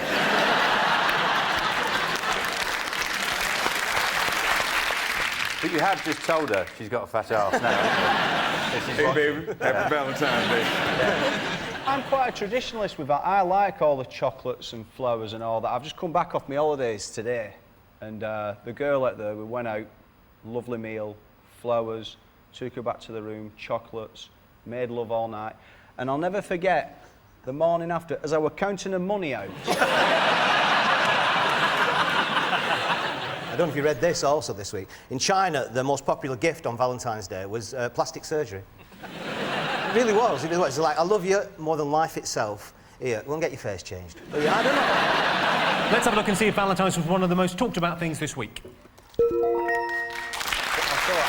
Valentine's Day is the one day of the year when you receive anonymous mail where the sender reveals they want to have sex with you and you think, oh, that's nice.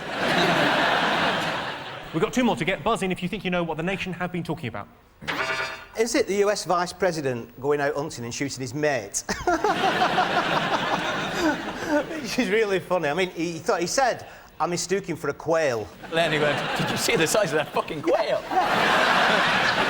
It's a shame he didn't go with Bush, though, isn't it? Just, that would have been nice if he'd shot Bush. That would have been perfect. If George Bush had popped out of a bush and he'd blown his stupid face off. Now, Reg, you're an American man. Have you been hunting? No, I've never been hunting. I've been in the forest with a gun, but... Don't threaten me, Reg. I was doing something else, though. I didn't think you shoot quails, because when I went on hunting, they only said that you shoot ferrets, rabbits... You went hunting? You sure you weren't working for Rent-A-Kill? No, You weren't hitting rats with a shovel? And I'm going to go to shoot the ferrets. You're going to go and shoot ferrets? In the season. In the season? Is there a season for shooting ferrets? That's what they said. Yeah. Do you mean pheasants? Pheasants!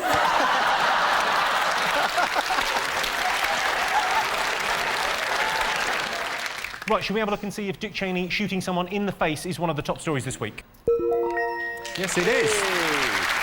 Yes, 52% of you were talking about American Vice President Dick Cheney shooting a lawyer in the face, in the woods, outside Dallas. Right, we've got one more thing to get. Fingers on buzzers. Is it the chip and pin card? If you're buying anything, you've got to know your pin number. You can't sign for it anymore. Is it that? Well, that's been a very big story this week. I think it's good because I've had money disappearing out of my bank account, going to shopping on the internet. I don't even know how to use that, so that's not me. And also gambling. And I don't gamble, and apparently I've won 3 bets and all, but I don't know how because I've never even been on it. So this chicken pin malarkey is quite good. I feel like I'm on a bus. I'm listening in. Let's have a look and see if chip and pin was one of the most talked about things this week. Yes, it was. 54% of you were talking about the introduction of chip and pin this week. Right, well, at the end of that round, I can tell you that Sean, Jade and Reginald have 2 points. Dave, Ed and Paddy have 3 points. The next round is called the Poll with a Hole. We've looked through hundreds of surveys, past and present, from around the world and unearthed some fascinating facts. Unfortunately, each statistic is missing one salient piece of information, so it's up to the panellists to fill in the gaps. 60% of air passengers have had problems with what? The pilot. I just judged this on one incident where I was flying recently to Alicante and we got up to 35,000 feet. He came on and went, pilot, Captain Johnson speaking. Reached our cruising altitude, 35,000 feet, on the way to Alicante. Weather en route's fine. Shit! That was it. And we sat there like... He came back on and he went, I'm really sorry, I might have scared some passengers. And what happened was, in the middle of my announcement, the stewardess brought me a coffee and spilt it on me. And that was all it was. I'm sorry. And he said, you want to see the front of my pants? And some bloke at the back went, you want to see the back of mine? 60% of Earth passengers have had problems with a life jacket under your seat and not a parachute. Is it collecting their luggage? Because I get my bags lost on average once out of every time. I feel like when I check in and they say, we'd like to ask a few questions about your bags, I feel like saying, well, I'd like to ask you a few questions about my bags. Like, how are they getting on the plane? Are you packing this plane yourself? Will you leave my bags unattended for any length of time? It's also, I've problems with the safety, but the whole safety briefing thing, and the fact that you can survive a crash in an aeroplane just by leaning forward a bit. all right now, it's all right now, like that. Or attracting attention in the middle of Atlantic with a whistle. Oh, thank God they're here. 60% of bird passengers have had problems with that kid in front of them. Now, here's my tip. If there's a kid in front of you, sooner or later, he'll want to peep. Want to stand on the seat and peep at you like that. Here's my tip. If you're flying anywhere, don't peep back. Because it will just go on for the whole flight. 9 hours to Dubai, like that. Just get hold of it eventually. Go, it's always going to be me, all right? It's always going to be me here. I would think the seats would be a problem. Like especially like in America, like say for instance, you got a fat ass. And in America, a lot of people got a fat ass, and I would think that the seats would consistently be a problem over there. But I've seen a few people over here, and they seem like, well, I've seen a lot of fat people, but they ain't got no fat ass. I don't know how they do that. Reg, that's exactly the right answer. It is 60% of air passengers have had problems with their seat. The main problem being it's next to a man whose shoe is ticking. 2/3 of judges are in favour of what? I think they'd be in favour of. I think it's a really good idea if all the jury all wore fancy dress. So like village people. One's a pirate, one's a cowboy, one's a spaceman, and they go. What made you think a pirate?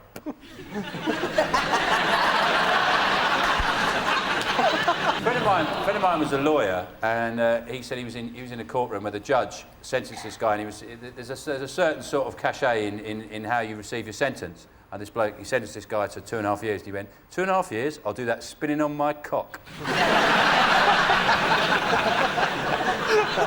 So he gave him another 6 months. Wigs. Correct. That is the right answer. 2/3 of judges are in favour of wigs. So at the end of that round, I can tell you that Sean, Jade and Reginald have 5 points, and Dave, Patrick and Ed have 3 points. And the winner is the name of our final round. I'm going to give the teams a series of opinion polls and surveys. It's up to them to buzz in and tell me who or what they think came top. Here is your first one. Thing that most annoys men. I'll tell you what annoys me, and it's a thing I've noticed more and more, especially in themed pubs, is when you go to the toilets in a themed pub and it doesn't say ladies and gents anymore. They put something like, they'll have pictures of 2 deer, and it'll be like Bucks and Hines, and you go, I think I'm with Bucks. Oh. Well, the worst one is for swans, and it's a cob and a pen. And these have 2 swans, and you go, cob and pen, which one? Oh, I hate that. And I notice they don't do it with the disabled toilets. They don't have like a deer with an antler down like that. I don't know what my manhood got nothing to do with it, but this annoyed me. I was watching news one morning, and it's supposed to be like the news, the man reading the news, this his news. And then he took newspapers from other sources, and he read the headlines as if this was his news. And he do this every day. And don't nobody say nothing. Now, when I did this in school, they said this was cheating. That's like me having my own cooking show on TV and saying, welcome to Big Daddy's Kitchen. I don't really feel like cooking nothing today, but look at all this wonderful stuff that Ainsley Harriet brought back. Is it their girlfriends talking to them through the cat? What's he doing? Oh, he's watching his programme. Watching that silly programme, isn't he? We don't like that programme because it's science fiction, which is silly, it's what nerds watch. You know when you think you've got a day off because your partner or your wife, she said, I'm going to the shops, I've my hair done, I'm going out with the girls for dinner, and then you're thinking, yes, yes. Get up, big breakfast, go down, get the racing post, pick a few horses, bookies, have a few pints at dinner, brilliant. Get downstairs, fucking list. Things to do. I've left you a list. You've left me what?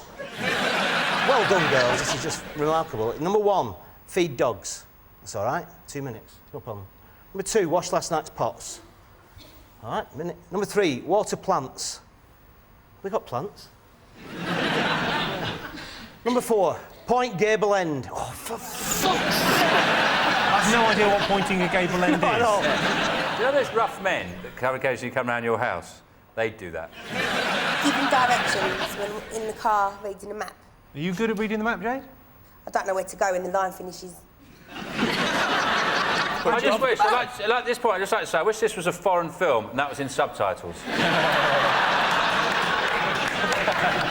In some art house cinema. They're going, oh, right. It's an interesting film. I'm going to give you a clue to this. It's related to something you do in your lounge. It's the loss of the remote control, moving, can't find it, where is That it? is the right answer. Yeah. Sean? The thing that most annoys men is someone hiding the TV remote. My girlfriend hides the remote on top of the TV, which rather defeats the purpose of having a remote. Most dangerous driving habit. Is it when you sellotape a cushion to your face, like that? You can't see a bloody thing. Is it a can of peas running under your brake pedal? And you can't use it, can you? It's hardly a driving habit, though, is it? There's cans of peas. Is it filling each other up if you with somebody else in the car while you're driving? Like, you driving, and then, you know, she rub on you, and then you start rubbing on her. Then she says you failed your test.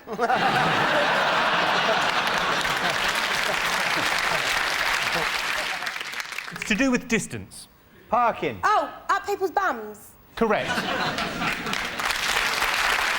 Now, the answer is the most dangerous driving habit is tailgating. Biggest problem facing dogs. My brother really loves his dog, I think, a bit too much. And no, not in that way. But you know dogs are supposed to have 7 years to our one. He gives his dog 7 birthdays a year. He gets 7 birthdays for it. But he gives it the bumps as well. The dog doesn't like that particularly. Because the last birthday was about 72. I think the biggest problem for the dog is being told that he's a member of the family, yet he still have to shit outside. I think that's very confusing for a dog. And it make the dog not believe anything you tell him, like, well, I'm part of the family, but I don't see nobody else shitting outside. Is he getting those buckets off? Oh, I love those. Yeah, I think they're made to make it easier to catch dog biscuits there, aren't they? It is a health-related problem for dogs. Worms. Obesity. Obesity is the right answer, Paddy. Well, that sound tells me it's the end of the round and the end of the show, which means the final scores are Sean, Jade and Reginald have 7 points, Dave, Patrick and Ed have 6 points. It means Sean's team are the winners tonight. Thanks to all our panellists, our wonderful studio audience and to all of you for watching at home. That's it from us.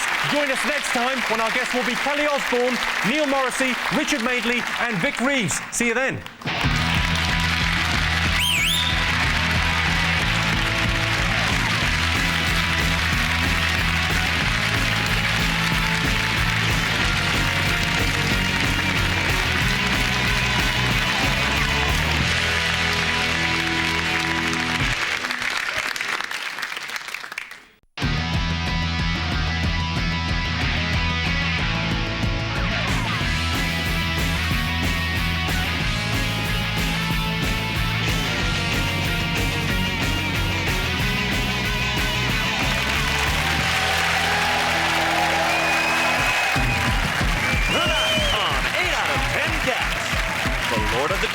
It's Richard Madeley. He can fix it, it's Neil Morrissey. And their captain, Dave Spikey. And facing them tonight, party girl, Kelly Osbourne. Country gent, it's Vic Reeves. And their captain, Sean Locke. Now, here's your host, Jimmy Carr.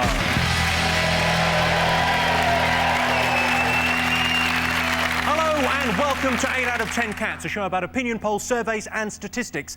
Did you know, for example, the average person is capable of making more than 1,000 facial expressions? And this is the one I made when I heard that statistic. KFC is the most popular fast food restaurant in China. You would have thought it would have been a Chinese.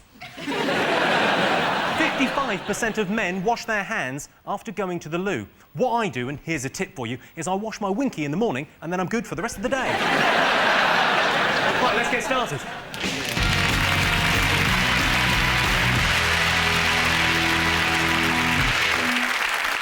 What are you talking about? That's the name of our first round. We've teamed up with a leading polling organisation and they've asked the British nation what stories they've been discussing this week. It's our panellists' job to guess the British public's top 5 most popular talking points. Sean?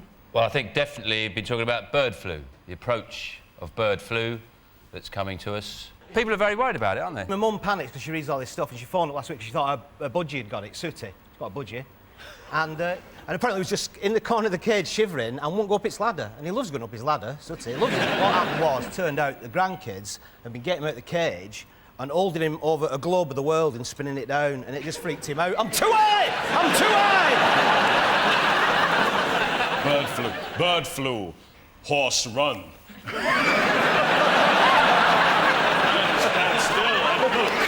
The government says don't panic. Says don't panic. If it gets into a stress situation, just move them all inside. But that's where we are.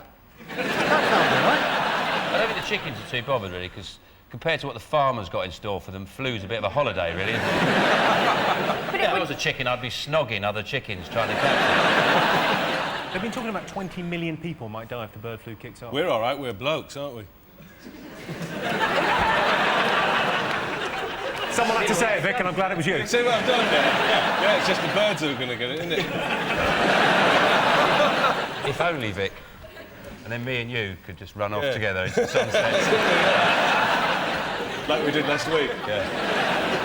Well, let's have a look and see whether avian bird flu is one of the top 5 most talked about things this week. Yes, it is. Yes, the second most talked about thing this week was bird flu. The deadly H5N1 virus is close to Britain. Coincidentally, H5N1 is Bernard Matthews' postcode. Richard, Neil, Dave, what else have the nation been talking about this week? Wembley's not finished. Fuck off, really. Yeah. Big shock. Bell surprise. I was looking at some sort of report on it. It said that it's going to have 2,000 toilets. Wembley's going to have 2,000. And there's your delay. Waiting for the plumber, aren't they? I thought, actually, that one of the problems is a language problem, isn't it, with the Australian builders? Because they have the rising inflection. When they finish a sentence, they rise up as if it's a question. So I think when they say, like, tomorrow you'll start work at 8, the blokes go, that probably means about 10:30, doesn't it? I just like the part that they were bollocking them for doing coke. I wouldn't make them do it, just make it do it all faster. That's the answer, Kelly. People haven't been brave enough to say it, but drugs are what these builders need. Think of what you could build with 750 million. You could have a ladder to the moon for one.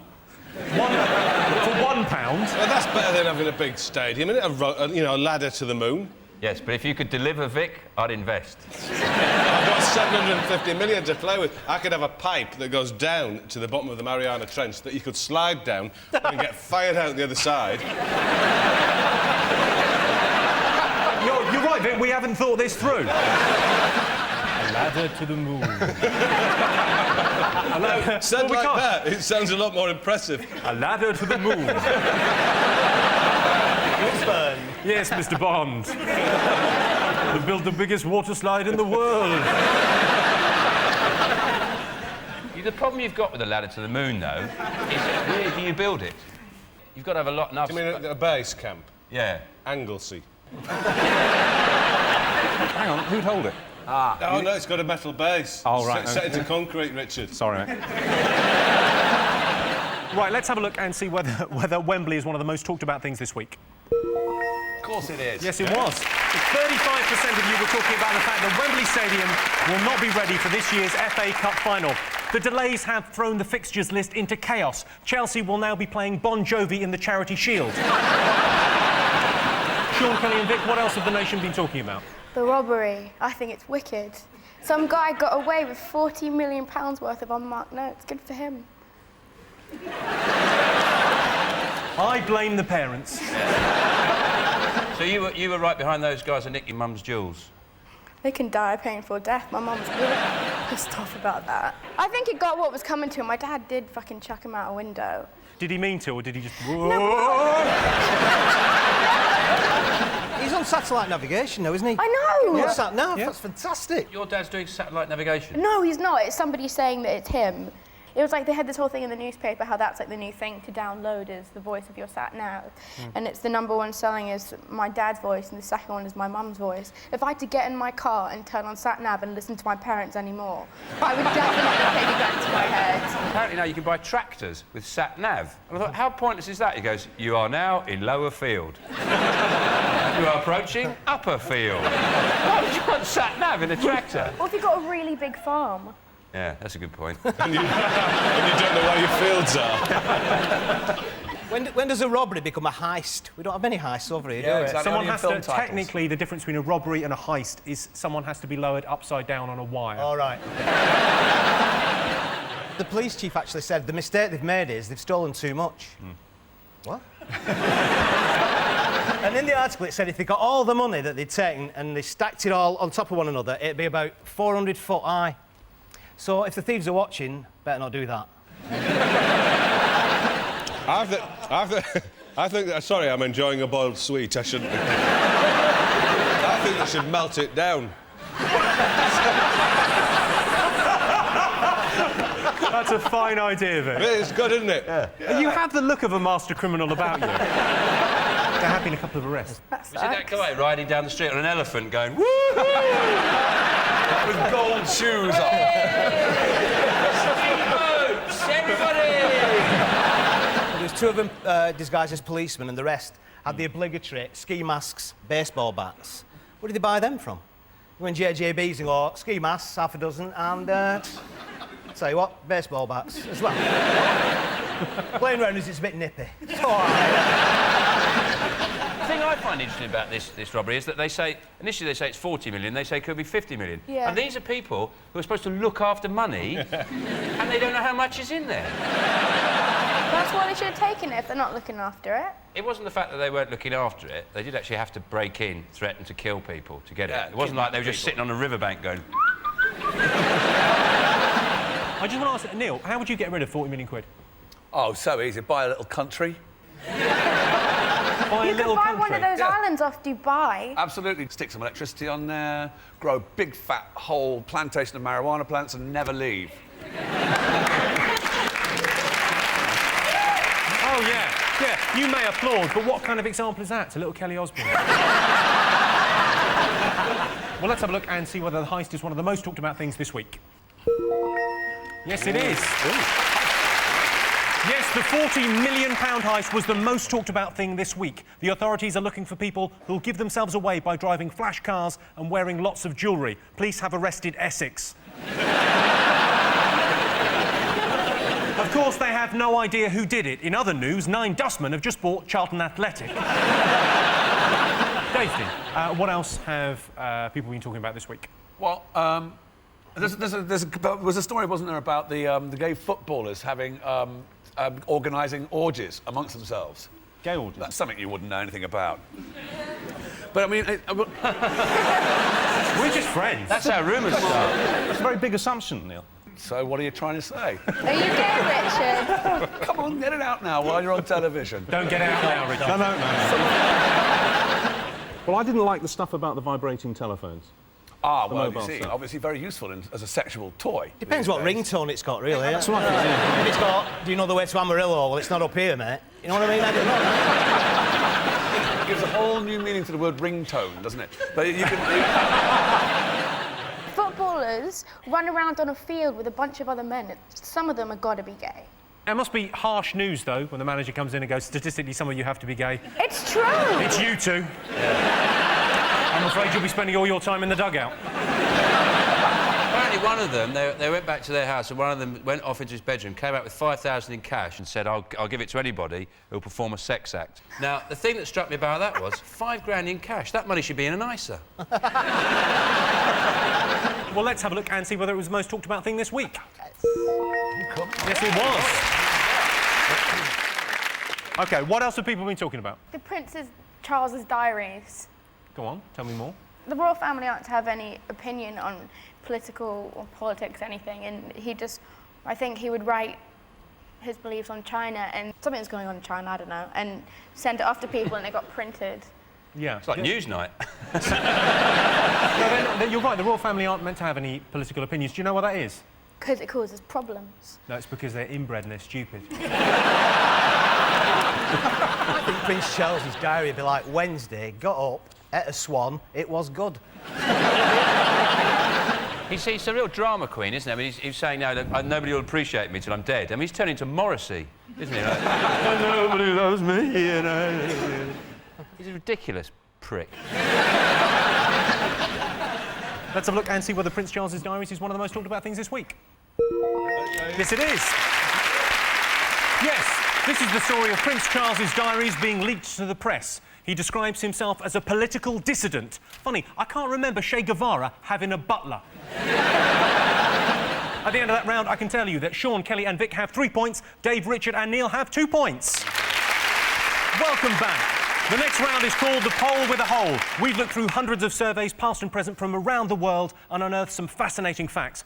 Unfortunately, each statistic is missing one salient piece of information, so it's up to our panellists to fill in the gaps. 7 out of 10 adults are unaware that there is an £80 on-the-spot fine for what? Is there an £80 on-the-spot fine for letting your kids scream and run around? It is to do with kids. Is it threatening to shut them in the car?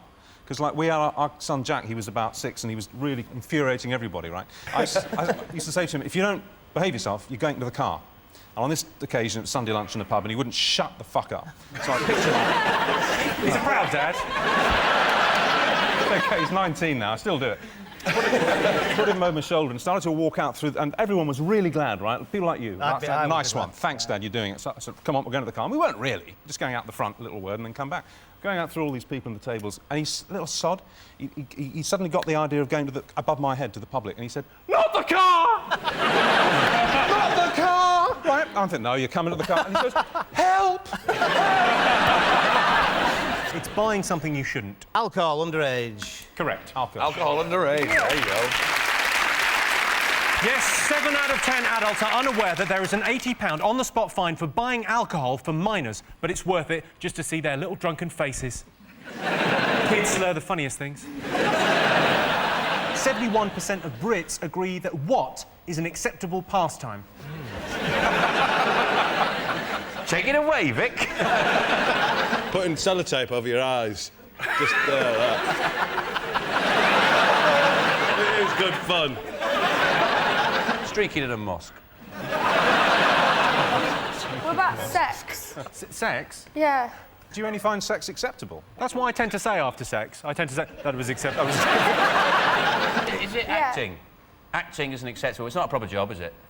Bollocks. No, it's just you've got to read out loud without giggling. Really, that's it. I was sat next to an actress at a dinner and she was talking about, God, it's so hard. We sit in this trailer all day long. I'm like, yeah, right, you get paid like £9 million per movie. Shut up. Who was the actress? Not telling. Come on.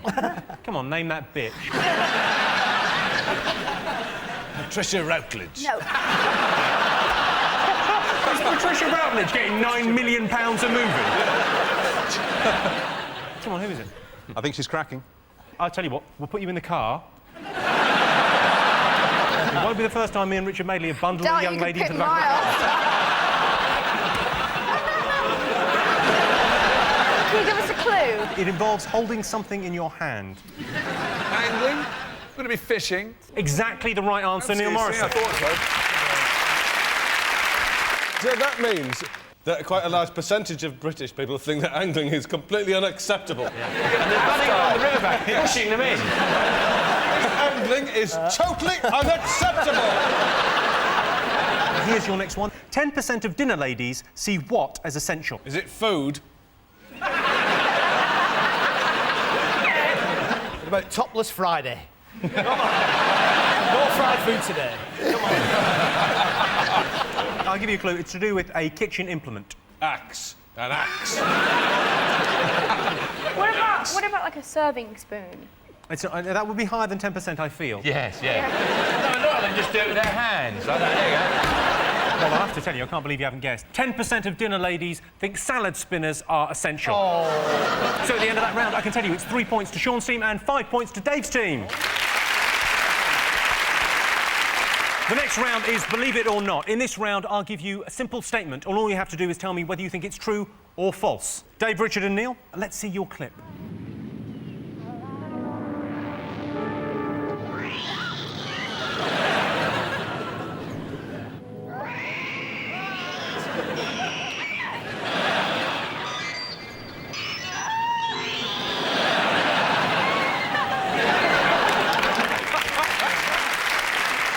That was a clip from the 1984 horror movie Attack of the Beast Creatures. Here is your related statistic. If attacked by a bear whilst camping, 31% of American men would abandon their partner in favour of their own safety. Is that true or false? What you shouldn't do if a bear comes at you, you should not run. You shouldn't run away because they take that as panic. I mean, I think you should run away if there's two of you. If she's there, you should say, let's run for it, because just keep a bit in front of her then, couldn't you? Just go, I'll run that way, you run for the cubs.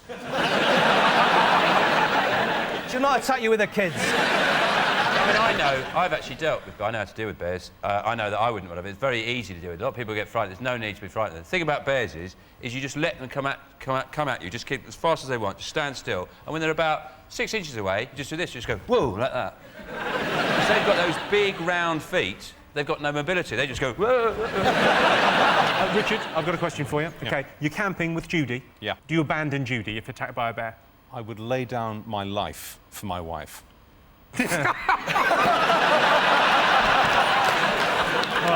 Presumably, when you get home, you go, I don't watch this, Judy. If attacked by a bear whilst camping, 31% of American men would abandon their partner in favour of their own safety. Is that true, or is it false?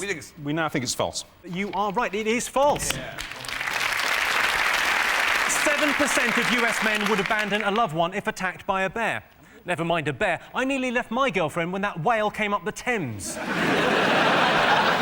Sean, Kelly and Vic, here's a clip to illustrate your fact. Chimps sleep 12 hours daily, love bread and butter, tea, coffee, hot chocolate and the occasional bottle of beer. Brenner says that training them to skate needs endless patience and an inexhaustible supply of bananas.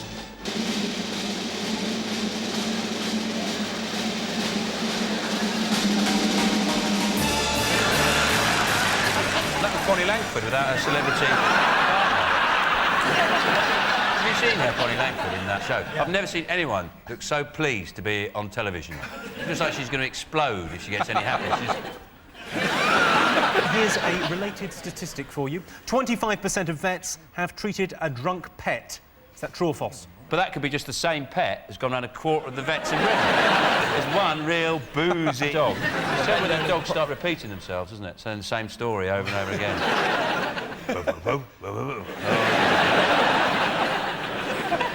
Yes, I know, I've heard it. An animal will head towards alcohol if it sees it. You know, if a pelican sees some vodka, it's gonna be in there. You've got a lot of pets. What have you got, Vic? Pelican. Senor, no have pelican. No, not have pelican. I feel like I've arrived down in Mexico Way. Yeah. And the locals, they know so friendly. Yeah. Hey, English, you want pelican? Follow me, but tell no one. So 25% of vets have treated a drunk pet. Richard, what do you think? A vet only has to treat a pissed pet once, and he's in that statistic, isn't he? He's got a point. A whole career, and he's never treated a drunk pet? I don't think so. I agree, Richard. I think it's true. I think it's true. True, we'll go true. Well, I can tell you, you are absolutely right. 25% of vets have treated a drunken pet. So at the end of that round, I can tell you it's 4 points for Sean's team and 6 points for Dave's team. Oh, yes. And the winner is the name of our final round. I'm going to give the teams a series of opinion polls, and it's up to them to buzz in and tell me who or what they think came top. Here is your first one. Top priority for single men buying a house. Is it a kitchen sink that flushes? Is it one of those jewel-encrusted steel telephone helmet? It goes like that. And a massage glove. I'm thinking we got points in the bag. I used to live in a flat. It was very sort of thin walls, and there was a very, very attractive trio of girls who lived in the flat next door. I swear, before I moved in, there was a hole in the wall between my bedroom and... It was there. I thought of complaining to the landlord, but I thought, no, let them look. When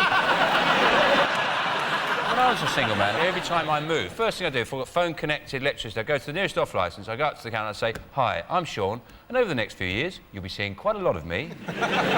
Never sell me whiskey.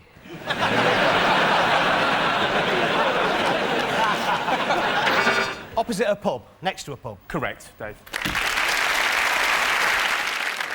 Right. Dream holiday companions. There was a thing in the paper the other week that somebody checked in and the luggage was 10 kilos over, and the guy went, well, let's see if we can take anything out, and they undid it. Telly. Why are you taking a television, Benidorm? Coronation Street. I invented a holiday extension lead, which is it's about 100 miles long. So you plug it in, and you can use your own electricity supply. That's your holiday. Yeah. An electricity supply that you feel comfortable with. Stephen Hawkins, I'd take. Because you get on the plane first then, wouldn't you?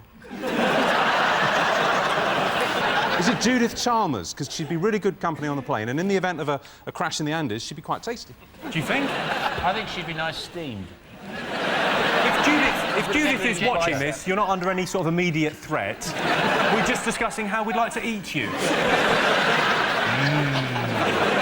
We're gonna eat you, Judith.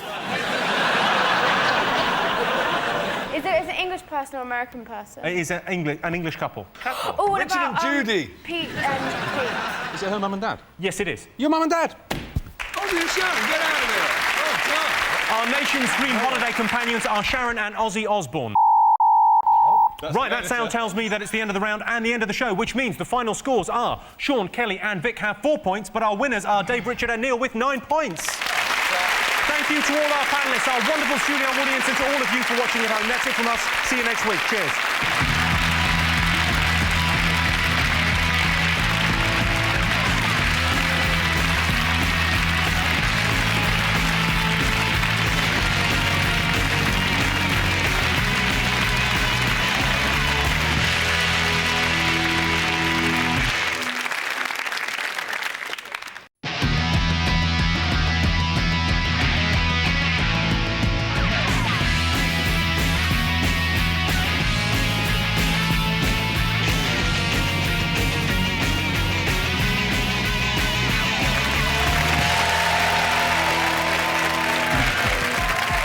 Tonight on 8 out of 10 Cats, funny girl Sally Phillips, funny boy Alan Carr, and their captain Dave Spikey. And facing them tonight, from number 42, it's Mira Sayal. He's in with the IT crowd, Chris O'Dowd, and their captain John Locke. Now, here's your host, Jimmy Carr. Welcome to 8 out of 10 Cats, a show about opinion polls, surveys and statistics. Did you know, for example, snails can sleep for 3 years without eating? Of course, at the end of it, they are dead. 200 babies are born worldwide every minute, so if you've just had a baby, whatever, you have a 1 in 10 million chance of being killed by a champagne cork. Good news, let's celebrate. Let's get started.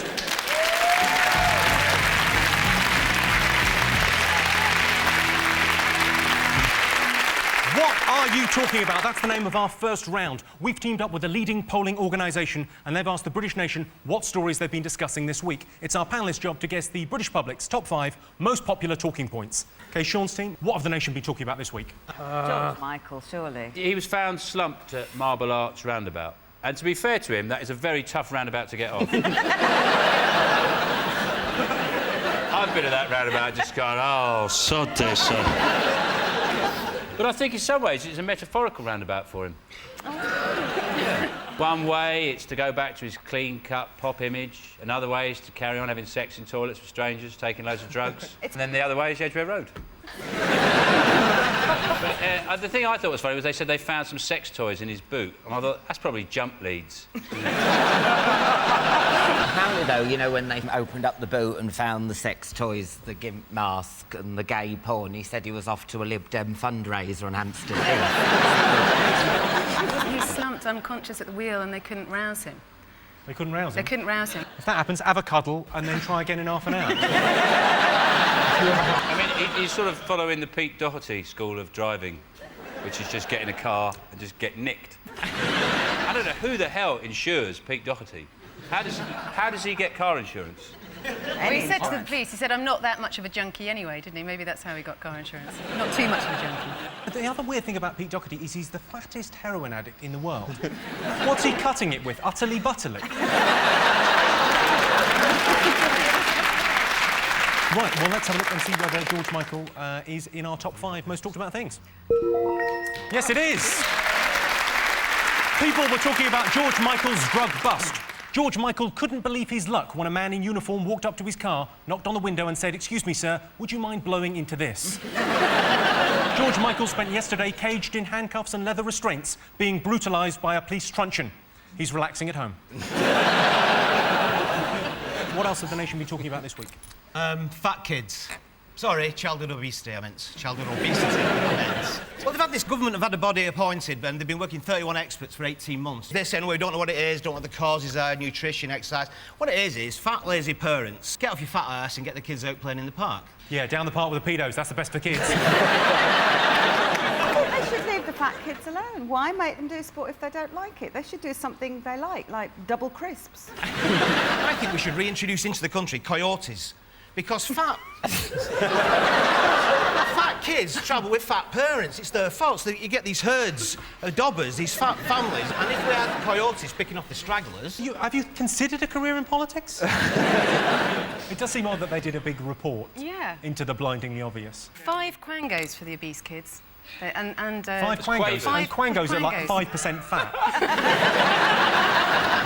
They're going to have health warnings now on crisps. It says, "Oi, fatty, have a banana."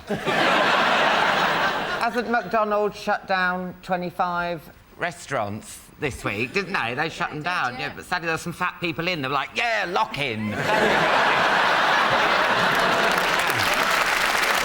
Obese children were not one of the most talked about things this week. Chris, Sean, Mira? The pay gap between men and women, that they've done some survey that over a working career, a woman will earn £1 million less than a man. But they're not taking into account all the extra money you make at bingo. Yeah, obviously. There's no point paying us anymore, though, because we would just waste it, wouldn't we? We would. Chocolate and see-through knickers. Yeah. Definitely motivated, aren't we, men and women? I think you've all been paid with money to come on this show. And Mira and I have there's a room full of baby seals at the back that we've been cuddling before we came on. And then the producer came into the dressing room and complimented me for an hour and a half on my frock. You look lovely. Thank you. Do you want to go clubbing later? The baby seals. Yes, I know, I got that. It's hardly surprising women earn less with that story in the week about the air hostess. Did you see that story? There's an air hostess on a Virgin flight, a bit of turbulence, she went, "We're all going to die! It's going to crash! We're all going to die!" Normally people complain about a lack of information, don't they? You know,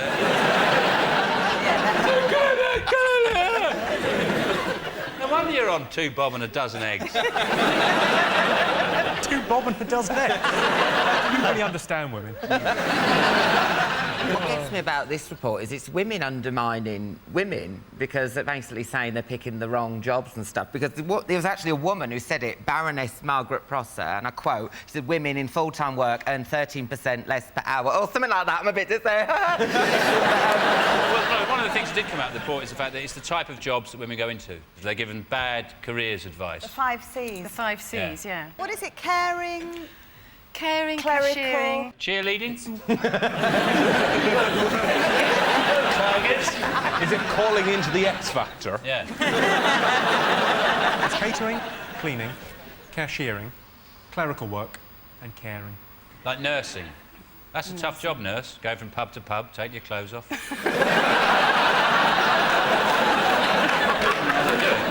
But also, there's a thing, I saw this thing, there's a way women can earn extra money. Did you see this thing at Heathrow Airport?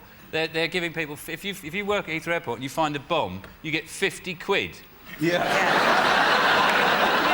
And WH Smith vouchers. I believe it's M&S vouchers. M&S vouchers? M&S vouchers you get. You can get yourself some new knickers while you shit yourself. You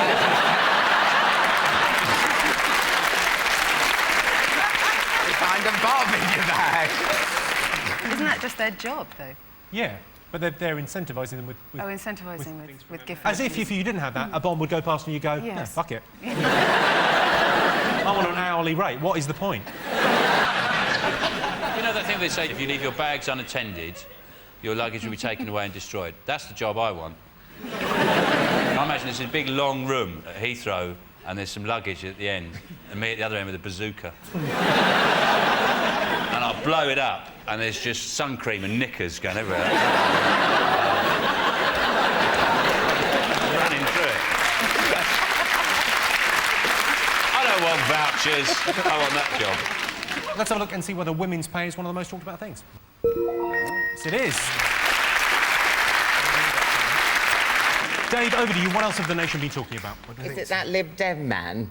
They've got a leader now, haven't they? Ming Campbell. And apparently they voted for him because he'd stop all the sex scandals, which I hope so, because he's 87. And he doesn't even look like he can get it up, let alone stick it in a rent boy. Do you know what I mean?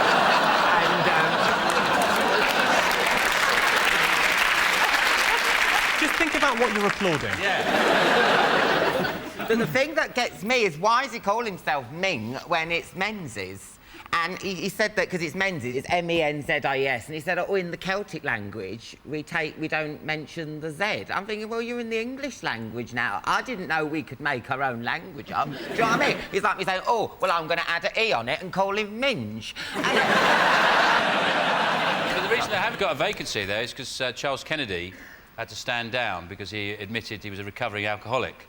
And it only became more apparent was when he found out that his chief advisor was called Lord Razzle. He said, should we discuss foreign policy? Nah, forget it, Charlie. Start spreading the news. Let's have a look and see whether the Lib Dems are one of the most talked about things this week. Yes, they are. When Ming Campbell was announced as the new leader, Charles Kennedy was the first to toast the news. Although, to be honest, that was just a happy coincidence. OK, fingers on buzzers. What else have people been talking about this week? There was a small story that David Beckham couldn't do his son's maths homework. His son's 6. That's not maths, that's sums, isn't it? That's just sums. If he's having trouble with sums, he's going to have a problem with problems. You know, proper problems. You know, like if it takes 2 men with 1 bucket 3 days to fill a bath, how long does it take 3 men with 2 buckets? So that's a... Turn the fucking taps on, honestly. Why have they only got 1 bucket? Why have they only got 1 bucket? That's just bad organisation. Why are 3 men having a bath together? That wasn't one of the big talking points this week. David Beckham was in the news this week because he couldn't help his 6-year-old son with his homework. Beckham said, I may not be good at maths, but in my defence, I am worth literally hundreds of pounds. Anyone else got any other stories? Is it the robbery? The robbery's still going on. Yes. They've arrested some fella, a car dealer from Kent. But they did say they had some fantastic pictures of him in the paper with a stripper, but there's one where he's drinking out of a shoe. It's great. No. And you think, you're supposed to be the mastermind, the criminal mastermind, and he's drinking vodka out of a shoe. Yeah, I'm Mr. Big. And they said it was done with military precision. They always say there's military precision, which basically means they all had a watch. They all went, blimey, it's 7:05. The photo fits were quite ridiculous, weren't they? Did you see those? They disguised the photo fit as policemen. With beard and without beard, did you see? He looked like the construction worker from the Village People. I was sitting there watching VH1 and I was like... He's with an Indian. Traffic cop.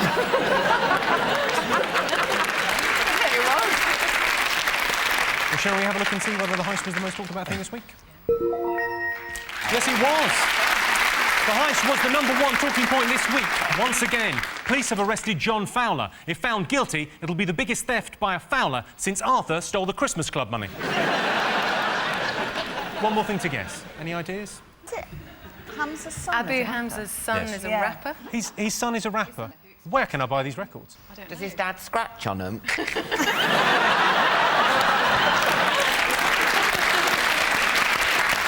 Not one of the most talked about things, but it was in the news. OK, you got one more to get. Fingers on buzzers. What else have the nation been talking about?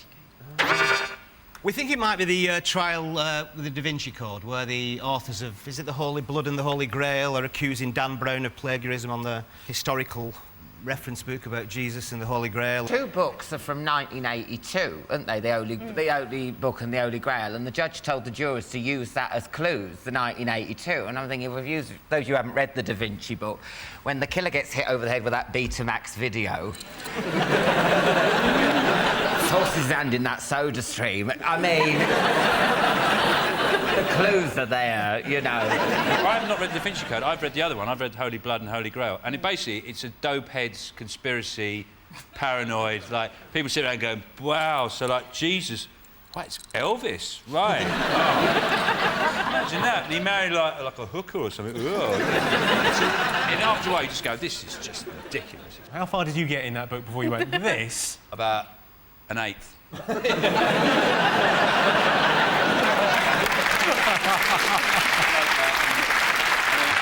Let's have a look and see whether the Da Vinci Code is in the top 5. Yes, it is. 45% of people have been discussing the Da Vinci Code court case. The book reveals that in Leonardo da Vinci's painting The Last Supper, the character to the right of Jesus is not a man, but in fact his wife. They can tell that because you can see very clearly she hasn't ordered any chips, but she's eaten most of his. Right at the end of that, I can tell you that Sean, Mira and Chris have 3 points. Dave, Sally and Alan have 2 points.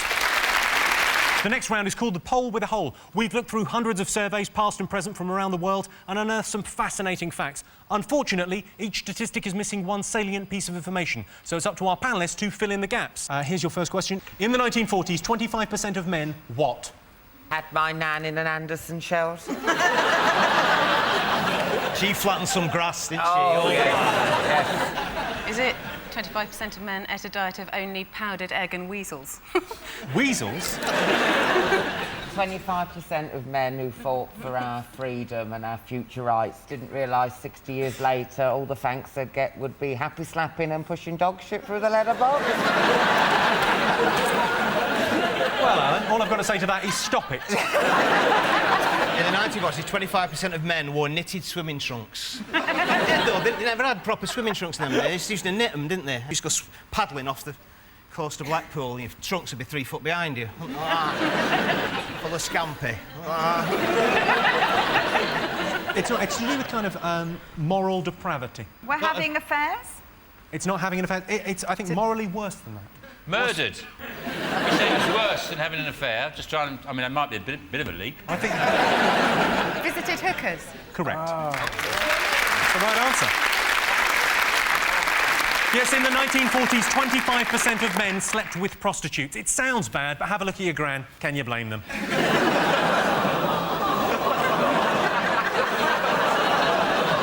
75% of Russians are afraid of what? Is it Virginia Woolfsky? I wish it was. Well, it's texting. They've got to take their gloves off, haven't they? You ever tried texting with gloves on? You end up trying to say something like, "Hi, how are you?" And you end up saying, "Fuckers back at boost bob, mate." Is it KGB? It's not the KGB, it's related to that. Oh. B&Q. B&Q is not related to the KGB. They would never... TBC. No. CBeebies. Yeah. Correct. I'm afraid of CBeebies, yeah. It's one of the emergency services. The AA? Is it the police? Yes, it is the police. Yes, 75% of Russians are afraid of their own police force. The other 25 are missing. Shh, say nothing. Don't upset the Russians, Jimmy. Don't upset the Russians because they got all the gas. They could phone up Power Gen and say, "Don't give him any gas." And they'll do it. You know what the irony will be? They won't be annoyed at the joke, they'll be annoyed at that accent. OK, the average Brit has lost 37 what? 37 hours of their life explaining the internet to an old person.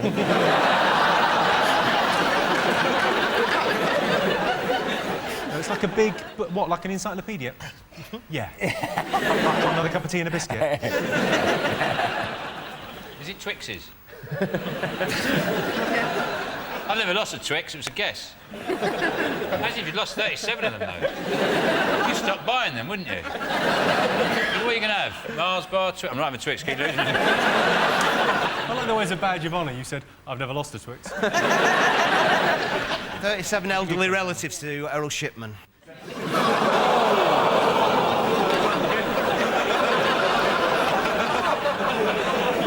I'll give you a clue. They're round and shiny, they have a hole in them. Women?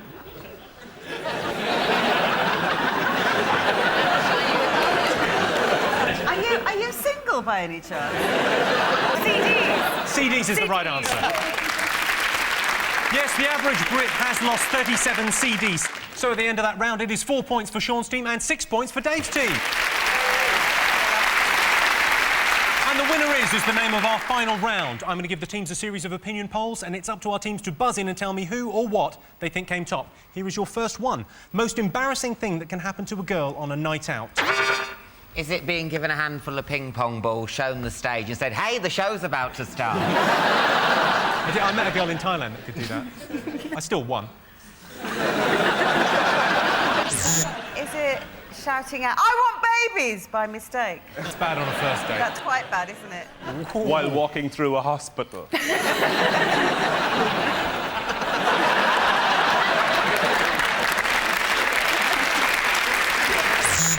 Is it ending up in a taxi with Darren Day? That's a taxi ride home. That's a long-term relationship for me. I reckon it's falling asleep on the submarine and waking up in the Ascension Islands. That's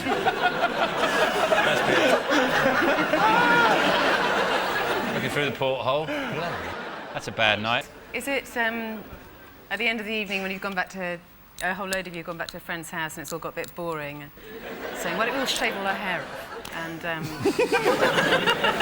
And then being the only one that does it, but actually not minding because you think that when they feel your hair, they're going to go, all the boys are going to go, oh, that's so soft, it feels like a little chick.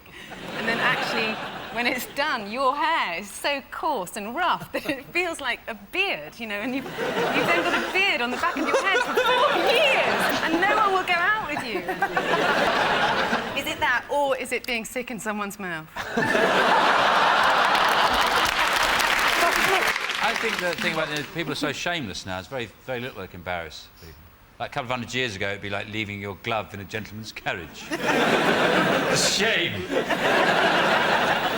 Is it eating somebody else's donut? I took my wife out and I went and got a place in a cafe and she went and got 2 cups of tea and a Kit Kat and then she carried them back to the table and we sat down there and we were chatting and the guy opposite, right, he got a Kit Kat and he opened it and he ate a piece like that and we both went like that. So she got his donut he was having like that, went like that. And I went, she had some jam on her nose, right? And I went, some jam on her nose. So she went in a bag for a hanky, and her Kit Kat with her.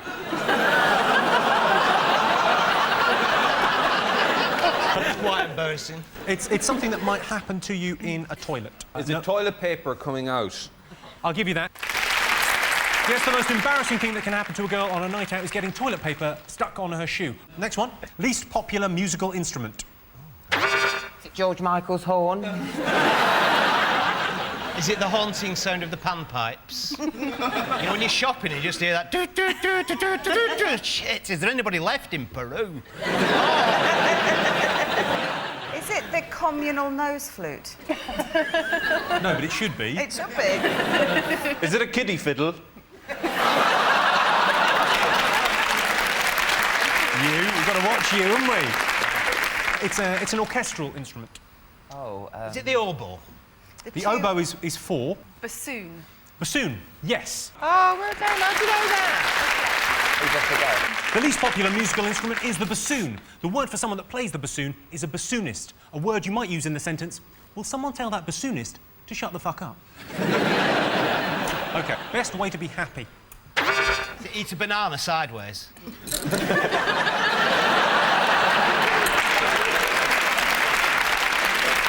Is it to get your own theme tune? So you're just walking down the street and somebody plays it behind in the background. It's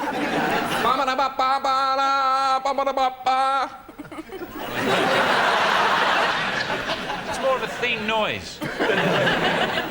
My granddad used to say, I'm as happy as a dog with a tin dick.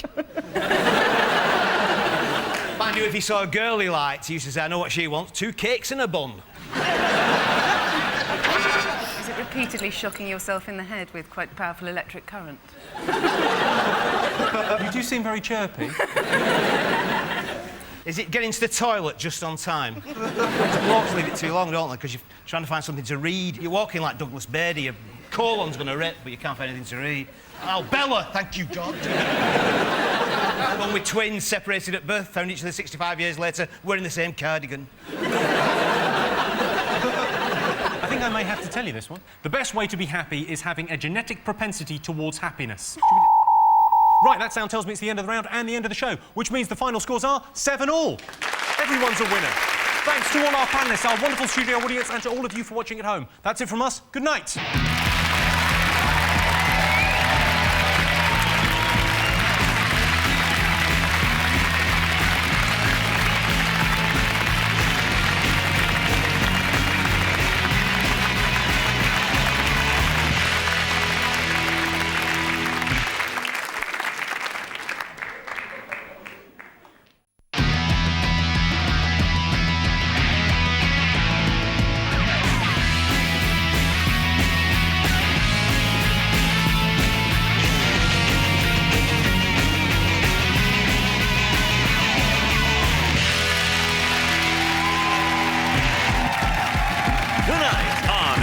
of 10 cats. Les is more, it's Les Dennis. Here's the news, it's Krishnan Guru Murthy. And their captain, Sean Locke. And facing them tonight, from Big Brother, it's Chantel. Taking the high road, Frankie Boyle. And their captain, Dave Spikey. Now, here's your host, Jimmy Carr. Well, thanks very much. Welcome to 8 out of 10 Cats, a show about opinion polls, surveys and statistics. Did you know, for example, 14% of cat owners think their cat is more important than their job? And the thing is, if they think that, they're probably right. Most deaths in hospitals are between the hours of 3 and 4 in the afternoon. All I'm saying is, it's only a countdown conundrum. Don't have a stroke about it. And the average man will spend 2,965 hours shaving during his lifetime. It's the bit round the balls that takes the time. Let's get started.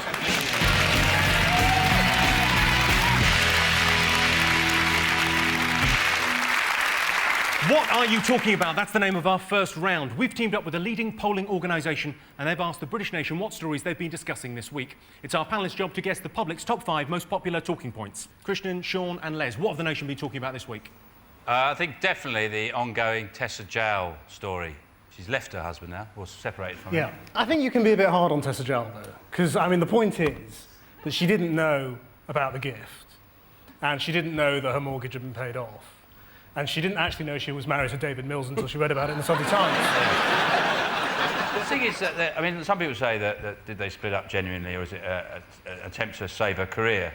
Apparently, what really tipped the balance was when she found out for the last 10 years he hasn't been sending off the pools coupons. He's been pocketing the money. He's obsessed with money, isn't he? Because he's married a woman called Tessa. Let's do this! Aren't we asking quite a lot of our politicians to actually notice £350,000 in their bank account? For some of us, it's a lot of money. Channel 4 News, they paid a big bucks. But as relationship blunders go, it's quite serious, isn't it? It's not like he's come home pissed and had a slash in the wardrobe. Sure. You know, you could get over that. He's ruined her career. You know, that's quite a serious thing to do, isn't it? Ruin someone's career. You can't make that up with, you know, breakfast in bed. Politicians ruin their own careers by going on Big Brother. Would you like me to be the cat? Yeah, OK. Tonight's going to be a very different kind of 8 out of 10 Cats. Did you like the fellow? Did you like George Galloway? At first, I thought he was like really crafty, he had like shifty eyes and everything, but he completely changed my mind about him by cheating and lying, and then I realised that from my gut instinct he was a very horrible man. And do you know what? So sorry, at first you thought he had shifty eyes, and then you realised he was horrible. He really changed your mind, yeah, didn't he? I realised he was horrible, then I realised that he was actually all right, but he weren't all right, because he turned out that he was actually horrible. When someone changes your mind, you've got to end up in a different place than when you started. That's the whole nature of changing one's mind. Do you know what the funny thing is? I was on a shoot today, right, and I come out, right, on... no, not like that, living the dream. I am living the dream. No, right, I am living the dream, but I walked out, right, on a street, a London street, with no one else around, and who do I bump into? Was it Batman? No, George Galloway. Yeah, because he's following you. Was he in the back of a van with some binoculars? Oh, what a coincidence, Chantel. How was it when you bumped into George, then? Did you... It's just, he asked me how my nan was, which was the first question that came out of his mouth. How was your nan? My nan's fine. Are you sure that isn't just a slang expression he uses? How's your nan? There's some place they call it a pitter. Well, let's have a look if Tessa Jowell is one of the most talked about things this week. Yes, it is.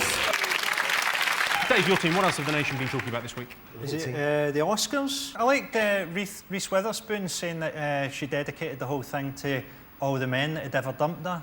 And you think, well, they don't care, do they? They're all sitting in the pub going, I've shagged that Oscar winner. I mean, I was lying about Halle Berry, but I have shagged this one. The thing is that you've got Reese Witherspoon, who earns $28 million a film. She's got all those pubs, right? She gets... You know, and they're packed. You try and get served on a Friday. Crash beat Brokeback Mountain, didn't it? It was controversial, though, wasn't it? I mean, I thought those guys in Brokeback Mountain were shafted.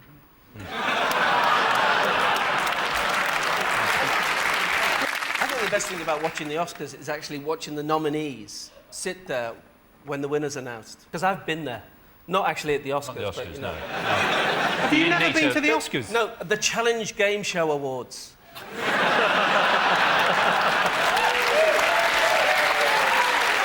sat there, and you sit there with the camera on you. Probably a throwaway camera, isn't it? You have to sit and smile for it, though. Let's have a look and see whether the Oscars were one of the most talked about things this week.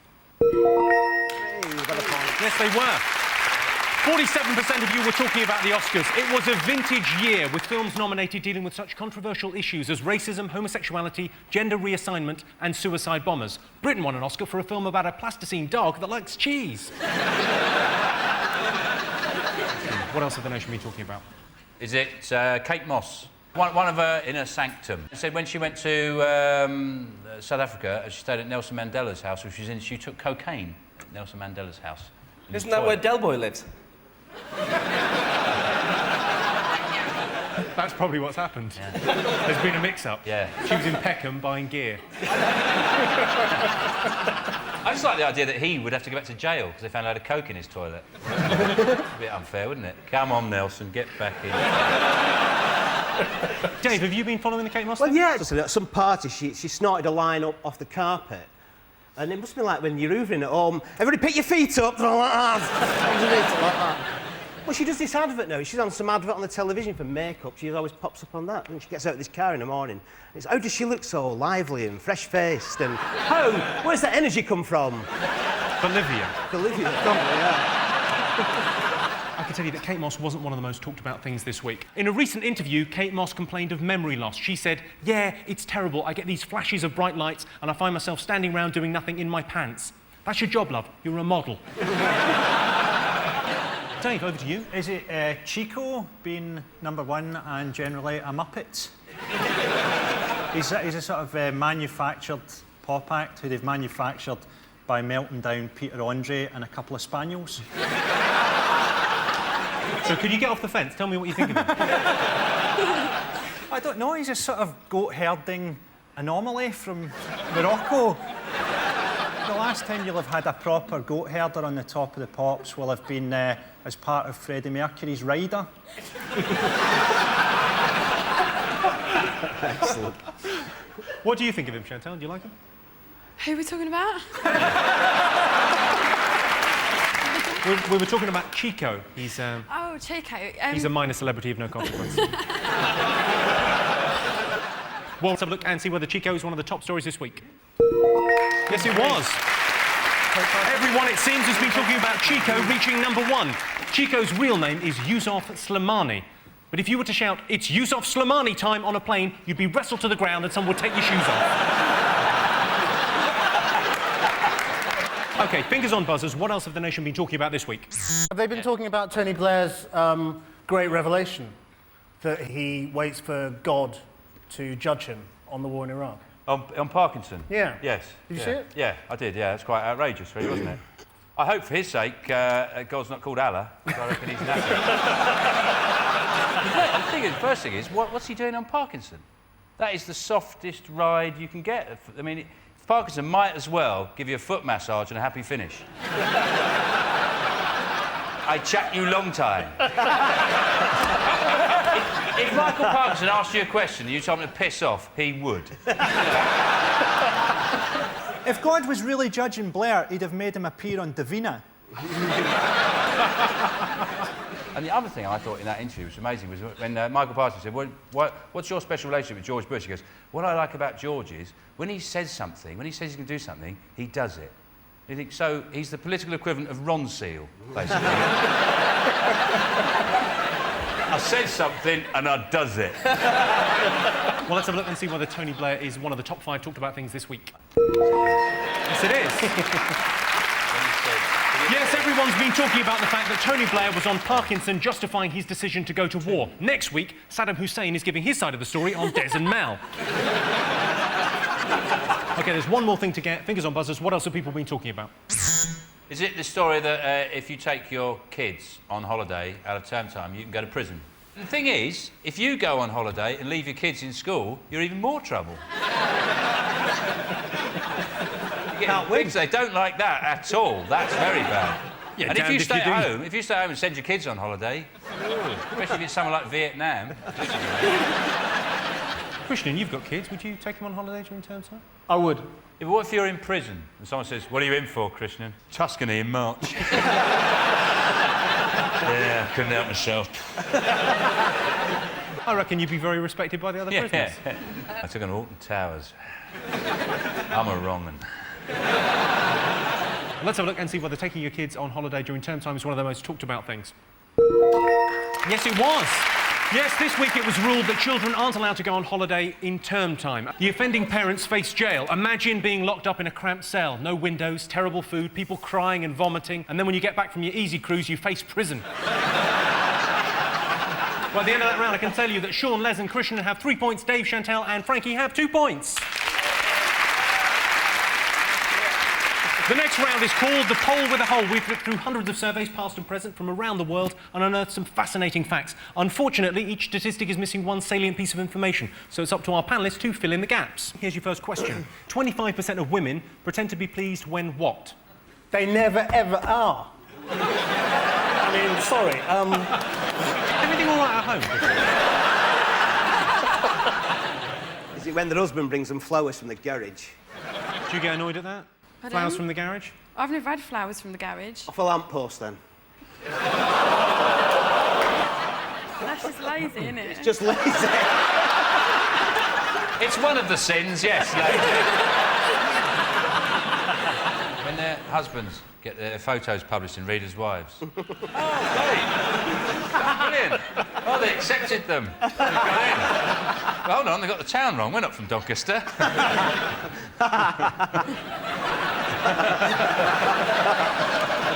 No. That's happened to Dave, hasn't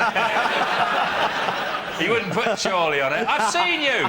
The black mark on it. I recognise that silver bonce anywhere. I'll give you a clue. The answer is related to gift giving. Something else you buy a lady. What else do you buy ladies? Underwear. Underwear. Correct. Lingerie. Well done. OK, 80% of Brits think monkeys should not what? 80% of Brits think monkeys should not go near Pete Burns. No, because he'll kill him. He'll kill them. Make a coat out of them. Oh yes, he had his monkey coat. I'd like to have seen this coat. Did he wear it? Yeah, he wore it a lot, yeah. Was it all the faces? Because I'd love that, a coat just made out of monkey faces. That would really freak people out at night, wouldn't it? You just step into the light. Hello. You ever been to Cheshire Zoo where they mix the fun fair and the zoo? I went there and I was going, and the roller coaster goes over the gorilla's cage. And I swear, as I was going over, one of the gorillas looked up and just saluted me. Like, you know, for my evolutionary superiority. He's waiting for a go on a tyre. I'm in a magic mouse going, woo! You beat me. Probably should not be kept as pets or something like that, or not be kept in cages or... That is the right answer. There you go. Thanks, Mikey. Well done. 80% of Brits think monkeys should not be kept as pets, which is fair enough, because although it would be fun to have a monkey around, you get very emotionally attached, and when it dies, it's heartbreaking. Also, you ever tried to flush a monkey?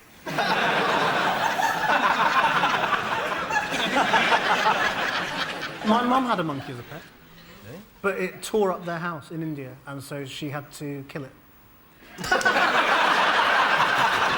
Have you got any more heartwarming stories of your youth? She didn't have to kill it like that, though, did she? I think they just... How did she kill it? No, she didn't kill it. That was a joke. I think she just got rid of it. No, I'm with you. I think she did kill it. Yeah, I think she killed it. He's trying to cover up for his mum. Yeah. Your mum killed a monkey.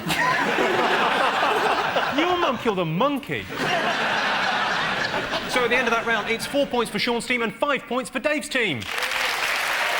The next round is called Believe It or Not. In this round, I'll give the panellists a simple statement. All they have to do is decide whether they think it's true or false. Sean, Les and Christian, have a look at this clip to illustrate your statistic. Fuck off! That's what you can do if you want to do. Look, I'm down bloody here and no fucking don't bloody come down bloody like a bloody press when the I fuck asked you to come in and have a cup of tea and you're telling me what the fuck. Jesus Christ couldn't tell me what to fucking do, never mind you.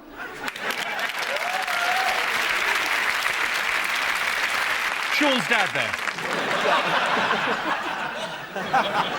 I like the idea that he's going towards Shane Ritchie doing a Daz advert. I'll give you 2 for this. OK, here is your related statistic. Britain is the angriest nation in Europe. True or false? How would you measure who's angrier than who? If you took the Scots out, we'd probably be all right.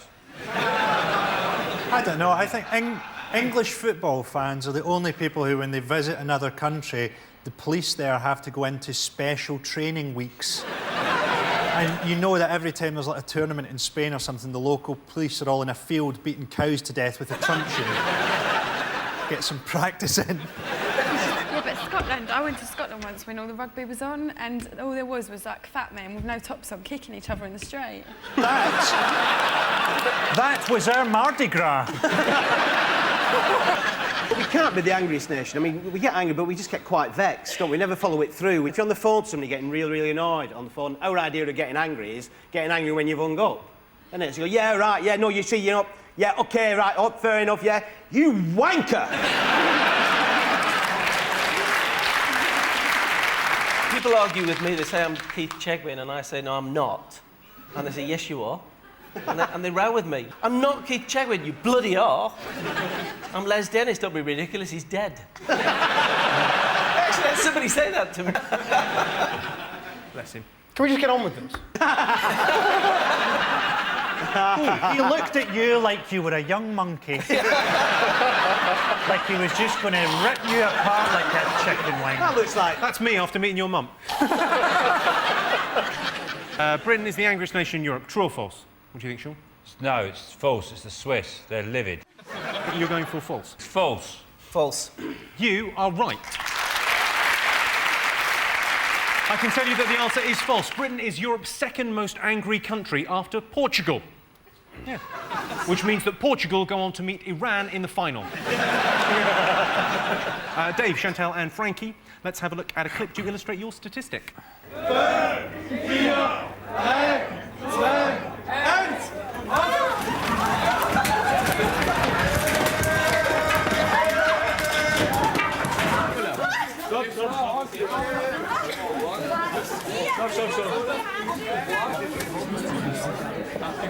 Danke. Bitte sehr.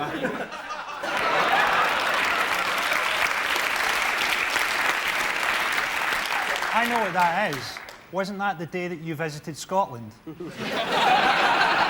those footballers, they love a sail. OK, your related statistic is 12% of British men admit having been reduced to tears during a shopping trip. True or false? I only cried once, and it's when I went to DFS and bought a sofa full price. The one day of the year. I've been very upset by stuff I've bought. I fell out with this girlfriend of mine because you know, she's getting really upset because she thinks there's a big difference between, like, semi-skimmed and banana-flavoured milk. It's milk! Come on! That's just nitpicking. I've been in a supermarket and people come and say, what are you doing here? You know, and I'm like, well, I'm doing my shopping. Every now and again, I've got to eat. It's kind of like they think there's a celebrity Asda somewhere, you know, that we all go to. There is actually, Les. You haven't been invited.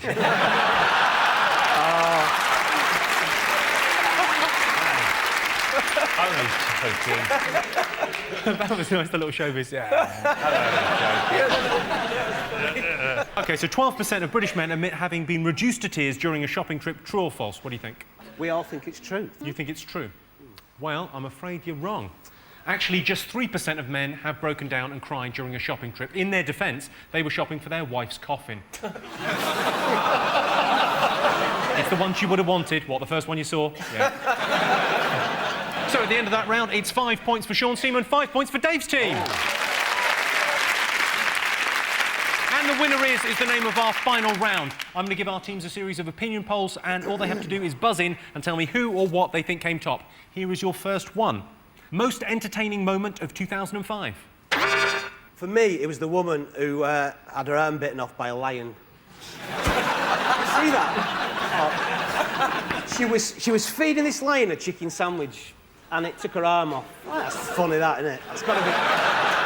Well, I mean, no, because she's English, so what did she do? Because, you know, if you're English and you have an accident, your biggest worry is, has anybody seen you? Isn't it like, you know, if you walk into a lamppost when you're going down the street, you might have a hairline fracture of your skull, but has anybody seen you? There's blood coming out your ears, but no, I'm all right, I'm all right. And I'm just wondering whether she went, come on, oh, shit. And everybody's like, are you all right? Yeah. What am I like? Chantal, any idea? What was your best moment of 2005? When I bought a really nice pink dress that I wanted for ages. Me too!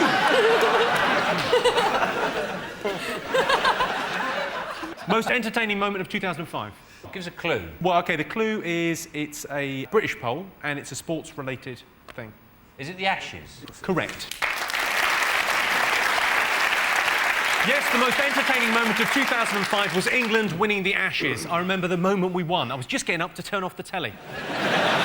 OK, most common way people mistreat pet rabbits. I'll tell you something you could do with rabbits. It's cruel, but it's not terminal. What you do is you get the rabbit, it gets ears, and you tie the ears to the hands of a clock. And so at midday, everything's fine. But as the day goes on, a bit tricky, and then around about 6:30, Did you learn that off his mum? Is it chopping its foot off for luck? Is it taking it greyhound racing? That would be brilliant to throw one in, though, wouldn't it? A little fat one. Run, rabbit! I don't know, Jimmy, actually. Tell them they're adopted. No. The most common way people mistreat pet rabbits is not giving them clean water. It's actually very important. I recently gave my pet rabbit a nice hot bath with some onions, garlic and dumplings. Dumplings is the name of my guinea pig. Right, that sound tells me it's the end of the round and the end of the game, which means the final scores are Sean, Les and Krishnan have 8 points, Dave, Chantal and Frankie have 5 points. Thanks to all our panellists, our wonderful studio audience and to all of you for watching at home. That's it from us. Good night.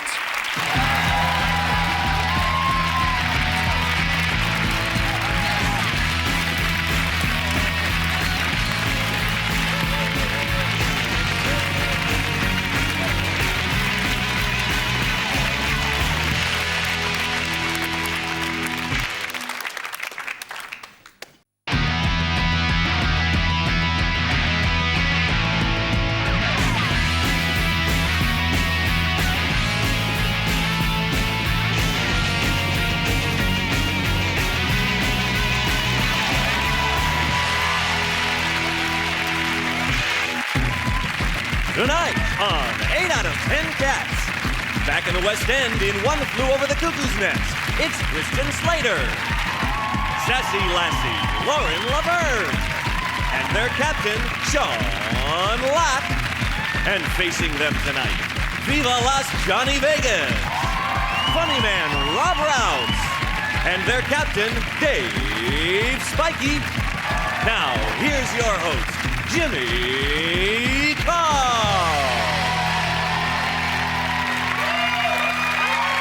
Hello and welcome to 8 out of 10 Cats, a show about opinion polls, surveys and statistics. Did you know, for example, there will be an estimated 1.6 billion people in India by the year 2050? Good news if you're trying to get hold of directory inquiries.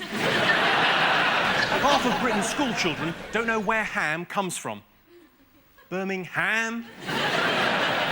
And 40% of women never play any sport, despite the fact they're told in numerous adverts they can swim, cycle and roller skate with a Dalmatian once a month. Let's get started.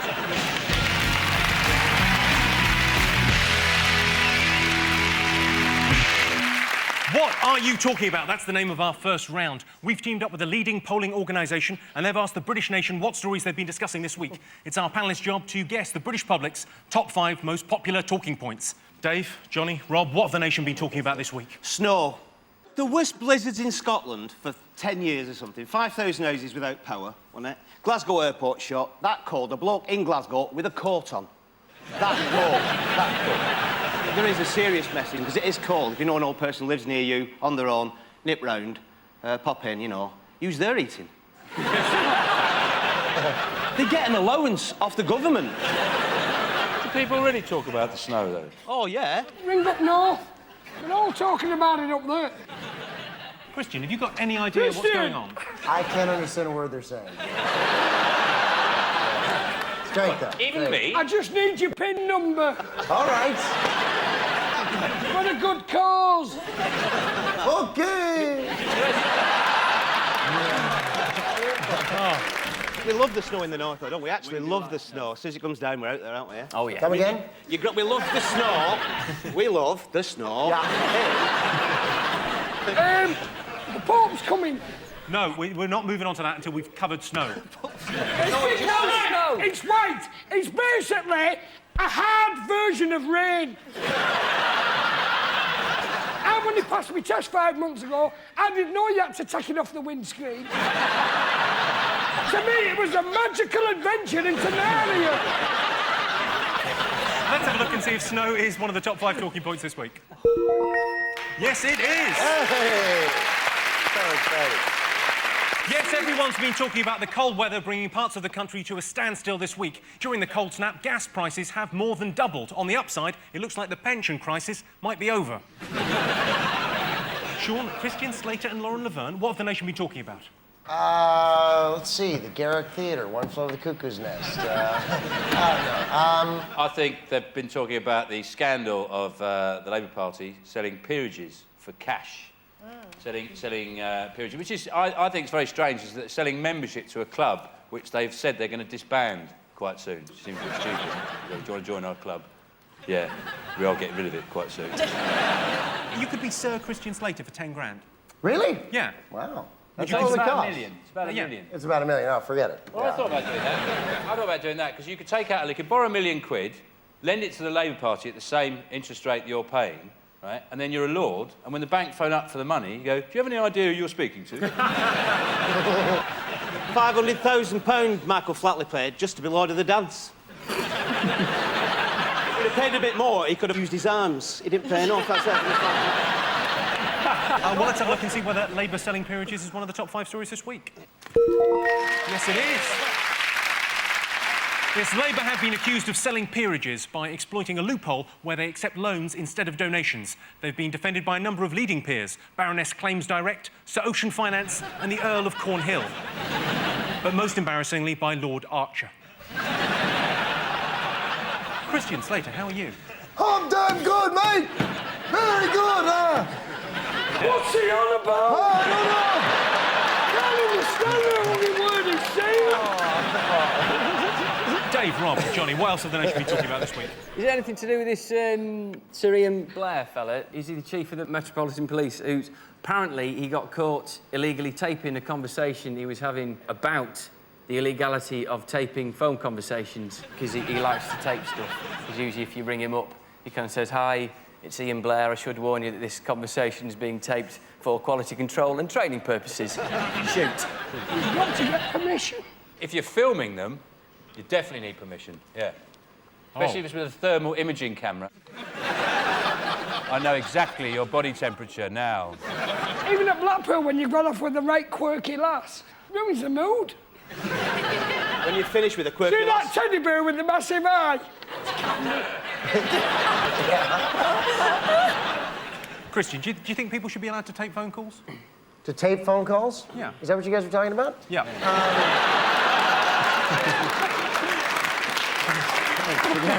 It depends. I mean, there's certain conversations I wish I had taped in my life. Which conversations do you wish you'd take? Well, they're, you know, little private, quiet conversations that I wish... they're distant memories now, and I really enjoyed them when I was having them, so...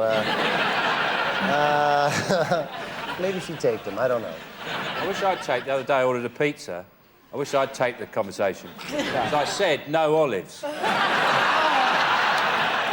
turns out it's got olives in it. I said no olives. He said, no, you didn't say that, mate. If I taped it, Yeah. I could have got it know and what rubbed it in I his said. face. Yeah. I think everything should be taped, though. I'm taping now. It's good. Get that in a teddy bear's head and come to Blackpool. I was wondering whether if you're on the phone to someone and you're not taping it, but you're doing a doodle of them, do you have to tell them? It's been a bad week for the Blairs, hasn't it? Because Tony Blair got defeated in the Commons, Ian Blair, and apparently Lionel got his tie in his soup.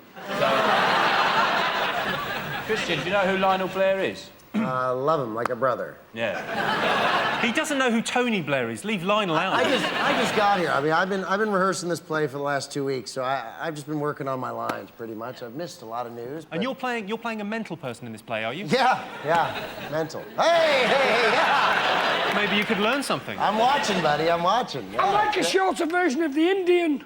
Oh, yeah. Say this, say, McMurphy, make me big again. This is your chance. There it is.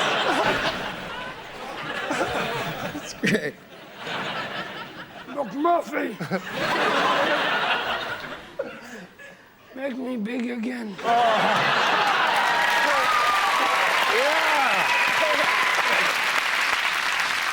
Neil, you wrote half a foot already. We can just do the whole play right here. I can be the nurse and all. Go and just strangle me. I'm really good at running out of breath. Go on. In your boots. No! You bitch! He's asking something.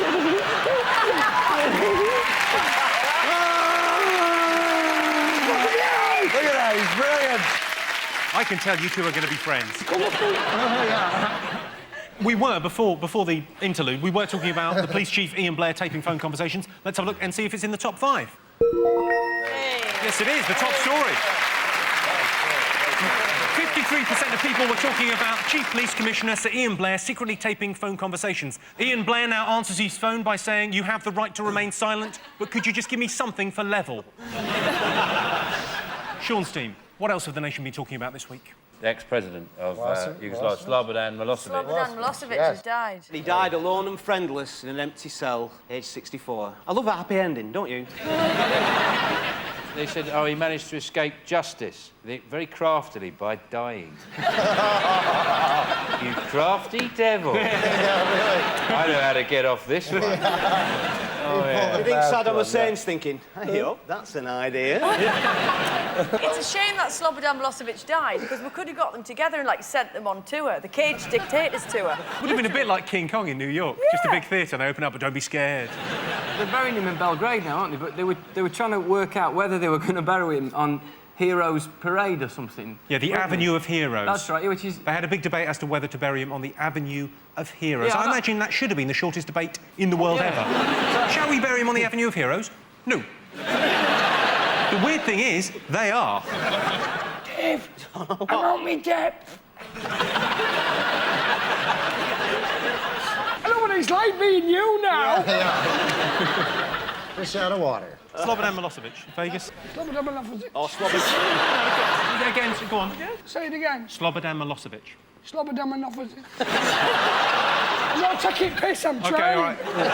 Look into my eyes, just concentrate. Slobodan Milosevic. Break it down for me. Slobodan Milosevic. Slobodan Milosevic. Near enough.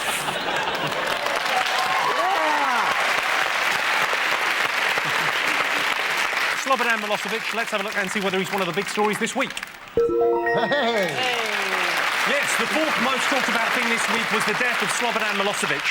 OK, there's one more thing to get in the top 5. Fingers on buzzers. Buzz in if you think you know what the nation have been talking about.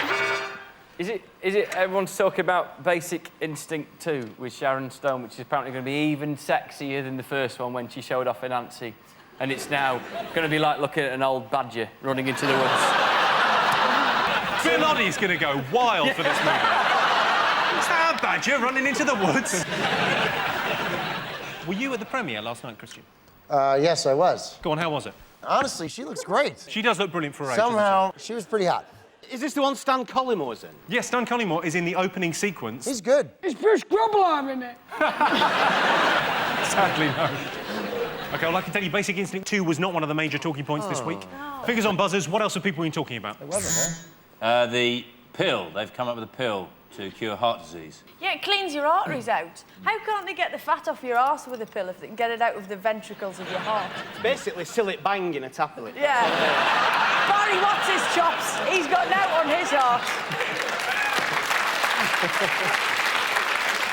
I think the consequences of it, basically it's a slob's charter, isn't it? It means you can drink, eat, shovel pies down your face, sit on the sofa, watch Flog It for years and then just go, oh. I'm fine. Let's have a look and see if the pill to cure heart disease is up there. At the end of that round, Sean's team have 3 points, Dave's team have 2 points. The next round is called the Poll with a Hole. We've looked through hundreds of surveys from past and present from around the world and unearthed some fascinating facts. Unfortunately, each statistic is missing one salient piece of information. So it's up to our panellists to fill in the gaps. Here's your first one. Johnny? Oh, sir. Is it...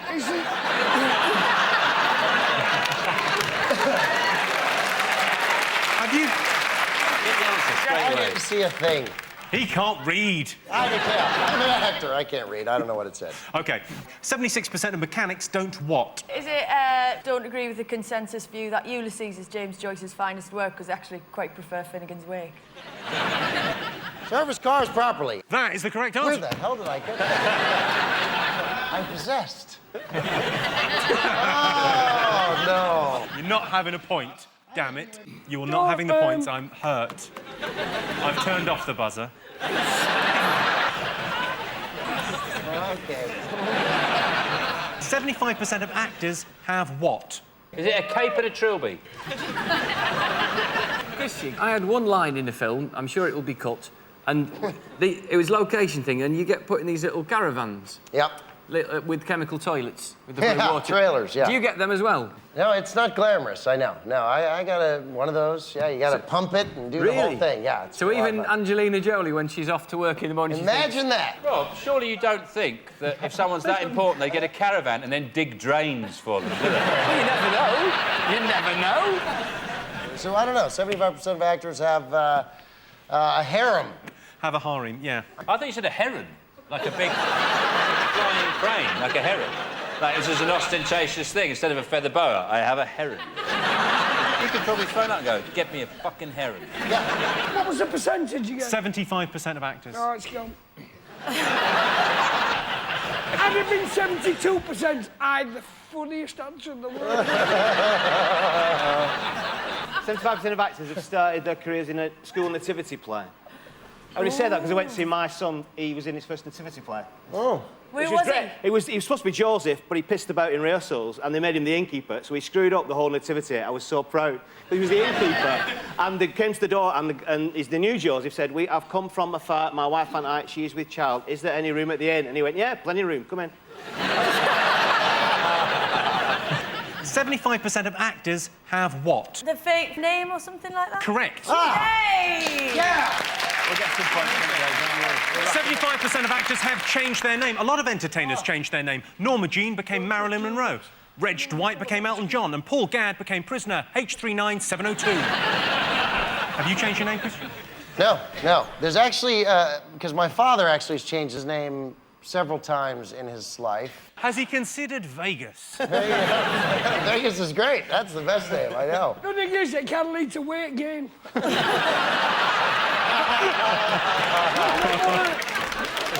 So at the end of that round, Sean, Christian and Lauren have 7 points. Dave, Johnny and Rob have 2 points. The next round is Believe It or Not. In this round, I'll give the panellists a simple statement. All they have to do is decide whether they think it's true or false. Sean, Christian and Lauren, you're up first. Have a look at this clip to illustrate your statistic. Jesus loves the little children, all the little children of the world.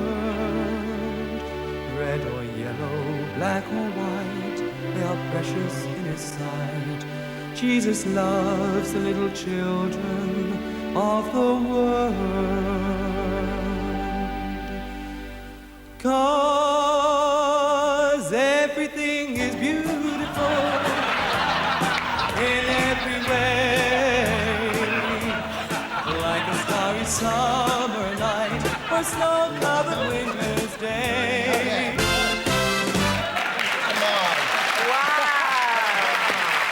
That was Neil Martin on Seaside Special in 1979 singing about Jesus. Here is your related statistic. Right, okay. 62% of people who claim to hear the voice of God say that he has a posh accent. Is that true or false? Well, firstly, I'm worried that you're polling people who hear the voice of God. Well, it's funny when people hear voices. They always hear voices to make them do bad things. Never hear voices say, go home, do the washing up, go to bed early.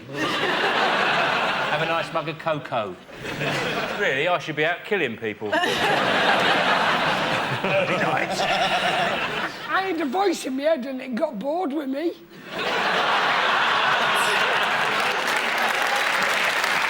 you remember that the Greatest Britain poll that was a couple of years ago?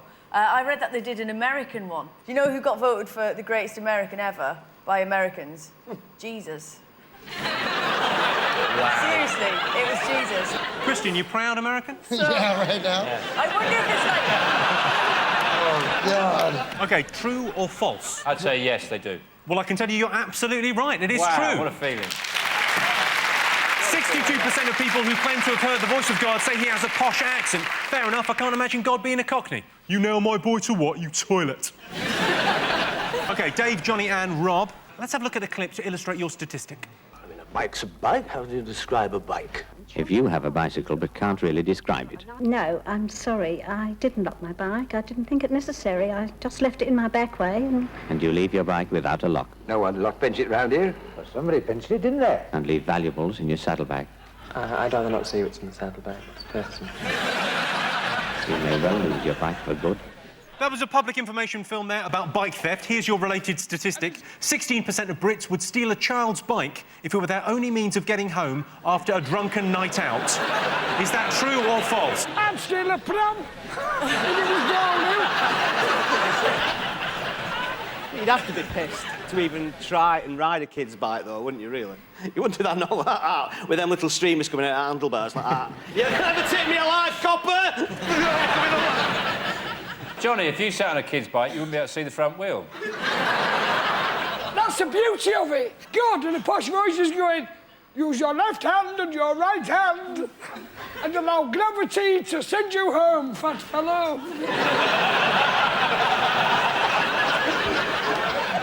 There's a skip with a handy ramp. You can jump that police car. This is like watching a breakdown. What do you mean, like?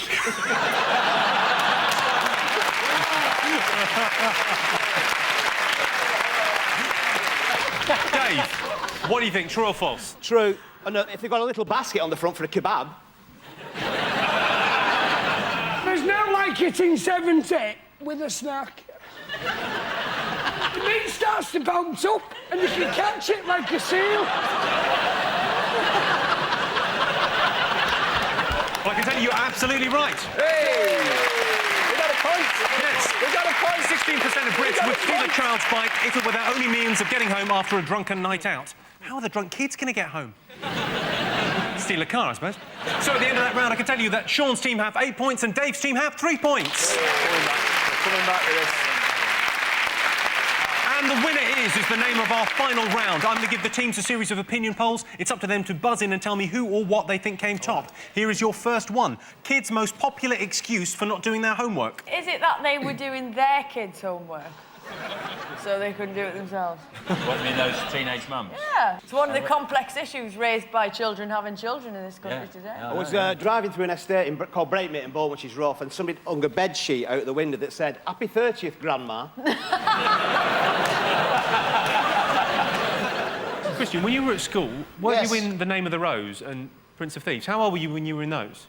15, 16, yeah. So presumably you didn't have to do any... You went, oh, I'm going to the Oscars. I still had to do schoolwork. I mean, I still had to go, you know, go to school and do all that. I had a tutor, lovely lady. She helped me out a lot. Did you sleep with your tutor? There was a little glint in your eye that suggests that your tutor was teaching you a lot of things. Thanks for picking a lot of things you need to know. Thanks for picking that up. She was lovely, yes, and I learned a lot. Is it that they actually did their homework, but it was in the backpack and they left it unattended at the bus station and the police blew it up? It's not that imaginative. Is it, they've forgot it, lost it? That's exactly it. I forgot it is the number one answer. There are various punishments for a child that doesn't do their homework, lines, detention, and a lifelong career at Dixon's. Top problem for chronic coughers. They cough a lot. Is it not being allowed to go on Who Wants to Be a Millionaire? Or even sit in the audience? Is it sneaking up on people? Is it... You wouldn't get much work in porn, would you, going?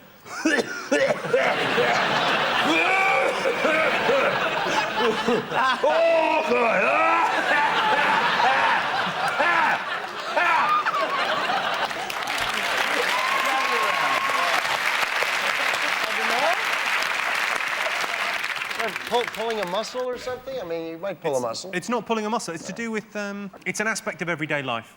Is it having sex? Correct. That's the right answer. Well, that sound tells me it's the end of the round and the end of the show, which means the final scores are Sean, Christian and Lauren have 11 points. Dave, Johnny and Rob have 4 points. Means Sean's team are the winners. Thanks to all our panellists, our wonderful studio audience, and to all of you for watching at home. That's it from us. Good night.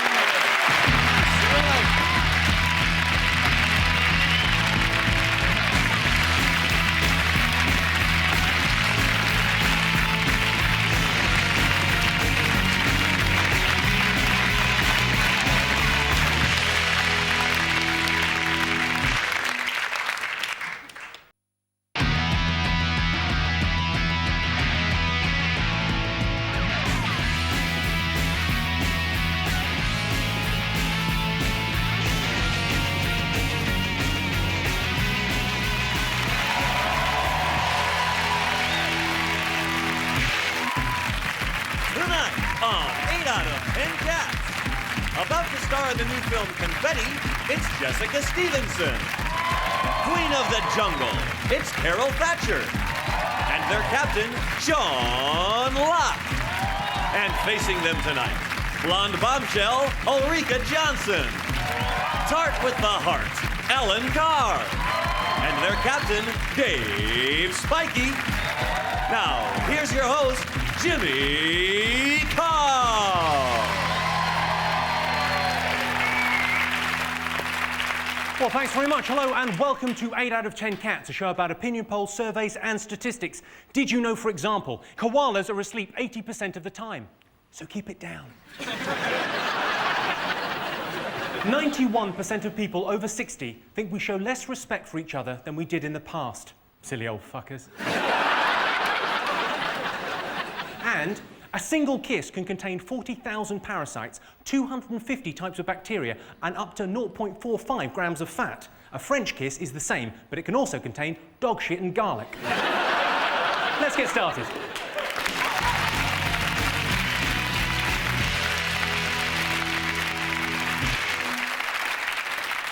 What are you talking about? That's the name of our first round. We've teamed up with a leading polling organisation and they've asked the British nation what stories they've been discussing this week. It's our panellists' job to guess the British public's top 5 most popular talking points.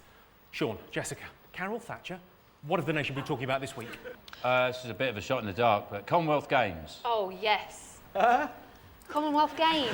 Yeah, which is pretty much a medal trolley dash, isn't it, really? But Jersey might win a medal, which I thought was quite nice. They're very excited, because the only time they've won a medal before was for fudge. Jessica, have you been watching it? Oh, quite avidly. Well, we're actually winning things. I mean, the Commonwealth Games is a game for people who don't really want to compete with people who might beat them, you know, like America. I think the strange thing about the Commonwealth Games is the fact that it's basically all countries that Britain's invaded in the past. And it's a bit cheeky, really. It's like saying, that whole thing, we invaded and took all your natural resources, it's all right, it's fine, isn't it? We're all fine about that. Let's play. Come on, let's play. Some of these Pacific islands that come along, they mustn't be used to, like, all the razzle and dazzle of, like, the Commonwealth Games. I don't know if you saw the opening ceremony, but I can imagine when that koala came down on that flip-flop, people going, trying to get it with speed. Because You would be freaked out, wouldn't you? Did you say koala on a flip-flop? Yes. Because I didn't see the opening of the games, and I'm really regretting it now. A tram with wings comes down, and you think, this is ridiculous. Double take, koala on a flip-flop. People from Papua New Guinea shitting themselves. Probably thinking we've got a new god. Let's have a look and see if the Commonwealth Games were one of the most talked about things this week. Yes, 44% of you have been talking about the Commonwealth Games. Congratulations to the Scottish, who did very well in the swimming after the heating in the pool broke down. Dave team, what else have the nation been talking about this week? Budget, probably. Gordon Brown's 10th and possibly final budget. VAT off condoms. Well, that's going to save me, what, 13 pence a year? But he said, he also knows champagne, there's no duty on champagne. He said we might win the World Cup. It's like, we, you Scottish git. What are you telling me, The one thing that got me about the budget was they were saying how green it was, and one of his ideas, Gordon Brown, was to put a wind turbine on the back of every council house, right? Now, if you live on the estate I live, it's going to be like living in a fucking wind tunnel. I mean, there's going to be chavs, Alsatians, buggies blowing past my window. Is that hailstones? No, just sovereign rings banging on the patio door. There was also his headline-grabbing thing was 4x4s get punished in some way.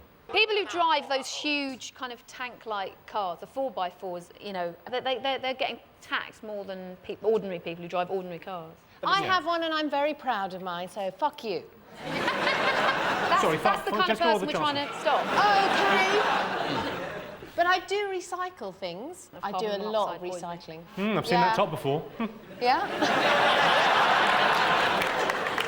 Basically, and I know it's stereotypical, but they are generally women taking the kids to school. They've got to take those kids to school, but some of those kids' legs are about that long.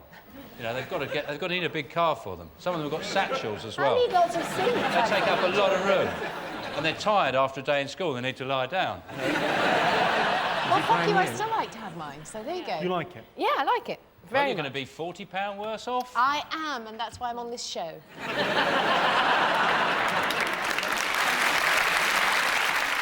Has anyone seen the budget that John Prescott had fallen asleep? Did you see that? It was like art, wasn't it? It was funny because Gordon Brown said, like, we're going to cut money here, as you can see on my pie chart. He went, pie? I want to talk about the secret donors. Donuts! Poked him up a few times. He's also planning to give women more opportunities, work training. In fact, it's double training for women. It's like, almost like a sort of punishment. Basically, he wants more women plumbers. Sounds like a fetish, but...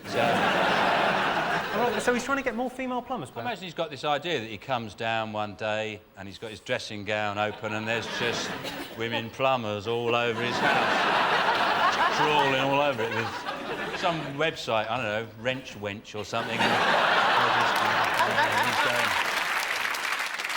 Let's see if the budget is one of the top 5.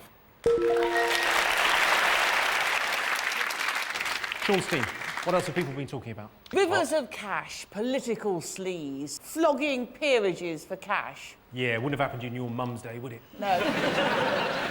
Well, there was a bit of sleaze in Tory days, though, wasn't there? Well, everyone's sleazy. I mean, it's politics, man. Yeah. Yeah, grant. They're calling the loans in, aren't they? A lot of people, they've realised that it's kind of sullied their title that it's been bought for, so they're calling the loans in, and Labour will have a funding problem in the next few months. The Labour Party, they could do one of those Oxfam adverts, couldn't they? Just £2 a month, and then I'd like John Prescott open an empty fridge and go... That'd be good, wouldn't it? But didn't Gordon Brown say he's the Chancellor of the Exchequer? He knew nothing about it. I know nothing about these loans. Pop round to Tony's for a cup of tea. He's like, is that a new conservatory? Where's the money come from for that? Oh, scratch card. Got lucky, you know. I've just come round to discuss the next party conference. What do you think? Brighton, Bournemouth, Mauritius. Well, shall we have a look and see if the Labour loans is in the top 5? Yes, it is. Yes, the Labour loan scandal rumbles on. The problem with the scandal is that it's so boring. Say what you want about the Tories, but their sleaze was brilliant. They got their secretaries pregnant, they had sex with trollops in football kits, they asphyxie-wanked themselves to death with oranges in their mouths. Your mum's got a lot to be proud of. Dave, Ulrika, Alan, what else have the nation been talking about this week? What do we think? Is it that the hostages being released? Yeah, the hostages were released. Norman Kember's free, God bless him. I know. I mean, he's 84. I mean, he's a pensioner. I mean, you know what I mean? If he wanted to be beaten and chained to a radiator, he would have got a home help.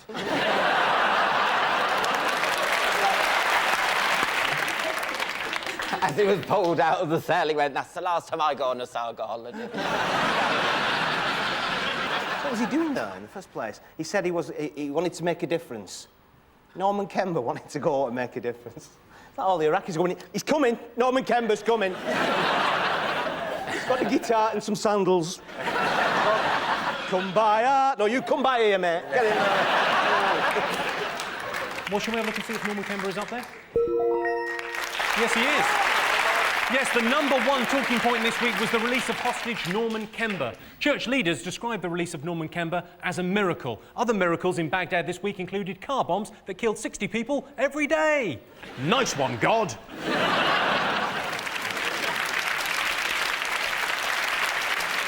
OK, there's one more thing in the news. It's Mother's Day on Sunday. People have been talking about that. I bought a card today. It's the biggest rip-off in the world. It's cards. They've invented occasions. I mean, Mother's Day is pretty legitimate, but I mean, happy bonfire night. Isn't it happy bonfire night? Congratulations on your first shag. How irritating you've got thrush. Things like that. And congratulations on your hung jury. That's always a nice one. Well, I got to the till and I went, I'll have that card, please. Nice card. It's got roses on it. She went, that'll be £3.99. Isn't it? Fucking won't. For a bit of card. It's a bit of £3.99. I went to Boots next door and I got a gift voucher. £1, and you get a card with it. So. And you don't have to send a gift voucher, you just send a card. Go back in next week with another £1. Have a gift voucher, please. There you go. What are you getting your mum for Mother's Day? Sorry, that was in English, wasn't it? Yeah. She might want to keep it a secret. She doesn't want her mum to know. That's why she's... I don't know whether Maggie watches this. I'm pretty sure she doesn't.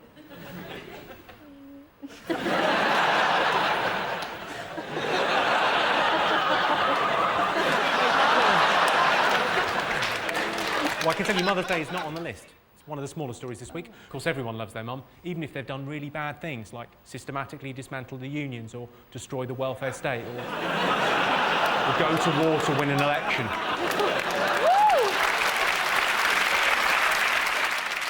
Fingers on buzzers. Any other idea what's in the top 5? Is it the story about the teacher who's suing for sexual discrimination because she was given a humorous chair? She had a flatulent chair, a chair that made fart noises when she sat in it. She said she was deliberately given this chair to undermine her position. Apparently, this happened for 4 years. So you'd think, you know, after 6 months, she might get another chair. But sorry, for 4 years? 4 years, apparently, this happened. She said she had to constantly go explain it. She goes, so it's not me, it's the chair. Occasionally she'd go, that was me. The trouble is she wasn't taken seriously. I mean, she went to the governors and said, look, my chair farts. And they went, who smelled it, dealt it? I've got the picture. Do you want to see it? Have you got it? Yeah, have a look. The face, her expression there. She looks like she's holding a fart in.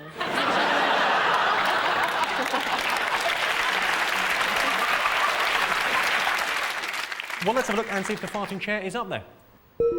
Amazingly, it's one of the most talked about things this week. This is the story about a teacher who sued her school because they gave her a farting chair. She had made a really convincing case for herself at the tribunal until she let one rip and blew the judge's wig off.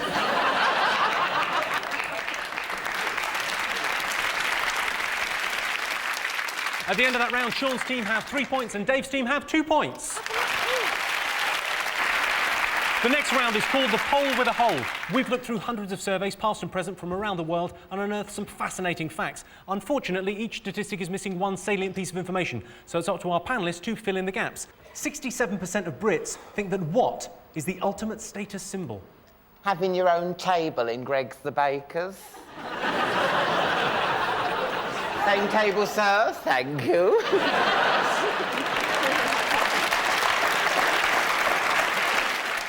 Is it like when they lift their white trilbies? Why do they wear white trilbies, bakers? I never understood that. They're really like into there's Michael something Jackson. jazz about them.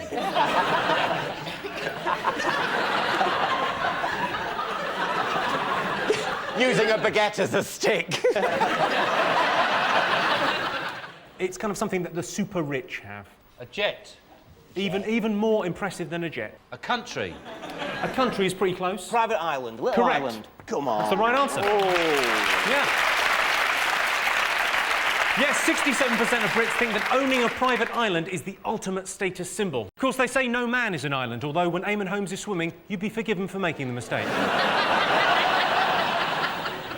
OK, Sean, Jessica and Carol, 1 in 5 pet owners love what? Testing out shampoo at home on them. Love. I'm not using that one. Have you got any pets, Carol? No. No? Right. Thanks. I love chatting with you. It's great fun. It's to do with the rest of their family. Love them more than their children. That is the right answer. Oh, my God. Here's your next one. 26% of women are impressed by men who can what? Is it impressed by men who can watch loose women without throwing acid in their own face?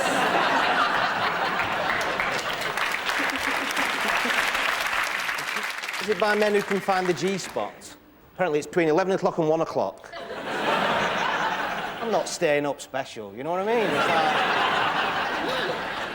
Jessica? I am impressed by men who can dance, actually. That does impress me. Slightly suspicious, but...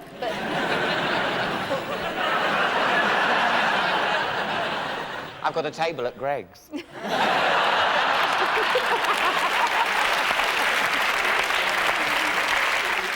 It's quite a simple thing. The clue is it's remembering something. Why is it that men are bad at remembering things? Because it's not important.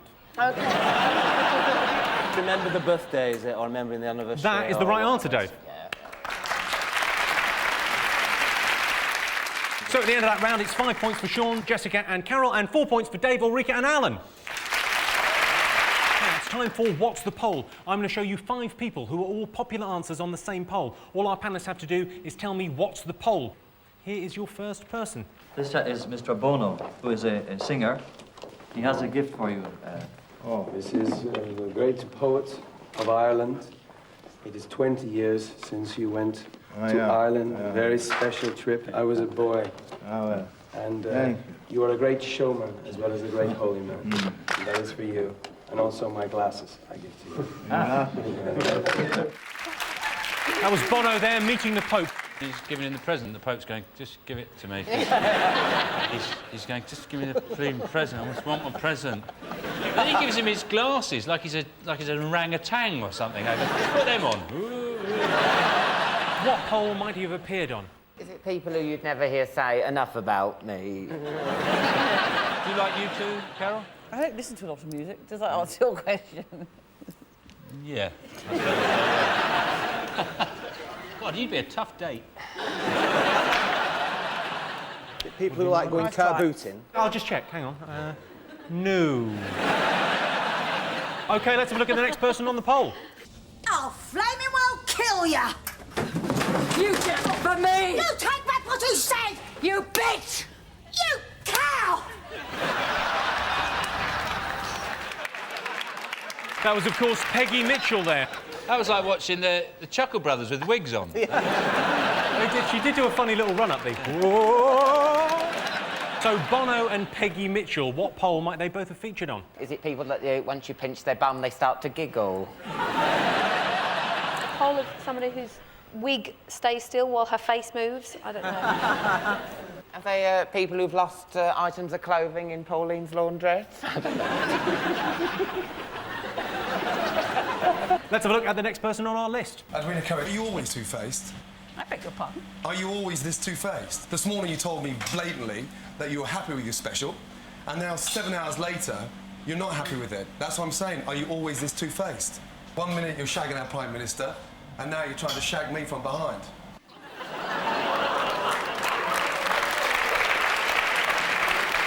Gordon Ramsay there arguing with Edwina Currie. Gordon Ramsay once famously called Gary Rhodes a Oh, no, wait, that was me. What poll do you think Bono, Peggy Mitchell and Gordon Ramsay might have appeared on? Is it food-related? It's like he makes pizza, doesn't he, Gordon Ramsay? And then The Edge is the name of a pizza, isn't it?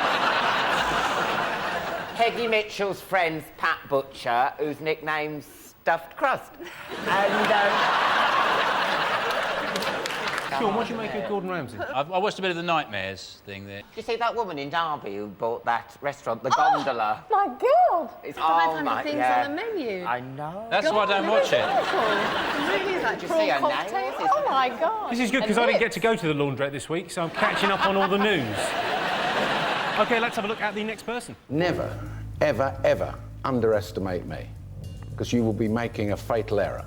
I don't like liars. I don't like cheats. I don't like bullshitters. I don't like schmoozers. I don't like arse lickers. All right, on your bike. So Gordon Ramsay, Peggy Mitchell, Bono, Alan Sugar. What's the poll? Judging by some of the clips we've seen, they obviously have, or at least 3 of them, have got bossy, violent, homicidal tendencies. You're along the right lines. Yeah. Come on, I tell you what, Carol, you'd make a great detective sidekick. I Career felt like move, Morse. career move. I felt like Morse, and you were my Lewis there, very much. I can see a pattern emerging here. It's better be a really good connection. And Well, it is a good connection. It's to do with people wanting to have a relationship with them. Yeah. Some people want to work for them. That's exactly the right answer. Yes! The answer is they all appear on a poll of dream celebrity bosses. I've got a terrible boss. I'm self-employed, and I'm currently on sexual harassment charges. So at the end of that round, it's 5 points for Sean's team and 6 points for Dave's team. And the winner is the name of our final round. I'm going to give the teams a series of opinion polls, and it's up to them to buzz in and tell me who or what they think came top. Here is your first one. Most annoying thing about weddings? Me, because I always drink too much and I try to get everybody dancing, and then I kind of make the excuses because I've got kids and I'm out, you know, and it's a lie. It's just I'm just the same as I always have been, which is rowdy and alcoholic. Is it the marriage bit? Yeah, it's legally binding and everything. Yeah. Really annoying. Speeches, I mean, people do bang on, don't they? Yeah, sorry about that. It's kind of my job, though, in fairness. I can't. Is it like the realisation that you've wasted a whole Saturday afternoon watching this shit? Jessica, Yes. you're in a film about weddings, aren't you? I am. I'm in a film with you, Jimmy Carr. Yeah. Imagine that mishap in casting.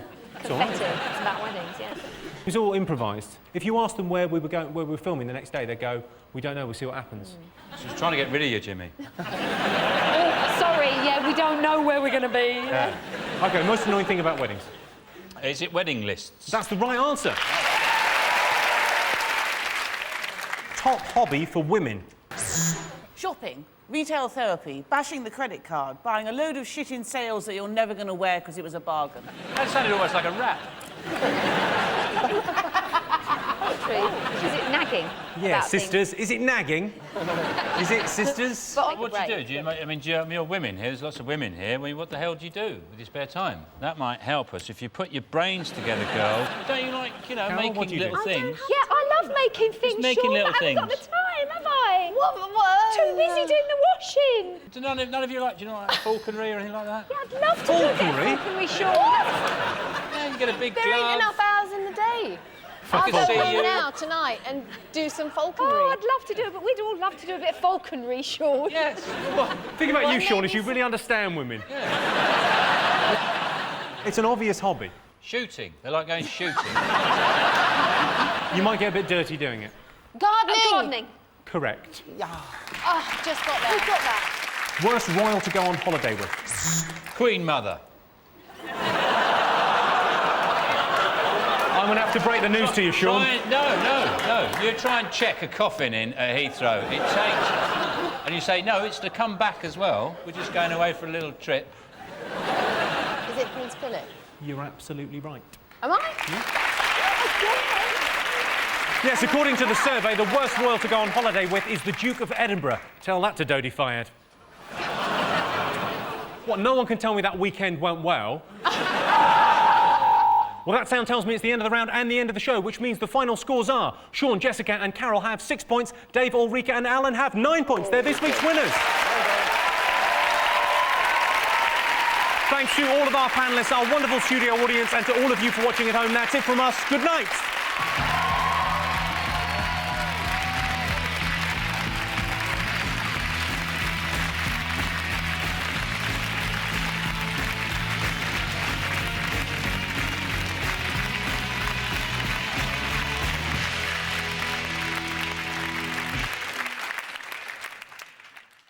Well, thank you for watching 8 out of 10 Cats. If you want to watch another episode, you know, feel free, or you know, pop to Pornhub for some different kind of fun. Good luck.